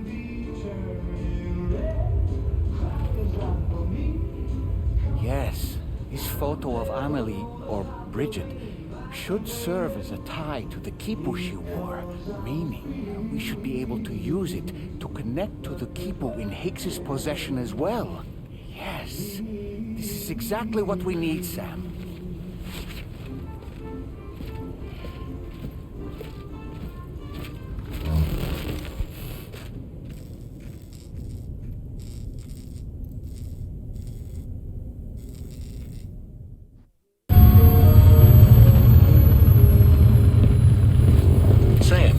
What you've found, we should be able to determine which beach Higgs ran off to. Hurry back to the ship. It's time we took the fight to Higgs.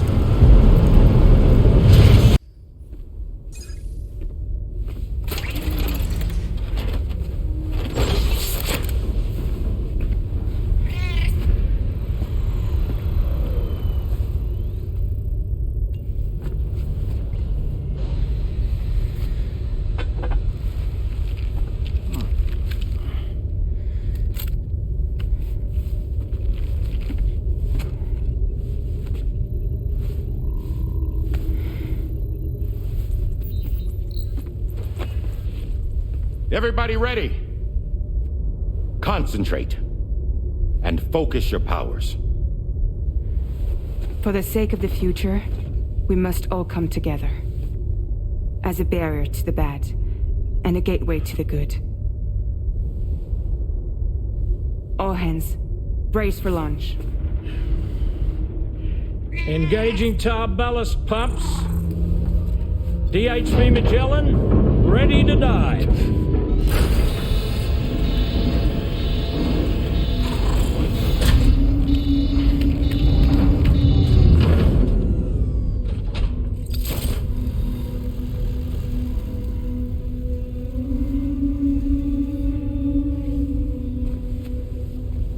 There was a time when I would shudder at every hit or soul, but now I barely feel the pain when I fall. This violence is turning madness, forgetting what was sold. I tell you all that men are breaking, but you don't know. Don't waste your life observing disorder. There is no time to grieve the sun. Take every chance of trying you can find. Then you'll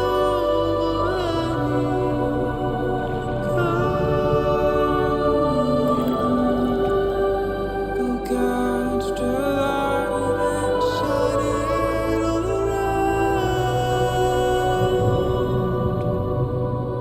It's all we have to survive this world.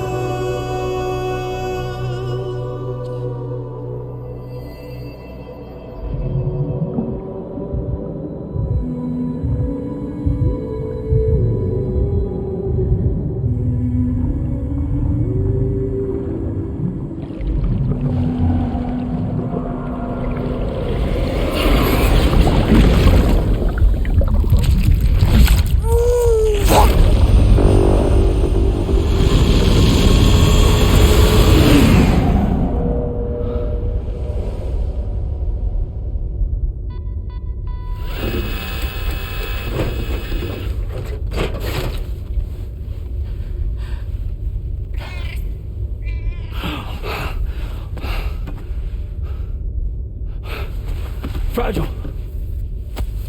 Fragile!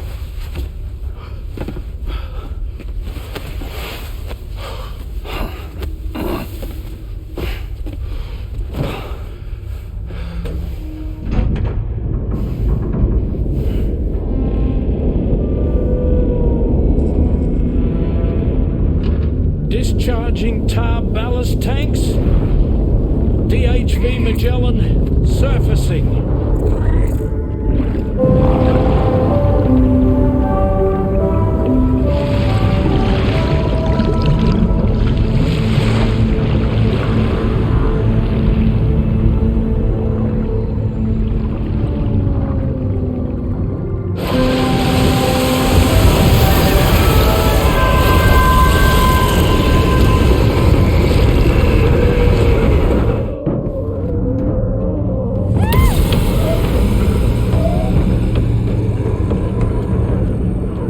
Get us airborne, on the double.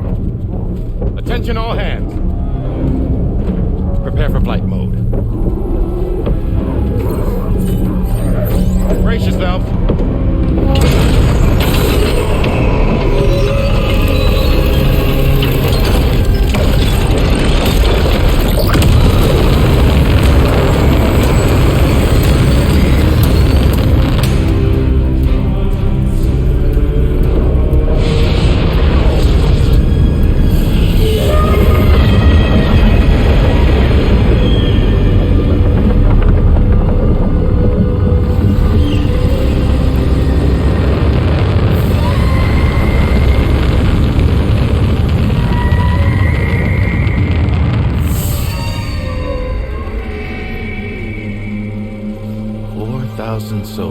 planted in this place, bound to 8 paths to create this singular beach. So this is where Higgs is. I'm activating the hologram. Look! Zooming in. Tomorrow. Multiple VTs approaching.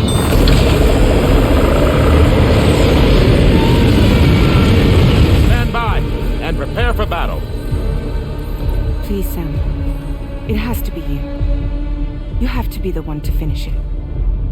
Take the guitar with you. It's the perfect weapon for a place like this. It draws in chiralium from the surrounding air and converts it into energy. Here on the beach, it should pretty much work indefinitely. Sam, take me as well. I can serve as a communicator.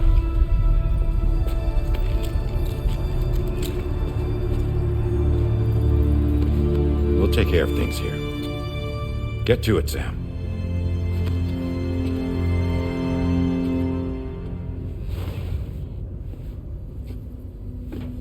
Be careful. And remember, I'll always be with you. Fragile.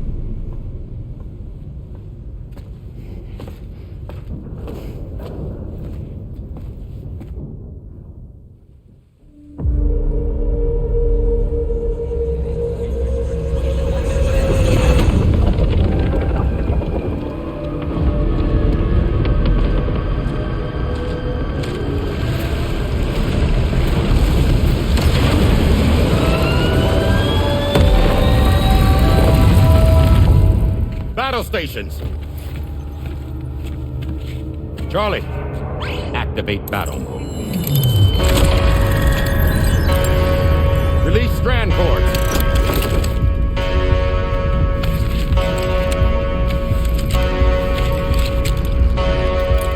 Deploy cannons.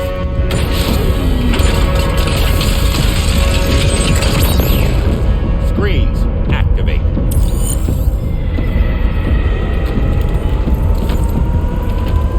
Okay. Ready to give them hell?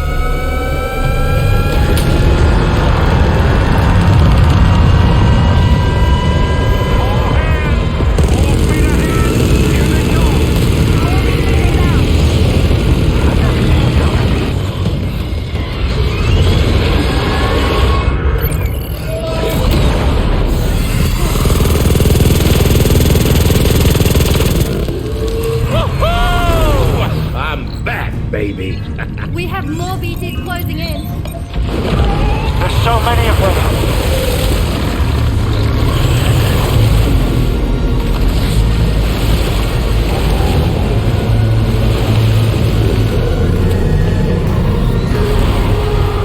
Super giant BTs below.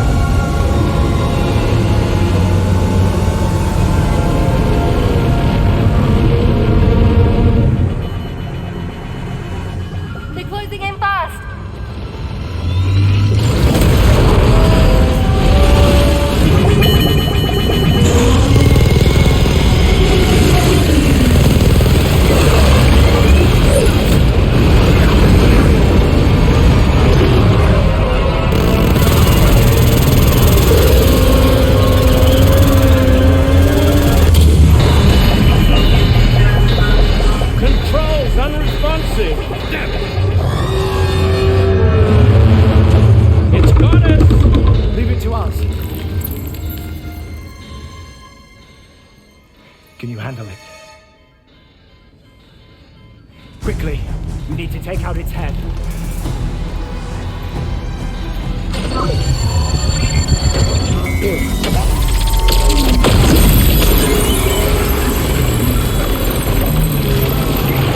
I think it stopped.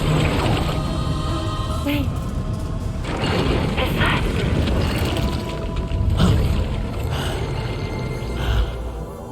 Dead man. That's right. Everyone, hold on tight.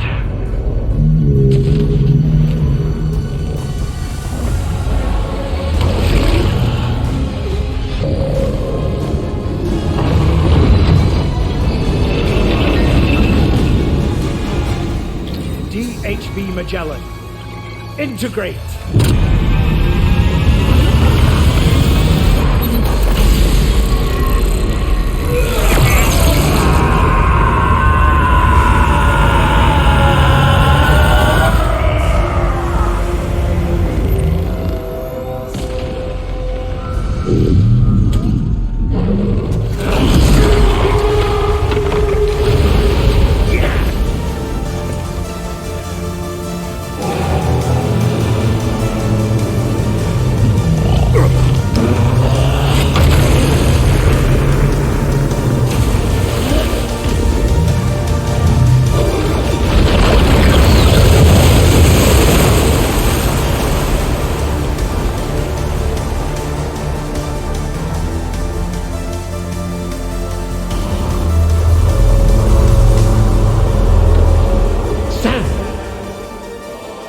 You dead man?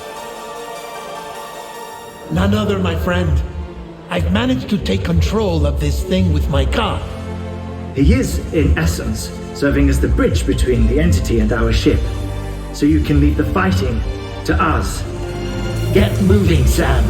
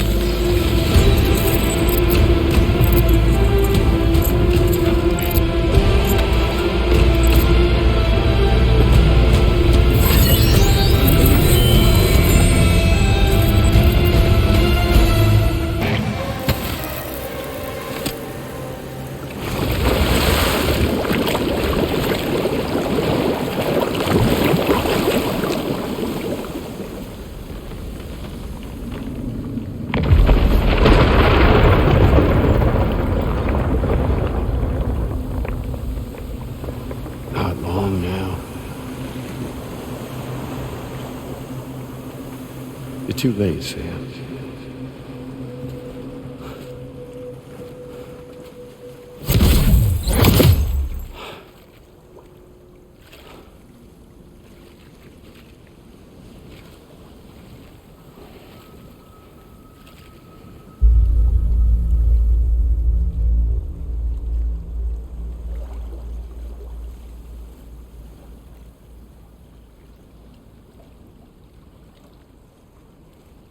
Well, let's just say I've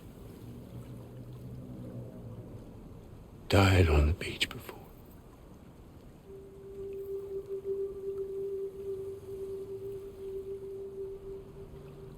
You of all people should understand.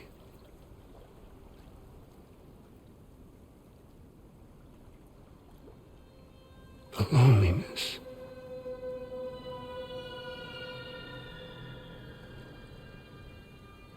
Tens of thousands of years just wandering.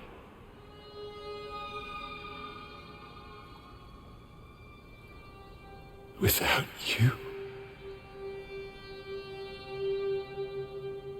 Fragile. Amelie. Anyone.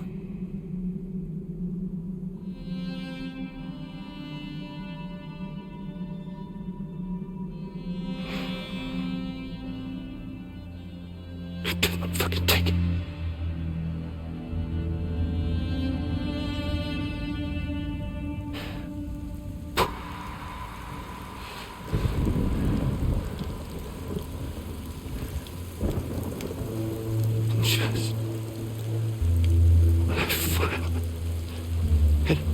embraced oblivion.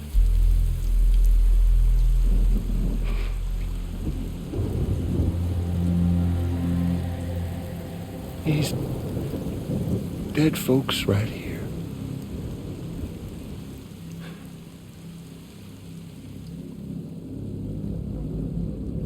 Up and called me back.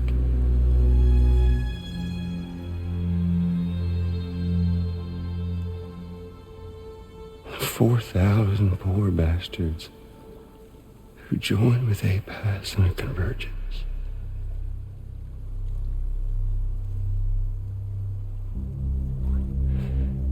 To them, I was another ghost. Just another lingering soul.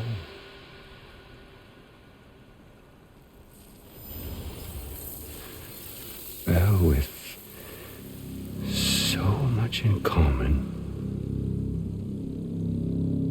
they thought I should team up with their little company.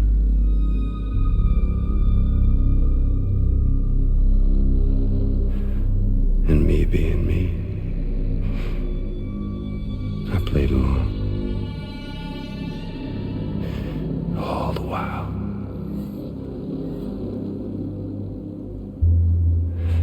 I was working towards my own personal goal.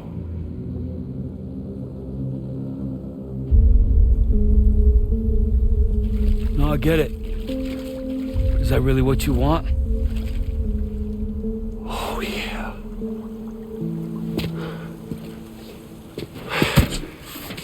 To bring about the last stranding.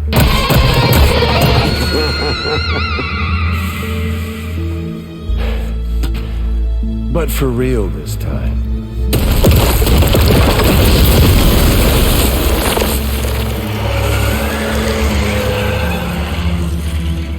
I mean, honest. What is the point of this graveyard, huh? Humans deserve to go extinct. To be forgotten. What do you say? One last dance on top of their old bones?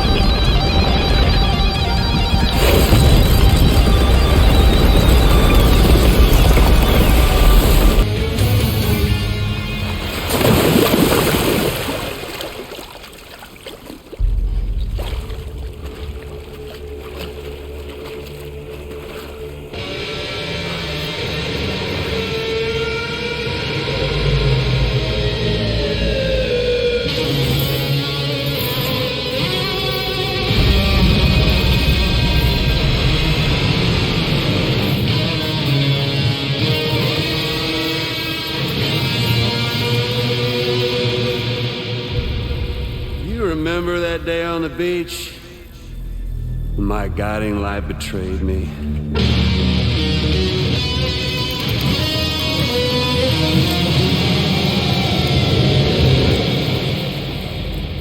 Chose not yours truly, but Sam the man.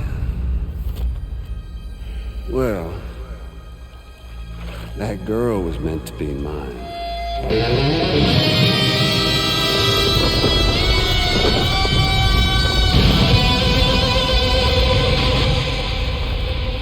Luckily, I found someone new.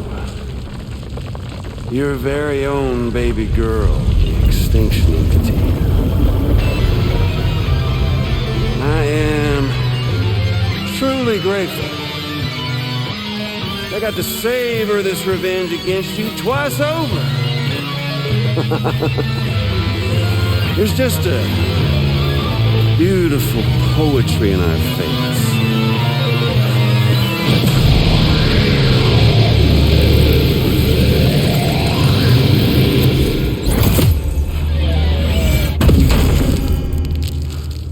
See that? The last stranding is finally upon us. Victory is mine. That girl ain't got no choice but to accept what's happening. Up close and personal.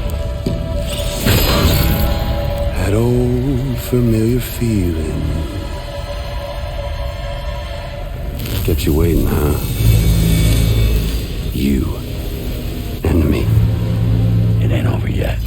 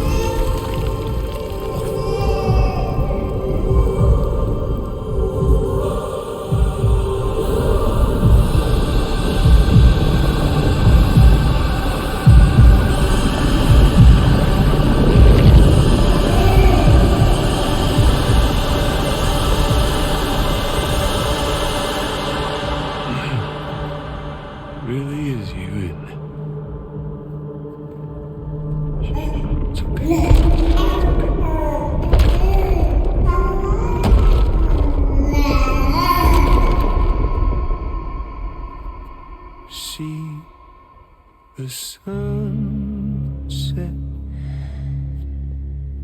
the day is ending. Let that yawn out.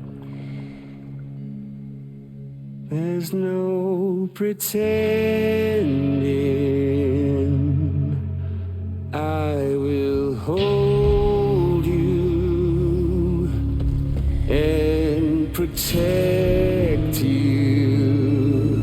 So let love warm you till the morning.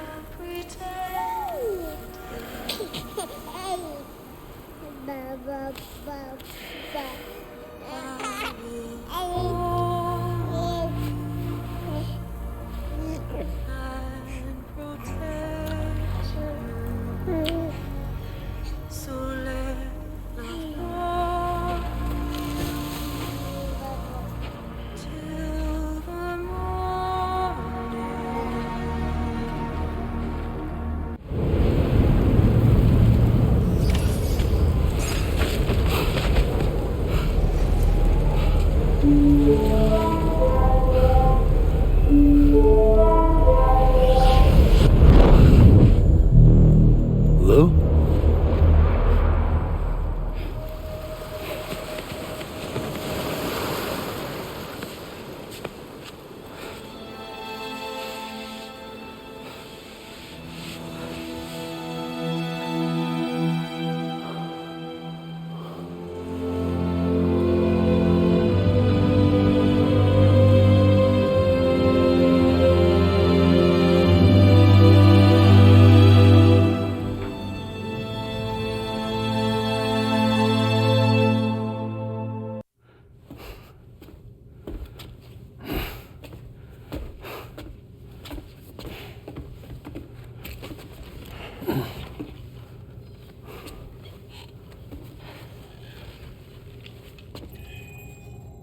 Is she alright? Unconscious, but unharmed. Sam. Listen.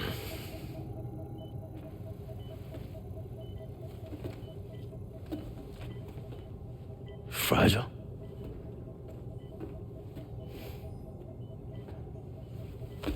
Fragile's dead, Sam.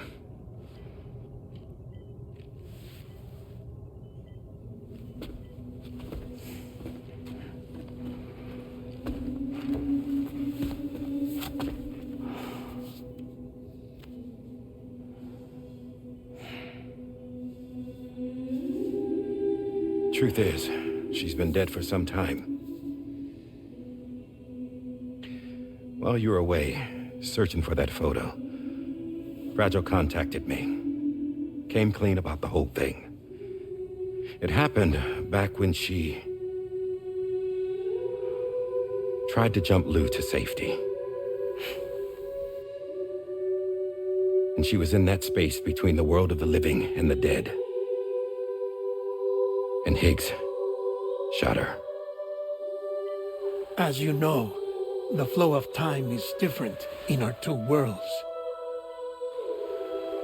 On the other side, Fragile's death was a tragedy that had already come to pass. On this side, however, her physical form still endured, if only for a while. Its end yet to arrive. Fragile knew what the future had in store for her, and what she wanted to do with the time she had left. You were the one person she asked me not to tell, Sam. The only one.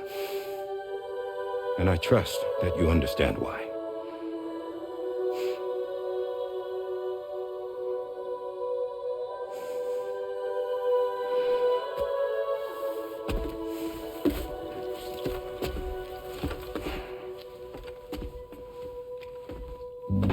I'm sorry, Sam.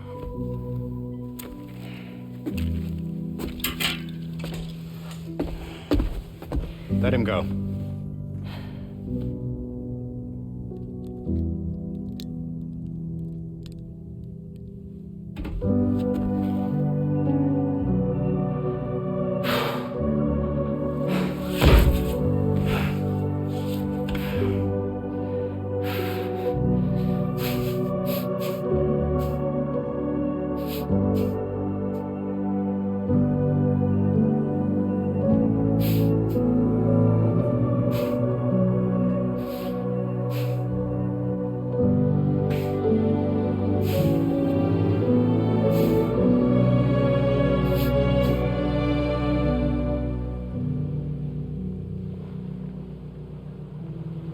Sam, there's something I haven't told you.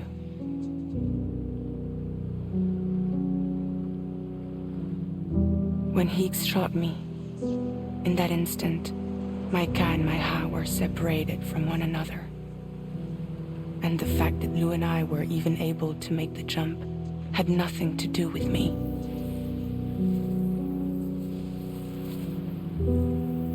It was Lu. Lu connected us to those poor lost souls.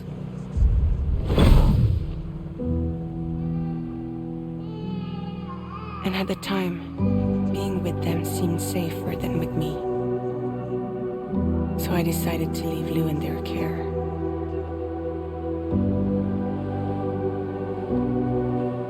But afterwards, Sam, when you came and found me, I'd lost all memory of what I'd done. The only thing I knew for certain was that I was already dead. And that what little time I had left, I wanted to spend traveling with you. It wasn't until the moment we arrived at Apas's beach that I finally remembered. About Lu, about the jump, about everything that had happened. It's my fault that you never got to watch Lu grow up. Me, who stole all those precious years. I'm so sorry, Sam. I can't give you back the time you've lost. But promise me you'll make the most of your future. With Lu.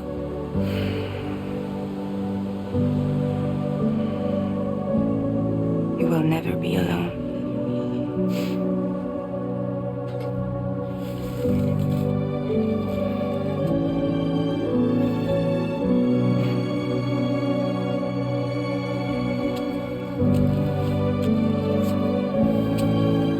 Death can't tear us apart. We will always be with you. Now go on. The others are waiting.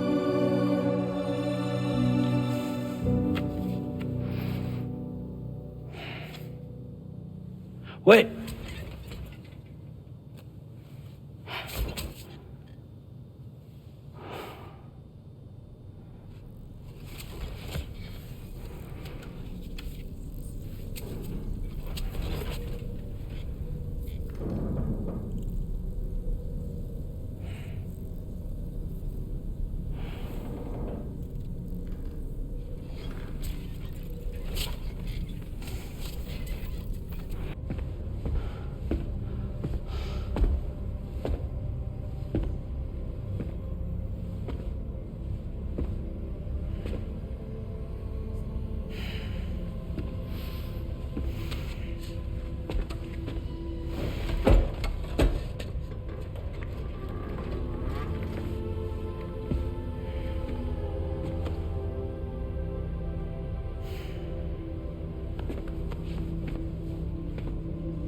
All squared away?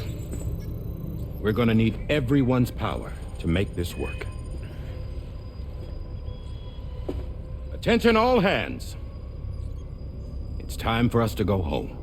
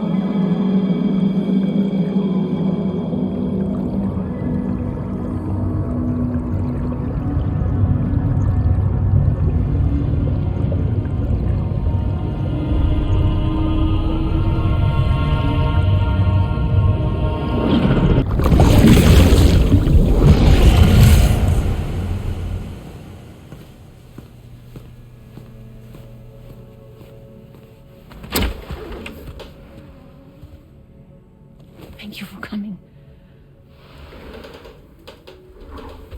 You said it's urgent, so tell me. I don't have much time.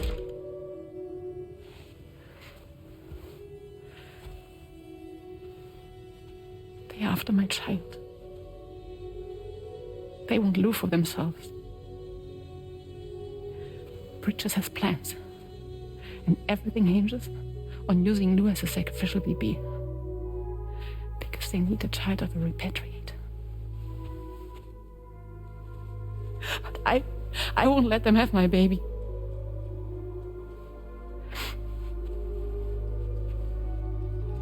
We need to tell everyone that you're the father. But I'm not.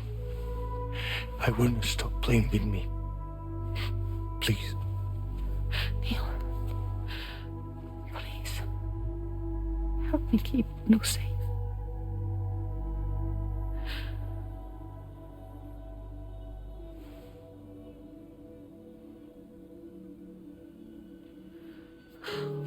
Thank you. We should run to Mexico. There's a bunch of routes only people like me know. And I have a couple of friends down there that that can help us out. But we need to move quick. Next week, no later. Okay? I will come back and pick you up here. Neil. What? This contains everything. I want you to hold on to it for me.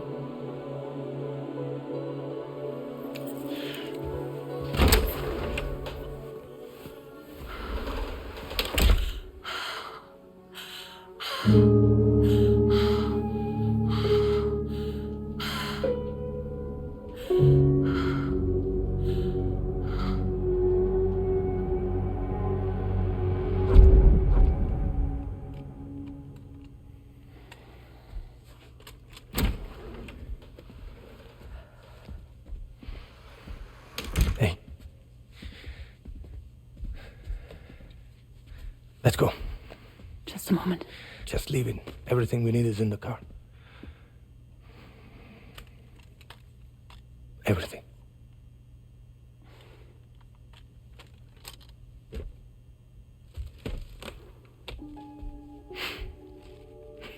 Just to make it more romantic.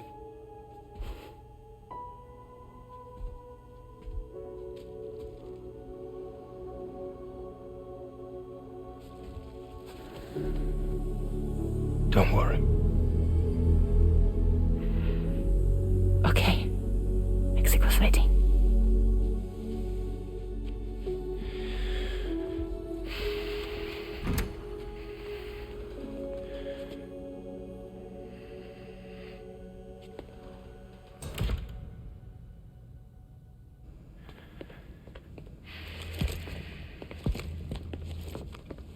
He's a patient of mine.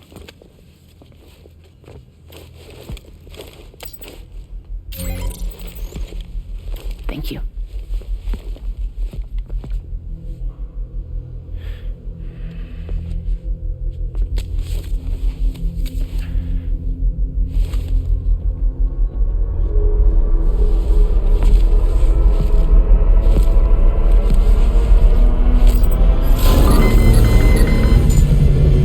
Let me double check. Should work.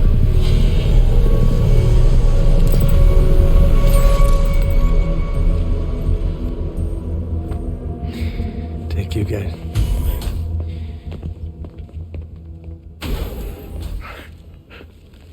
Oh, that's impressive.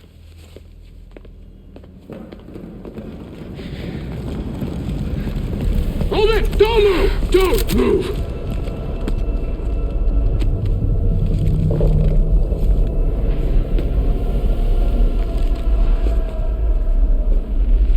You had to know. We'd never let you leave. You're carrying the child of a repatriate, after all. A test subject of incalculable value. Gun! Put it down! Put it down! No. You're wrong, because that's my child. So back the fuck off. Back off!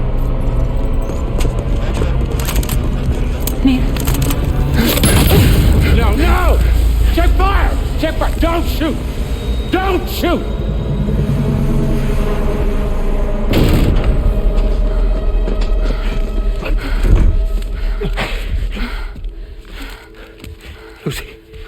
Lucy.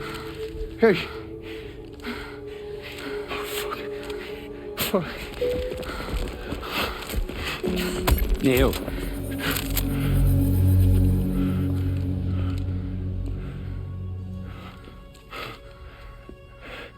You have to save her. Please. Please. We can try. But there's going to be conditions. This child is invaluable to us. You have to agree to let us take it. She'll survive. She'll survive. Give me your word. I give you my word, Neil. I give you my word.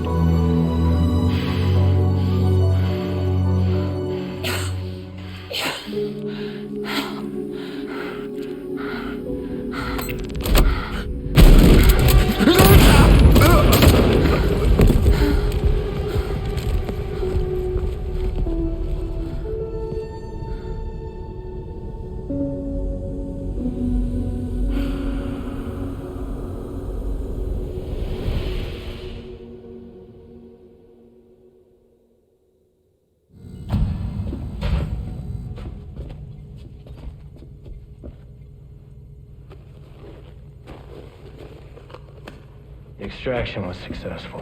BB-00 was transferred to a sterilized pod and sent to a separate facility. Ready to proceed with corpse disposal. 1 male, 1 female. Impossible. What the hell? How long has it been like this? He's already succumbed to necrosis. What the hell? This doesn't make any sense. Close the innkeeper. Now go get out of here!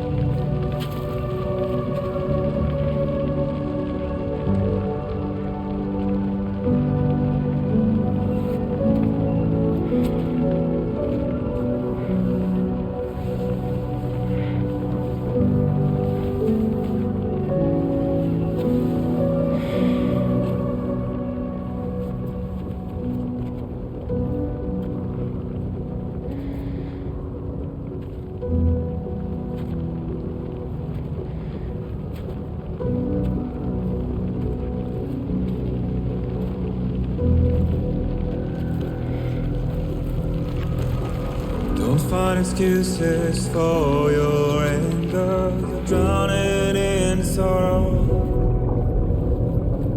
with all the reasons to stay are selfish. You must go.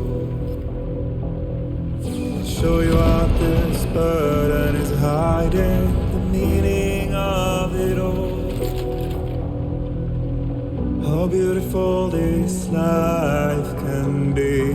You don't have to grow. Don't waste your life respecting the rulers. There is no time, you need to run. Take every chance and try that you can find. Any love or any kind. Go catch the light and shine it around. It's all we have to survive this world. Don't think of all you have to leave behind. You're all I have to survive this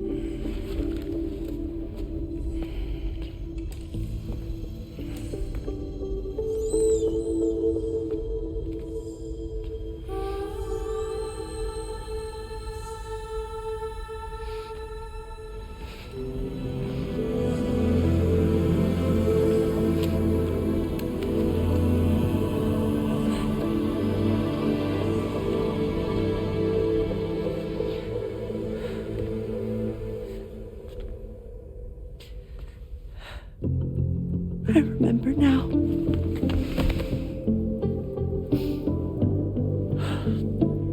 The journey the two of us went on together. You and me, Sam. Well.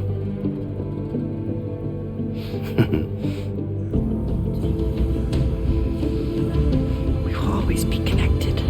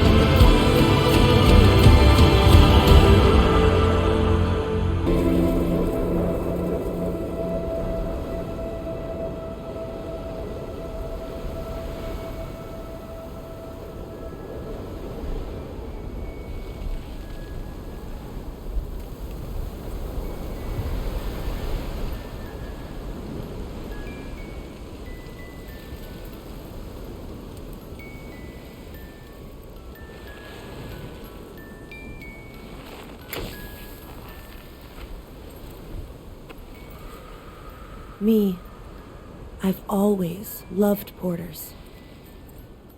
Through freezing rain and biting wind, across rivers, mountains, and endless deserts.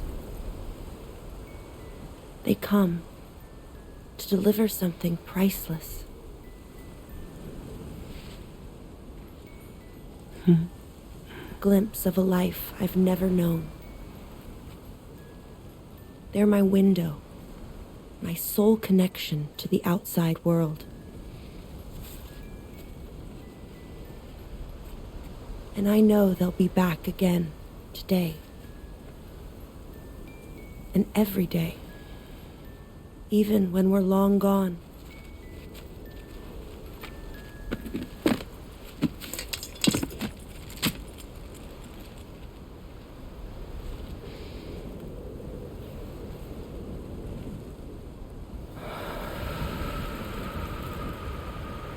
Death can't tear us apart.